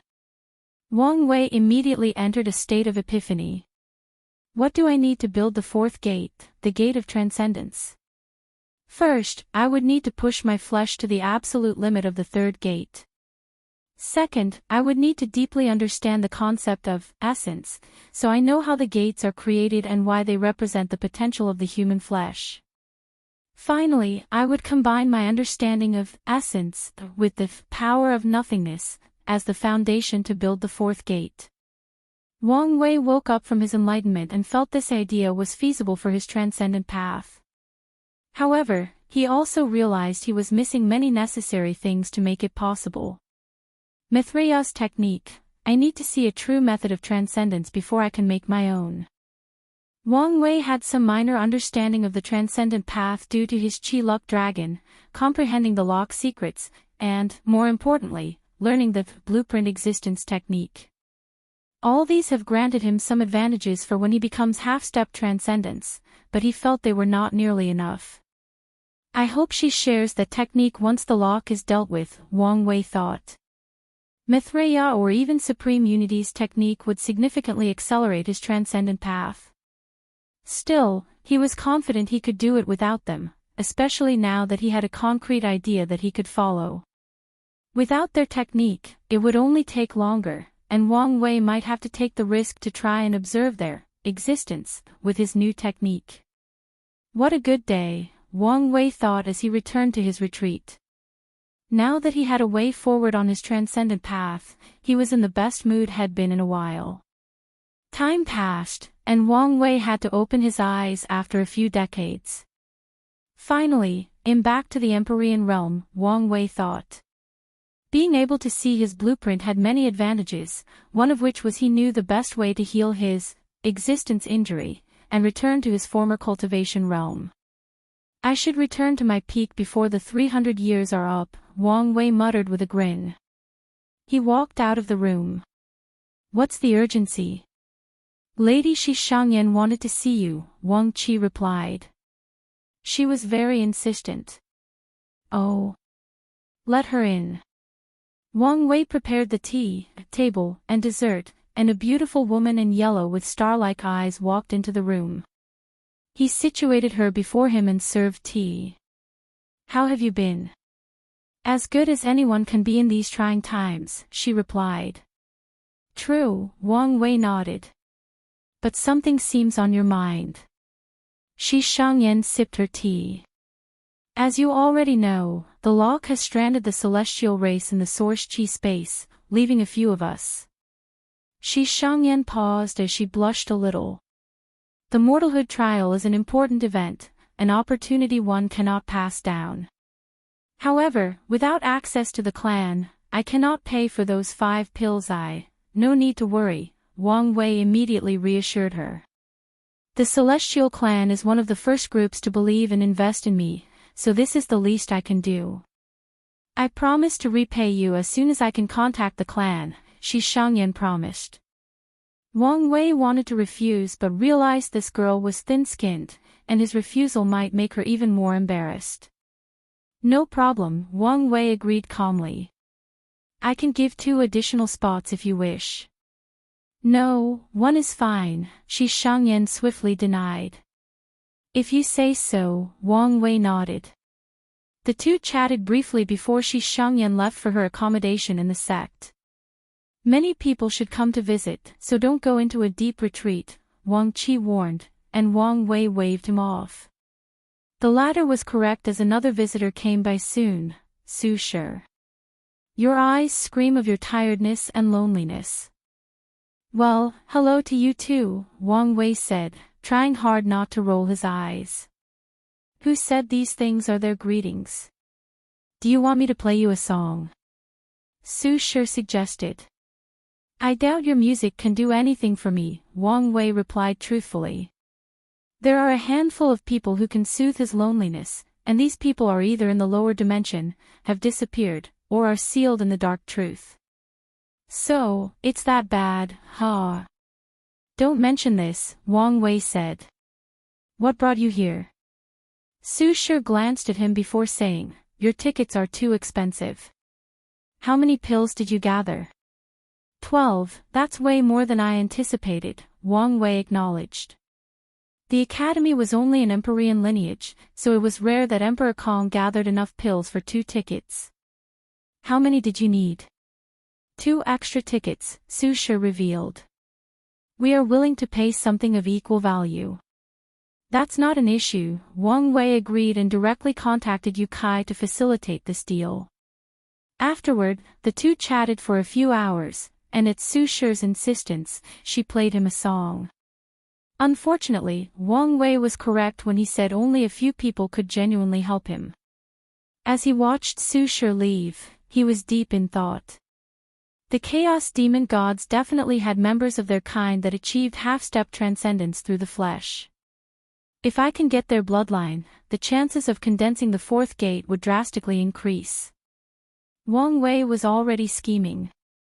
In the upcoming catastrophe, Lin Fan will definitely play a significant role as a pawn of the Chaos Demon God.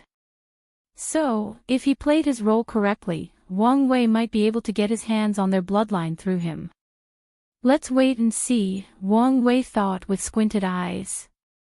His next guest was somewhat unexpected. You're the only one participating in this trial? Wang Wei asked. No, the others will arrive later, Aoshin calmly replied. That's good to hear, Wang Wei nodded as he served wine instead of tea. While you're here, you'll take this opportunity to thank you again for the ceremony. Aoshin was one of the 22 sages who participated in the ceremony, meaning he also sacrificed his level 1 golden body of merit. The world was in danger, and it was my duty to help, Aoshin said. Plus, I understand the possible benefits later on once the lock is dealt with. Regardless, Wang Wei nodded. So, what brings you here? I doubt the demon race would need any aid to gather the ticket price. Not at all, Aoshin replied. The Star Sage sent me to give you a message. Oh. She said it was alright if you did not take the demon's side. She only asks for your neutrality. Interesting. Are the innate demon gods about to make a move? Wang Wei thought. Tell her I will take this in mind. Aoshin did not stay long, and Wang Wei's guest arrived less than a year later. His guess was soon proved correct as the guest was an old acquaintance, the primordial dragon, Aotiani. If you find any errors, ads pop-up, ads redirect, broken links, non-standard content, etc., please let us know to report so we can fix it as soon as possible. Chapter 1420 Reunions 3. I haven't seen you in a long time, Wang Wei commented as he served Aotiani the tea. Yes, it has been a while, the dragon nodded as he accepted the tea and sipped it. You look different, Wang Wei added. How so? Your aura doesn't have the former arrogance that you were the most important thing between heaven and earth. Aotiani almost choked after hearing these words. No, it's even more extreme than that. It's almost as if all your pride and arrogance are gone, Wang Wei continued. Well, Aotiani sighed. My father gave me a wake-up call and showed me the world's truth. Sounds like a good father, Wang Wei praised. He only took a small sip of his tea as he was tired of drinking tea. Although these meetings were a dozen or even years apart, he still felt they were too frequent, which is why he did not desire any tea or wine. Maybe, Aotiani replied. He was happy his father woke him up from his stupor of arrogance and pride, but a part of him was resentful that he did it in such a rough manner. That terrible trial broke Aotiani's spirit and rebuilt it step by step, and he was not happy with the experience. So, what brought you to see me? Wang Wei asked directly. I'm here for two things, Aotiani replied. Firstly, it's about our clan's ancestral talisman. Ancestral talisman. What does that have to do with me? Nothing directly, Aotiani replied. We believed it was in Sun Zhenyo's hands after she killed Blood Dragon. The temple has been trying to recover it, but she is hard to find. Our information network indicated you had a close association with her, so we hoped you could help us regain the talisman. Then, you'll be disappointed, Wang Wei replied. Don't be in a hurry to refuse yet, Aotiani said. We are willing to offer you an additional 20 pills. That's an interesting offer, but that won't change my mind. How about 30 pills? Wang Wei frowned. Since when is your temple so wealthy? We are probably the oldest faction, so why are you surprised by our wealth? No, you should have already wasted most of that wealth, Wang Wei countered. Aotiani coughed in embarrassment. Anyway, you only need to know we are very wealthy regarding existence healing pills. Is that so? Wang Wei muttered. So, what do you say? I can't help you get the talisman back. Wait until I'm finished, Wang Wei raised his hand to stop him. For the same price, I can help you communicate with her to come to an agreement. So, you make no promise of success. My relationship with her is that of close acquaintances, so I couldn't guarantee success even if I wanted to, Wang Wei replied. However, I can promise to persuade her, but if she refuses, I won't use any force or any kind of coercion to help your temple. Aotiani mulled over and accepted this offer. All right, but if the negotiation fails, I hope you don't intervene in our effort to retake the talisman during the mortalhood trial. That's fine by me, Wang Wei responded before contacting Sun Junyao. Their negotiation was swift and the opposite of challenging. Sun Junyao is a remarkable woman, so she understood the danger of having a target on her back by one of the overlords. So, she agreed to return to the dragon talisman, and what she wanted in exchange was a few void-breaking talismans created by peak paragons. These talismans were not as good as the dragon talismans, but they made up in value with the number she asked for. Aotiani wanted to refuse, but under Wang Wei's guarantee and protection, Sun Junyao finally got her asking price. I am one step closer to breaking the fate line between us, Wang Wei contemplated calmly. Was there a need to go to this length to protect her? Aotiani complained. I always treat my friends well. I thought she was only an acquaintance, Aotiani rebutted, and Wang Wei smiled, showing all his perfectly neat and white teeth. Let's move on to your second problem. I have a feeling that's the primary reason you visited me. Aotiani became serious.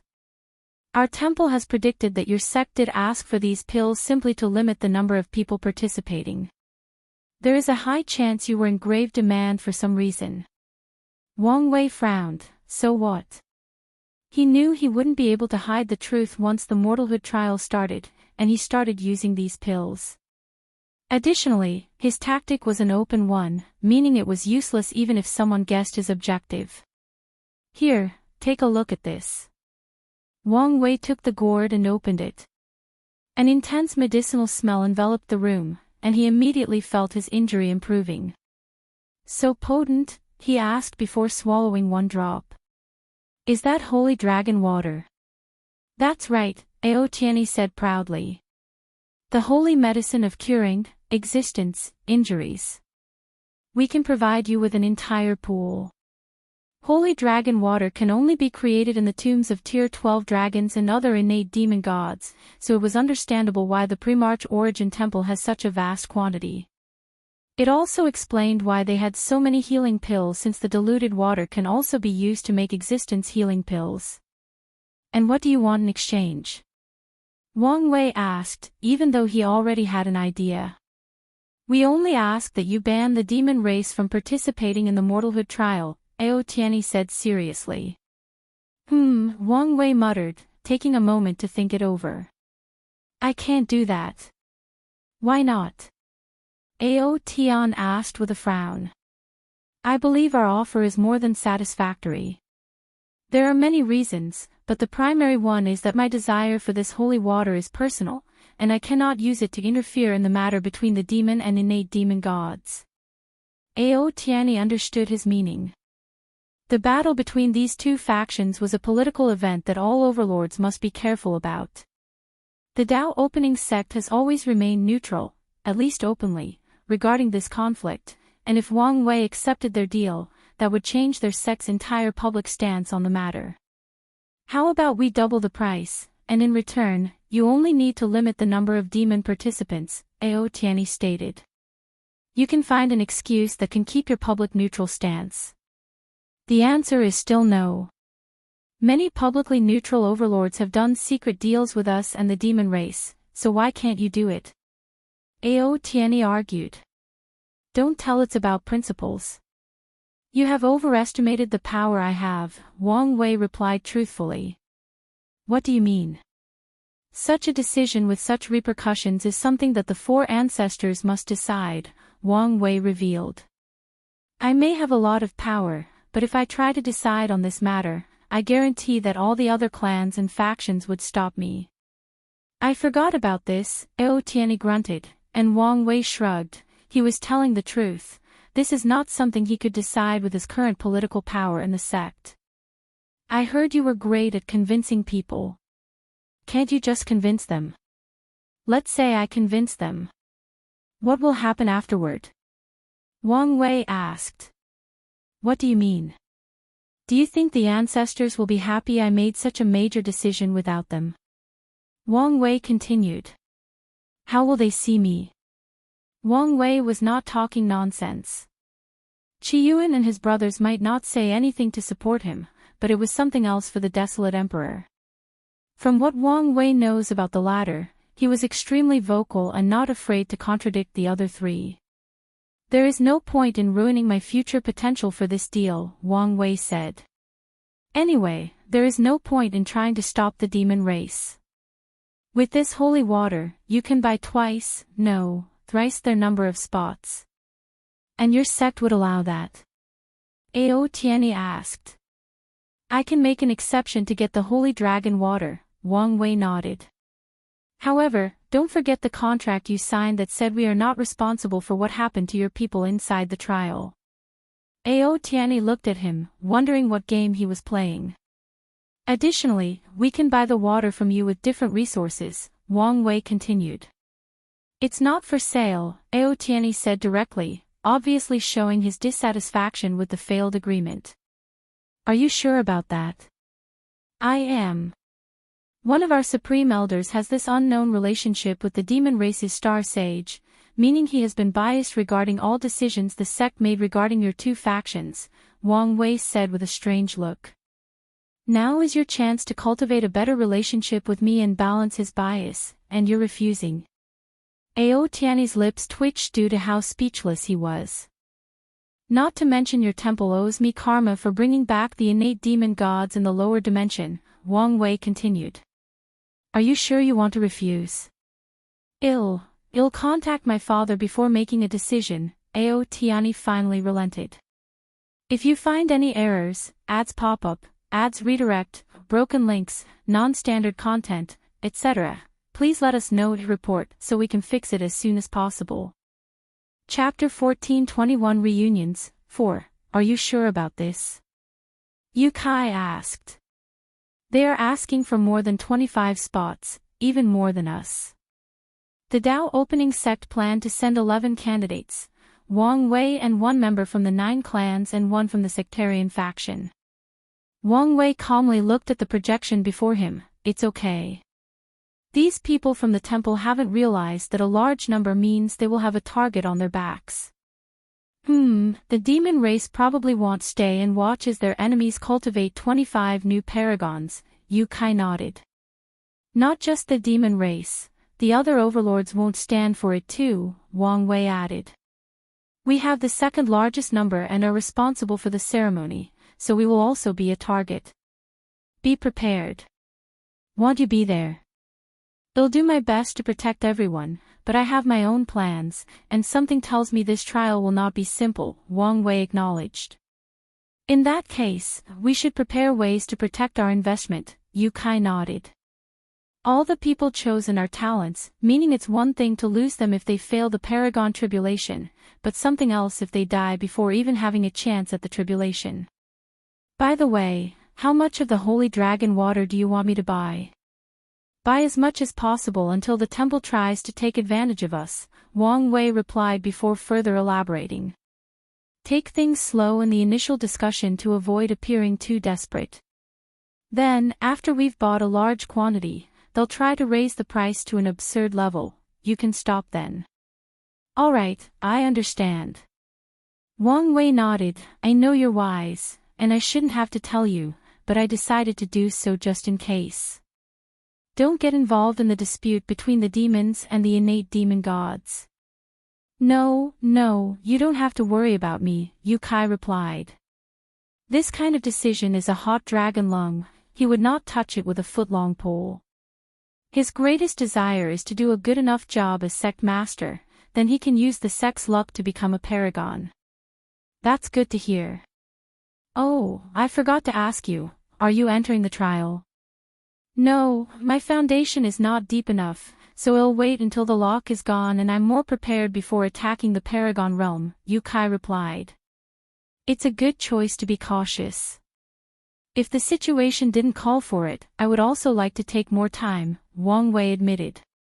They soon ended their conversation since Yu Kai was busy, and Wang Wei had a feeling more of his old friends would come to visit. However, the next visitor was quite unexpected. You're Hua Shui, right? The demon-suppressing emperor's wife. Wang Wei asked. That's right. Weren't you captured with her? No, she hid me before they took her away, Hua Shui replied. Have you been hiding ever since? That's right. You're either quite lucky or quite capable, Wang Wei commented. He sipped his tea. And you're here for? I received a letter from Wei. She asked me to ask you for help. The chances of Honghua sending that letter undetected is almost zero, meaning the Qin dynasty allowed her to send the news.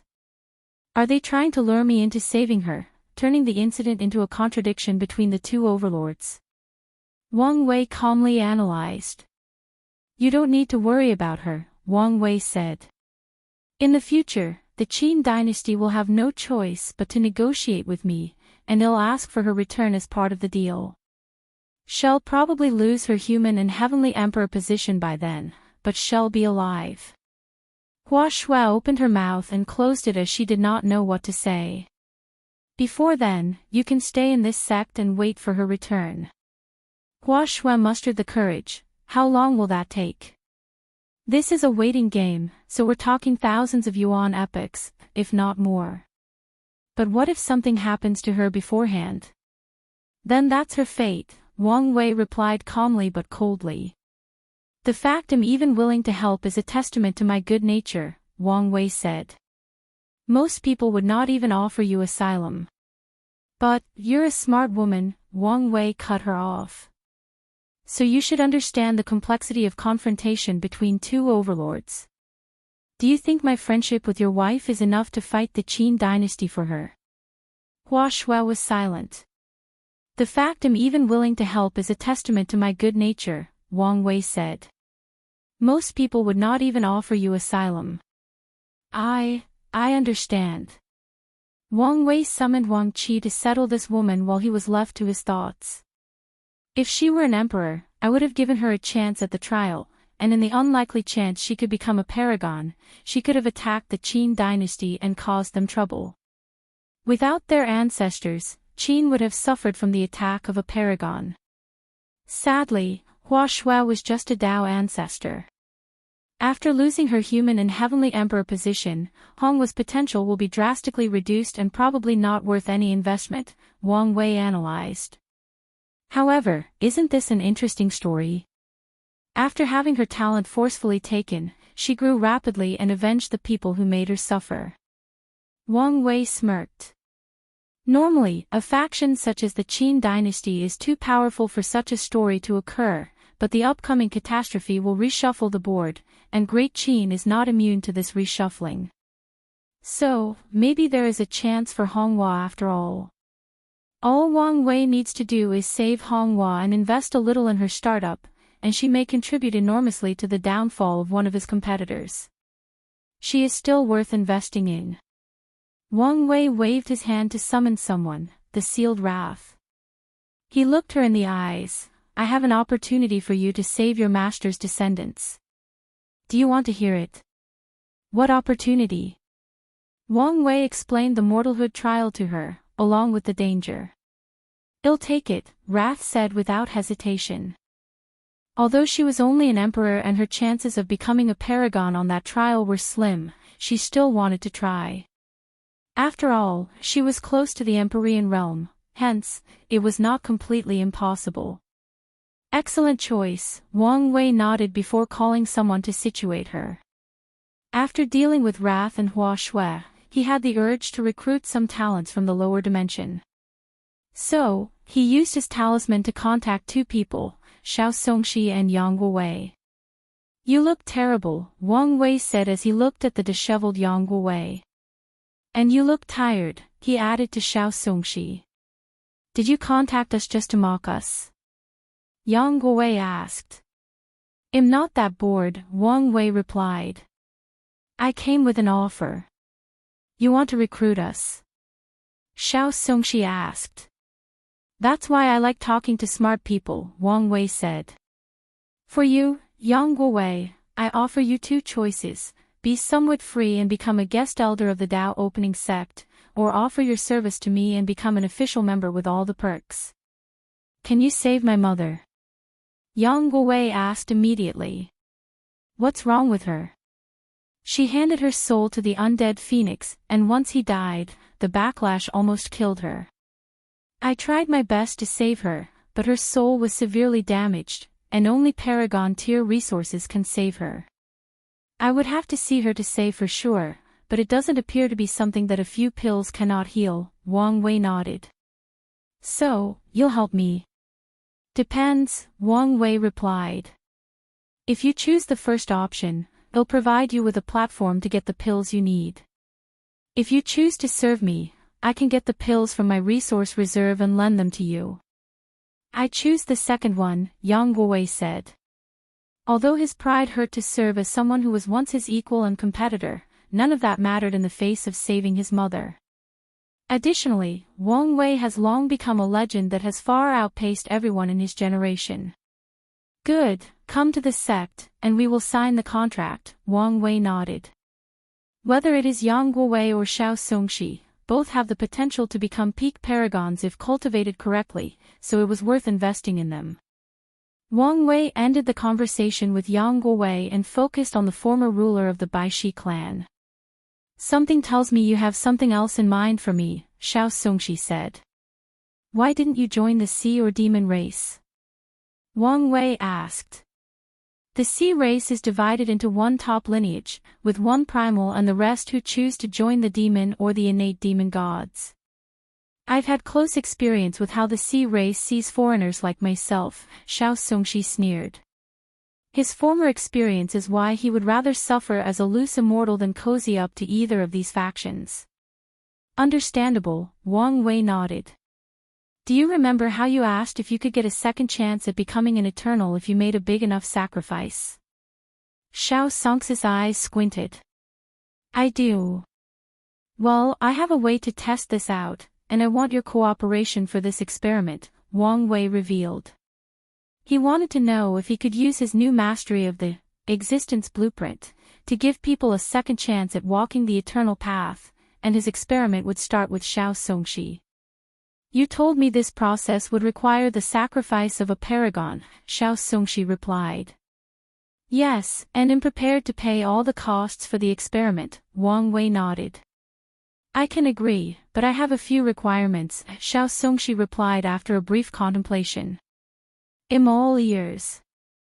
My request is simple, it's about my family, Xiao Songshi added. Whether this experiment is a success or not, I want you to care for my family. That can be arranged. Both my family must be emperors, Xiao Songshi continued. It's fine if my mother is an ordinary emperor, but my sister must receive the best training. You must do your best to train her into an eternal. Wang Wei groaned softly. I can do my best, but you should understand that such a thing is not guaranteed. I just want it in writing that you will try your best, Xiao Songshi added. That's fine by me, Wang Wei nodded. Eternal emperors were not as difficult to cultivate as in the lower dimension due to the vast and varied resources available in the upper dimension. So, he can use his authority to give Xiao Songxi's sister the best resources, inducing rare things that can change her talents. Good, I'll come sign the contract to make it official. If you find any errors, ads pop up, ads redirect, broken links, non-standard content, etc., please let us know to report so we can fix it as soon as possible. Chapter 1422 Reunions, v. Xiao Songshi nodded in satisfaction with the contract's content and signed it without hesitation. It'll be in your care from now on, Lord Wang Wei. No problem, Wang Wei nodded. Go and prepare for the trial. You won't enter with the Dao opening sect but with the group of loose cultivators lucky enough to raise the ticket price. The Dao opening sect had many people, and Wang Wei did not want others to put a target on them, meaning he wouldn't bring Xiao Songshi or Yang Guowei directly with him. He also reckoned that other factions would do the same. No problem, but can I ask you for a small favor? Depends on what it is. It's nothing major, Xiao Songshi said. I just wanted to know if it was possible for you to allow me to see my family in the lower dimension. Wang Wei immediately shook his head. Before the lock is gone and that person is dealt with, direct communication from the upper dimension to the lower is impossible. Is that so? Xiao Songshi felt it was a shame, but this was not something he or anyone else could change.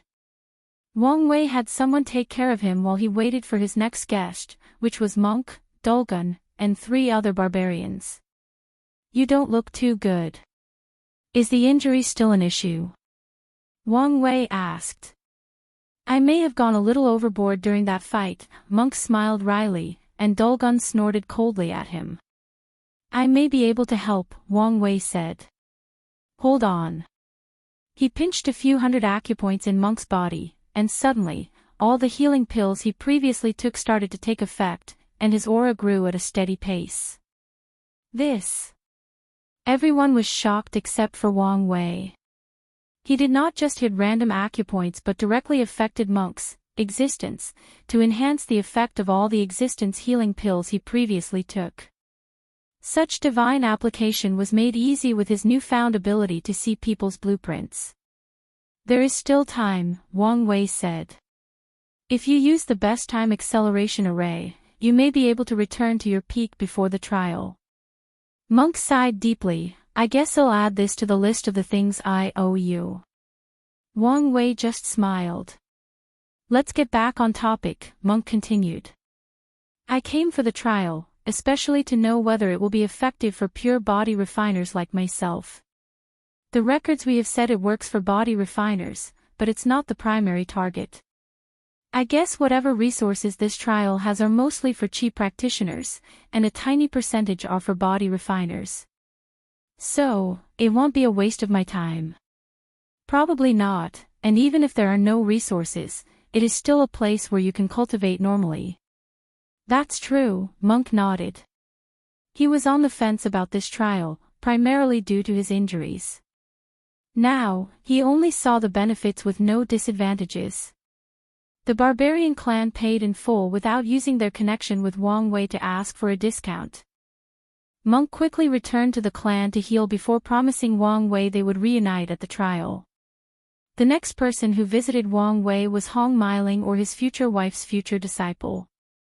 She came to complain that someone had looted the Origin Seal Continent's treasury of all its existence healing pills. Wang Wei promised her and the continent as many places as they wanted, but ultimately decided on up to 5 members.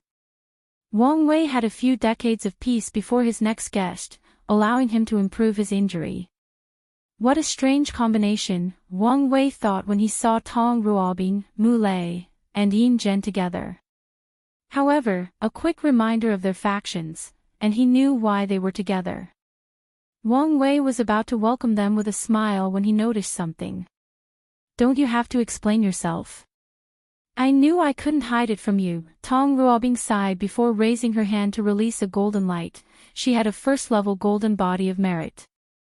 It made sense since she was the heavenly queen in the lower dimension and had significantly developed talisman Dao for the entire lower dimension.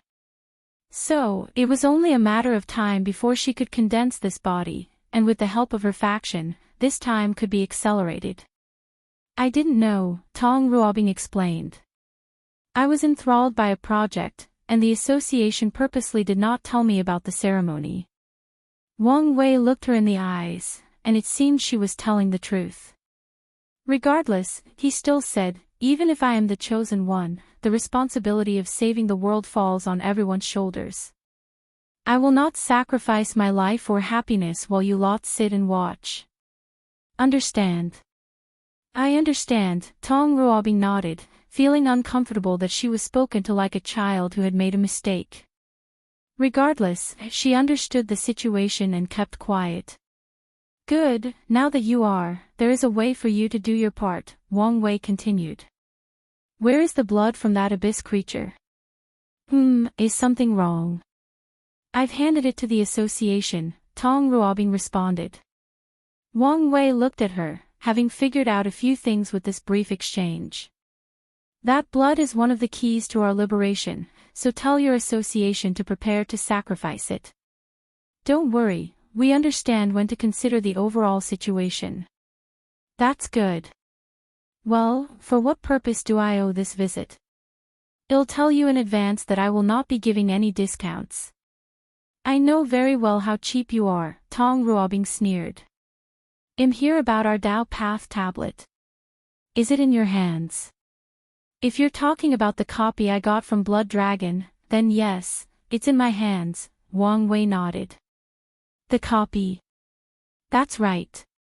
Tong Ruobing glanced at him, unable to decipher whether he was telling the truth. What about the original? Where is it?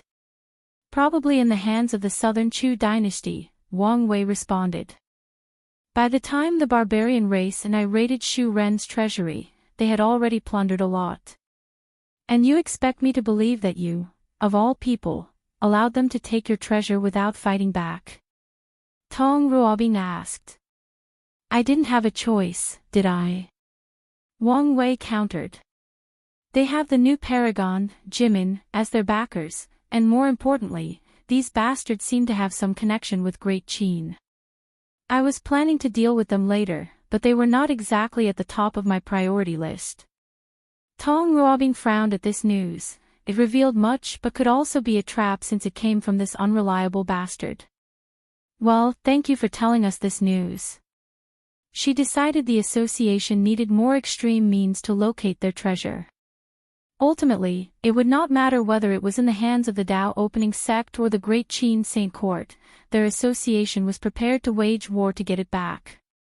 I'm glad I could help, Wang Wei said with a smile. Is that all you wanted to inquire about? That's it. He nodded before focusing on the two quiet body refiners. Long time no see, guys. Yes, it's been a while, Mu Lei replied, but the taciturn Yin Zhen only nodded. More than 10,000 yuan epic, Wang Wei reminisced. Well, we can talk later, let's focus on business first.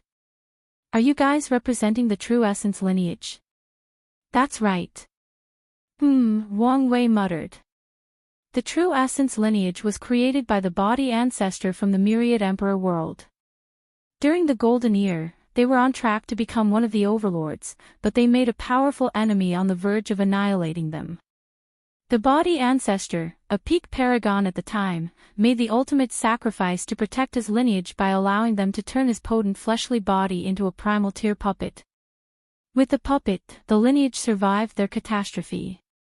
However, the body ancestor's soul entered reincarnation, and to this day, they have never found him. Since that event, the True Essence lineage's luck seemed to have depleted, and they never became one of the overlords. What brings you to see me? The elders sent us to check whether this trial has any effects on pure body refiners, Mu Lei stated. You're the second person who asked me this question, Wang Wei replied before telling them the same thing he had told Monk. If what you said is true, it may not be worth investing too much in this trial, Mu Lei commented. That's for you to decide, Wang Wei shrugged. However, if you want, I can allow you to exchange the ticket with your famous concentrated essence dew.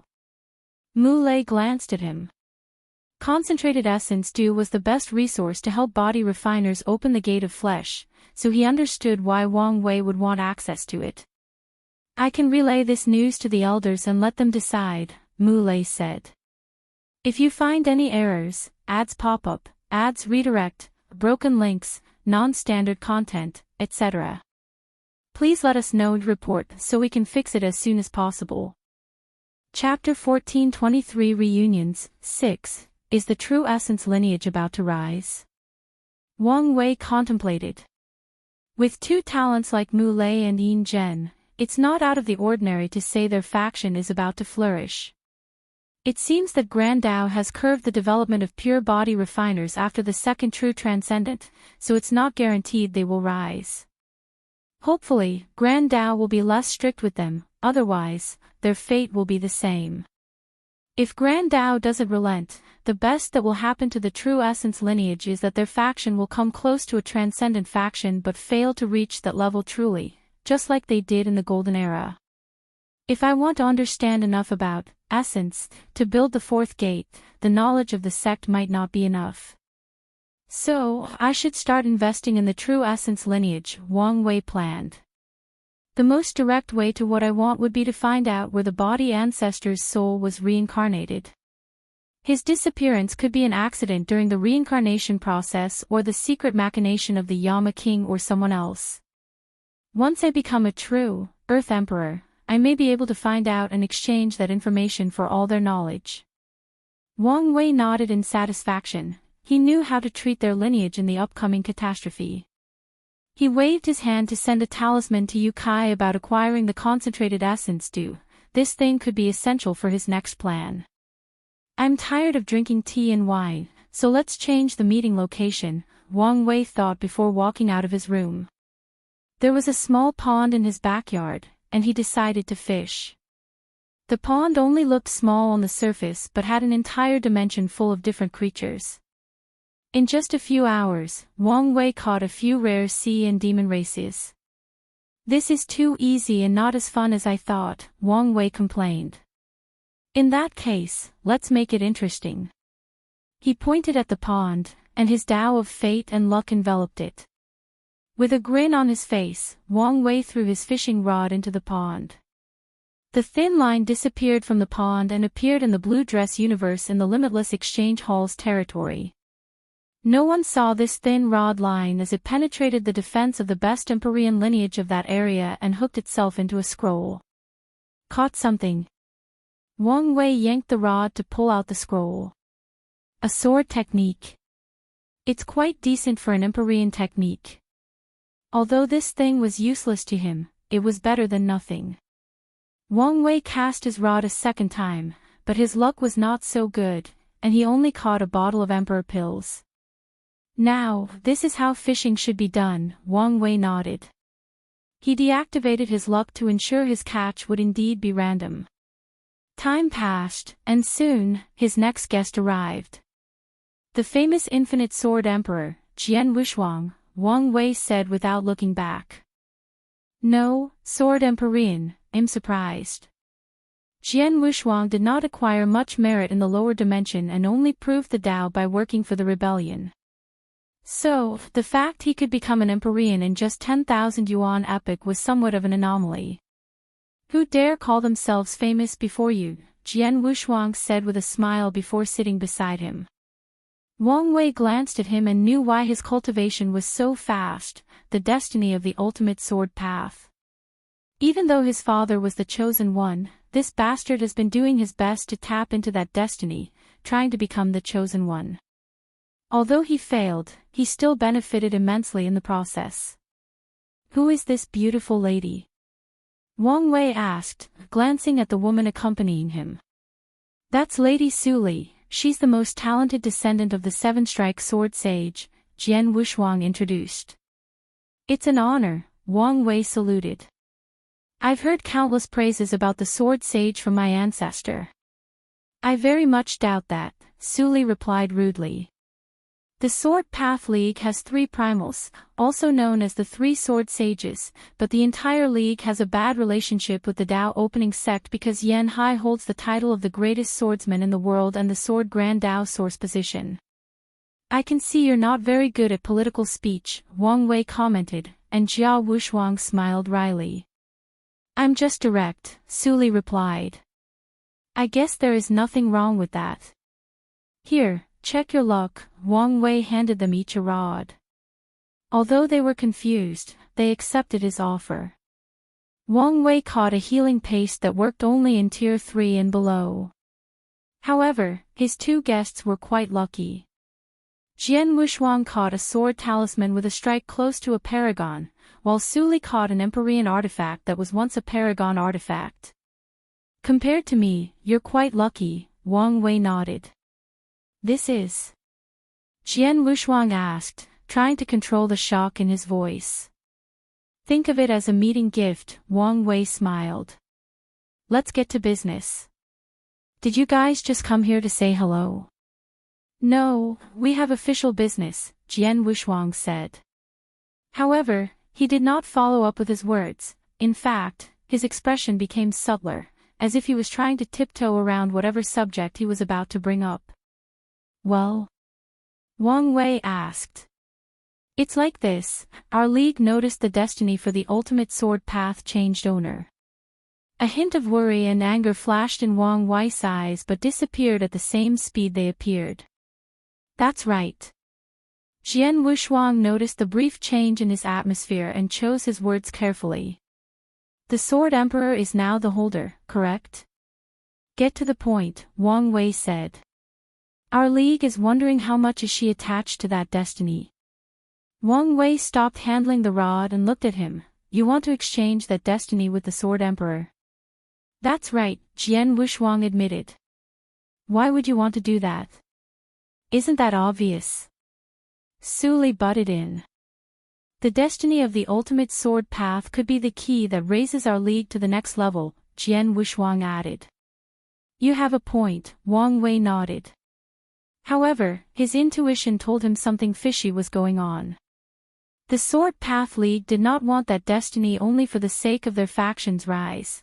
Wang Wei felt there was some kind of secret behind all of this. But, why are you telling me this? Shouldn't you wait for the ancestor's return and discuss it with her? Well, you know how bad our 2 factions' relationship is, Jian Wushuang added. So, I was wondering whether you could be a mediator. Because of our friendship, the best I can do for you is to pass on the message. As for being a mediator, forget it. There was nothing to gain in this transaction, and Wang Wei guessed his ancestor would not accept this trade, so what was the point in getting too involved? We will compensate you, Su Li said.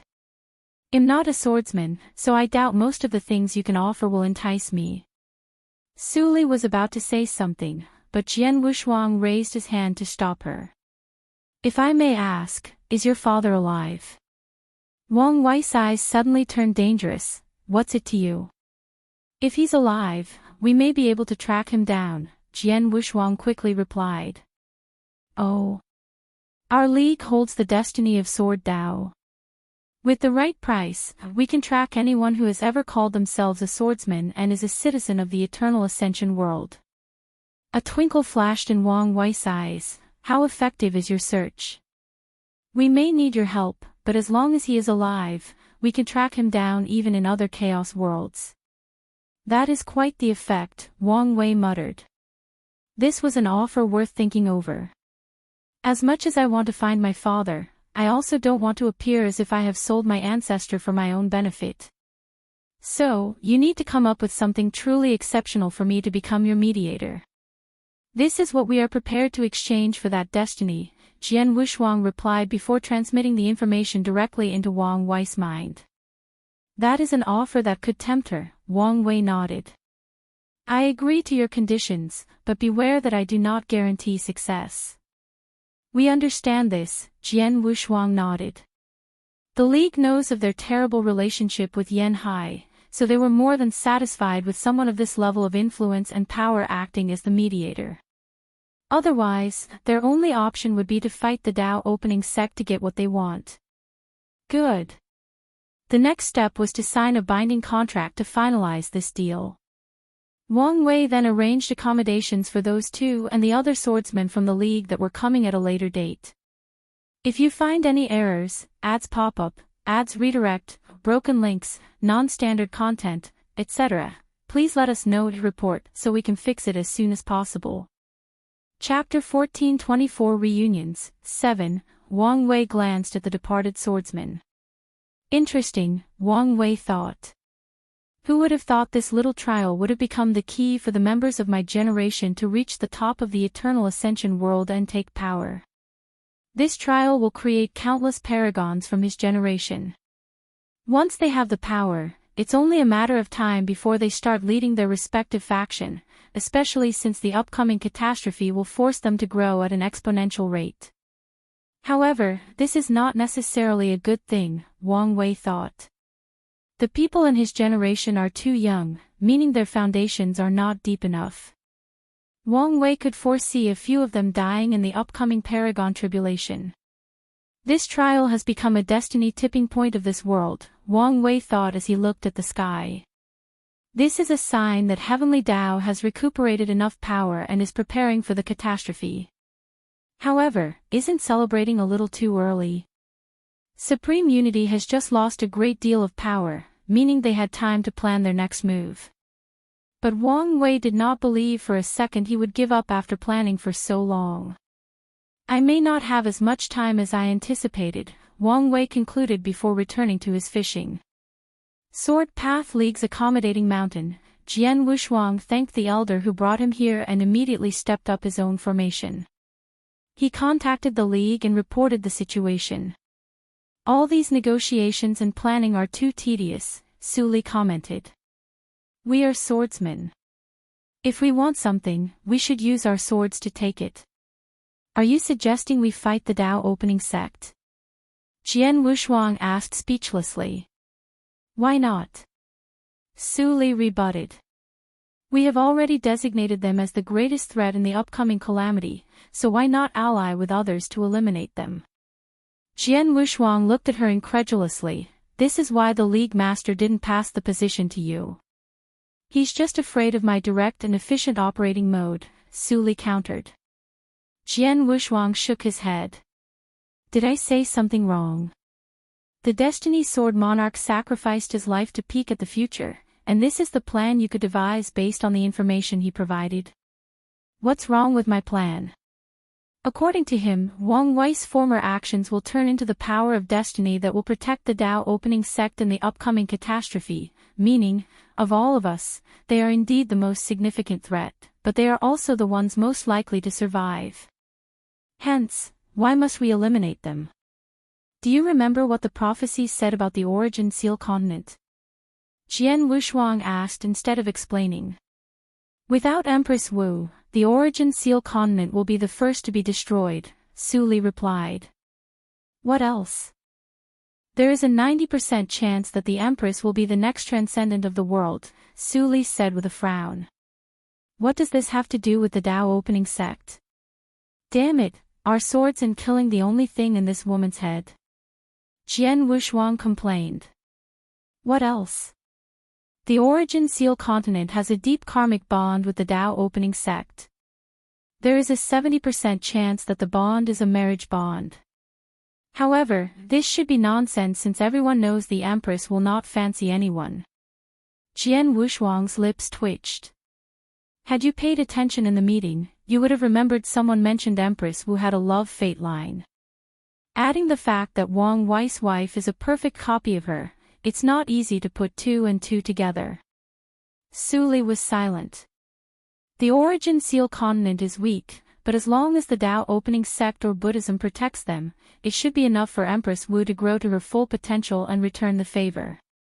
And if we attack the Tao opening sect, the origin seal continent will not stand by, meaning we would have to face 6 primal paragons, one of which is Empress Wu, who everybody knows to bet on in one-on-one fight, and Sword Empress with the highest attack potency. Tell me, in what world is this a good strategy? Su Li's face was calm and stoic before she responded, ultimately, all of these nonsense plans and schemes are because we are too weak. You have never said truer words, Jian Wushuang nodded. However, before you grow to the level where you can dominate everything with your strength alone, don't repeat these stupid and naive things. Su Li stared at him and snorted coldly before walking to one of the rooms. Meanwhile, Jian Wushuang massages his temple, demonstrating his frustration. After returning to the sect and league, his talent, ambition, and the fact that he technically survived the outlaw trial garnered him a great deal of attention, resources, and power. However, Jian Wushuang was plagued by the legacy of his ancestor, the founder of the sword-casting villa. According to the record, the sword-casting emperor had a smooth-sailing life for most of his cultivation journey, but everything changed after his rematch with the battle-maniac emperor. Since that defeat, all his luck seemed to have run out, and he suffered tribulations after tribulations, drastically changing his personality. The sword-casting emperor eventually became the sword-casting Paragon, but he seemed to have reached the limit of his talent and destiny. As a last-ditch effort, he started focusing on his title, casting swords. His talent was subpar for the profession of weapon refining. Still, the sword-casting emperor somehow defied his fate as a last act of defiance and became one of the greatest weapon refiners of his era. It's with this ability that he established the sword-casting pavilion as one of the core factions of the Sword Path League despite not having a primal or peak paragon. Unfortunately, the sword-casting emperor's personality was genuinely shit, leaving his descendants in a terrible situation during the Seven Moon era. So, when Jian Wushuang was trying to rise to power in the league, he suffered much resistance due to his ancestors' legacy. As a last result, his faction suggested he used a marriage alliance to close the gap with the other factions. Jian Wushuang vehemently denied this request. After what happened with Daiji, he forsaken women and love entirely. Unfortunately, some things are beyond his control. His elders talked to the League Master, and without his consent, Jian Wushuang was suddenly stuck with Su Li. Most of the time, the girl is easy to get along with. She's a proud and powerful swordswoman, and using this commonality, the two can spend years discussing and training with each other. Jian Wushuang's problem is when they talk about different topics. Su Li's personality is one-dimensional, she only cares about swordsmanship and strength. This personality blends into every aspect of her life, making conversation with her unbearable when it concerns anything other than swordsmanship or cultivation. At this rate, I will start drinking, Jian Wuxuang complained. He now understood why so many swordsmen love to drink. Many troubles that cannot be solved with the sword can be cured with a bottle. If only I could have an easy life like Ji Lanfang. Jian Wuxuang and Ji Lanfang are known as the Qilins of the Sword Path League. Technically, there is a third, but the Golden Sword Emperor is considered an outcast in his own faction.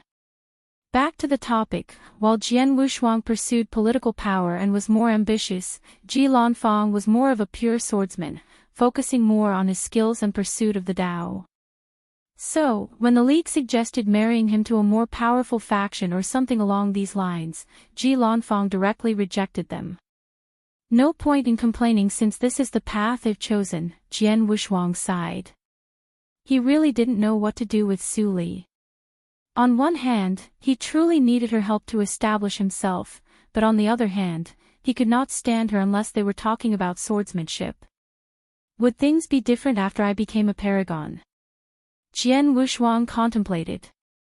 This was unlikely since Su Li's ancestor was a sword sage, meaning that this marriage would hang over his head until Jian Wuxuang could also become a primal. Maybe I can choose another partner. He groaned after thinking about this. Firstly, he wanted no partner, and secondly, choosing another partner might cause trouble in the League and ruin his opportunities instead of increasing them. I may have to suck it up, Jian Wuxuang thought as he walked to a mediation room. Maybe it won't be so bad. Maybe I can learn to love her. Better yet, maybe I can change her. He shook his head and sighed. Let's not think about this now. He summoned his sword and started to meditate. He could not increase his cultivation, but there was still room for his strength to improve, starting with increasing his synchronization with his Dao-proving artifact. Although Jian Wuxuang chose the path of political power, that did not mean he had abandoned his sword Dao. On the contrary, he understood the necessity for strength even more. If you find any errors, ads pop up, ads redirect, broken links, non-standard content, etc., please let us know to report so we can fix it as soon as possible. Chapter 1425 Reunions, 8. Wang Wei raised his head to look in the direction of the Tianwei Peak or the sect master's personal mountain. Normally, when I contact him, he answers immediately. Did something happen? He sent a talisman to Yukai after the League people left but never received any response. I guess he'll wait. Wang Wei focused on this newfound hobby. During his long life, he has tried many hobbies, including drinking tea and wine, cooking, playing chess, wood carving, and a few others, but he never truly kept them. He's hoping fishing will stick. While this is fun, I feel the view is not up to par, Wang Wei thought. He was a man of action, so after finding a problem, he dealt with it. He contacted Wang Qi with a screen floating next to him. Are you busy? A little, but what do you need? Wang Qi asked. I need someone to rebuild my garden from the Heavenly Emperor Palace, Wang Wei said. He loved that garden and spent much time there, especially when receiving guests. That's not a problem, Wang Qi nodded. Do you want only the garden built or the palace as well? Just the garden. While the palace was beautiful and a symbol of power and luxury, he preferred the calm and simplicity of his, transcending fate mountain. Noted. Do you want an exact replica, or would you mind making some improvements? Wang Wei contemplated. Show me your improvement design first, if I like it, I'll approve it. As you wish. Wang Wei had to wait more than a year before he met Yukai, and during this time, he had already approved Wang Qi's new design, and his garden was 10% done. Did something happen? Wang Wei asked as he pulled an Emperor artifact from his pool. There are a few matters that may require you to decide, Yukai replied truthfully. However, we can deal with your matter first. Wang Wei glanced at him. Based on his being so supportive and caring, it appeared Yukai was about to throw a hot potato that was his responsibility to him. All right, Wang Wei nodded. After the first defeat of the 7 moons, Heavenly Tao purposely opened the secrets of heaven and earth to the world. Did our sect take that opportunity? We did, Yu Kai nodded. The people from the Observing Destiny Hall would not miss such a chance. Wang Wei glanced at a mountain in the distance surrounded by an ethereal mist of fate and truth. What did they see? He asked. They saw you, Yu Kai replied. Me? Yes, they saw the prosperity and possible downfall of the sect all leads to you. That would explain why you guys gave me so much power, and barely no one resisted, Wang Wei commented. Yu Kai smiled wryly but did not add anything to this conversation.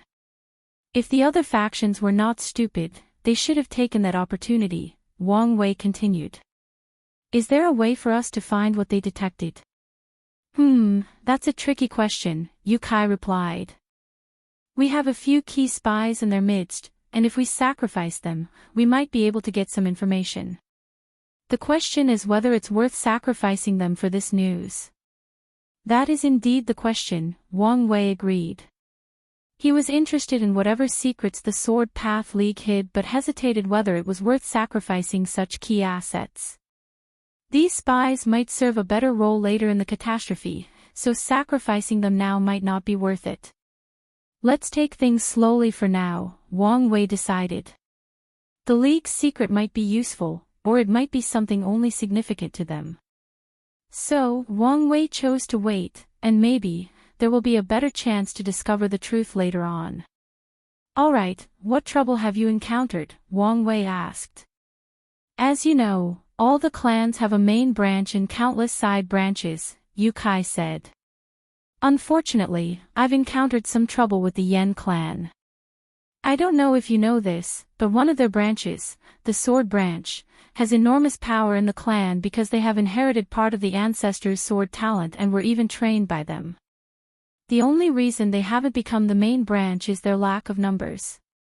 I've heard about them, Wang Wei nodded. Red Mask has been lazing in the past few years. What seems to be the problem? It's regarding the spot for trial, Yu Kai explained. The main branch has chosen their candidate, but the sword branch vehemently denies the choice and wants someone from their branch. Isn't our sect's motto about meritocracy? Have their candidates battle it out, and the most powerful one will have the spot, Wang Wei responded casually. They did that, and the sword branch won, Yu Kai said, his voice containing a hint of carefulness. However, Patriarch Yan Di has used some clan and sect rules to ensure his branch received the spot and denied the battle's result. Now, the sword branch has been pressuring me to decide on this matter, and I don't know what to do. What did the Great Elder say? She said she was too close to this problem and allowed me to handle it.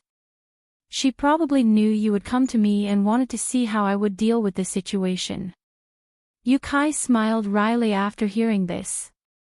He thought the same but he couldn't exactly say anything to the Great Elder. So, what do you think I should do? Did Yan Di break any rules? Wang Wei asked. His actions, while shameless, were within the rules, Yu Kai replied. That's one of the reasons he couldn't do anything. Since that's the case, the spot will stay with him. Then, what about the sword branch? Tell them that their candidate can disguise as one of the loose cultivators to enter, Wang Wei said. Now that I think about it, I might need someone to do some dirty jobs for me. Although I have Yang Guowei and Xiao Songxi, I worry about their strength.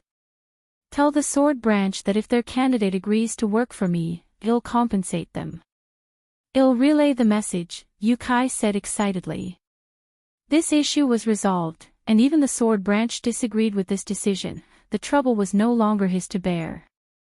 If they agree, provide them with the best disguise method, including the best method to hide from divination and such.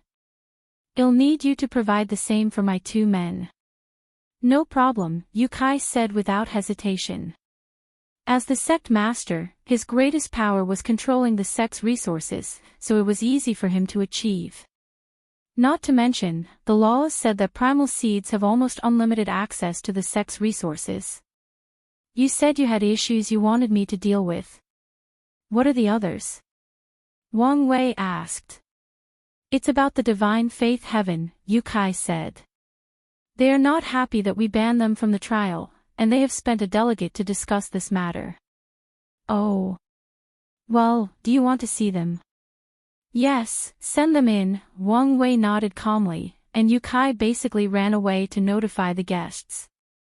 Soon, an elderly man with long gray hair and a white beard that reached his knees, gold eyes, and divine aura approached Wang Wei, followed by divine Zhu behind him. Salutation, Prime Seed Wang Wei. My name is Divine Lei, and it's an honor to meet you. You are the most polite god I've ever seen in my life, Wang Wei said without turning to face his guest or inviting them to fish with him. I understand my young apprentice here was rude to you before, and we came with gifts and apologies. Divine Lei motioned to Divine Zhu, and he flew forward, cupped his hands, and bowed. I apologize for the way I acted on our first meeting. I was too excited and acted out of character. Do you think this is because I got my feelings hurt because you were rude? Wang Wei asked.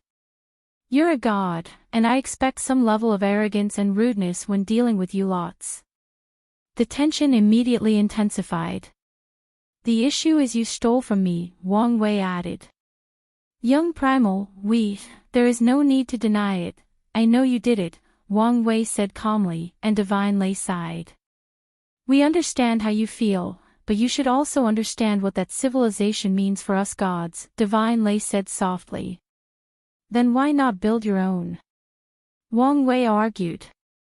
The moment you saw them, you had access to my idea. You could have built your own civilization, but you still captured my people and stole every aspect of my idea. Divine Lei's lips twitched. Who would want to go through all that trouble when there was a more straightforward approach? Again, we apologize and will compensate you for your loss. The mortal civilization will affect the world in ways you brainwashed gods cannot fathom, so I doubt your compensation is with much in hindsight. Both Divine Lei and Zhu's complexion turned ugly. I will accept your compensation since I don't spit out things that are in my stomach, Wang Wei continued. But this is far from over. Divine Lei relaxed his gritted teeth and took a deep breath to calm down. What do you want? What can we do to gain access to the trial? I understand the greater implications of blocking you from attending this trial, so I won't do that, Wang Wei uttered, making these two breathe in relief. Sadly, their relief was brief. The ticket price for your faction will be 3 times that of everybody else. What? That's outrageous. Incense, despite its flaws, is incredible power when you purify it to the limit. It does wonders for healing, existence, so I doubt you lack the resources, Wang Wei said blandly. So, take the offer or leave. You. Divine Zhu said while taking one step forward. Divine Lei stopped him by putting his arm before him. We will buy it. Happy to do business with you. Divine Lei looked at Wang Wei's back. I hope you don't regret today's decision. However, Wang Wei did not answer him, it was as if he was nothing but air. Divine Lei snorted coldly before flying away with his apprentice. The divine faith heaven, Wang Wei muttered. He was not targeting these guys because of what happened with the mortal civilization. Although Wang Wei holds grudges, he knows when to put his personal feelings aside for the greater good of the sect. He targeted them for entirely different reasons, which involved his future wife. According to his calculations, he theorized that the Origin Seal continent would be the first faction to bear the brunt of the upcoming faction. That's because Wuhong has the greatest potential and must be tested first, and her faction has the weakest foundation. Wang Wei doesn't want anything to happen to his future wife or her faction, so he decided to nudge destiny to target the weaker overlords. The decision was between the Limitless Exchange Hall and the Divine Faith Heaven, and unfortunately, the latter had offended him, so he chose it. It's unfortunate for you, but who made you weak and offended me?" Wang Wei muttered.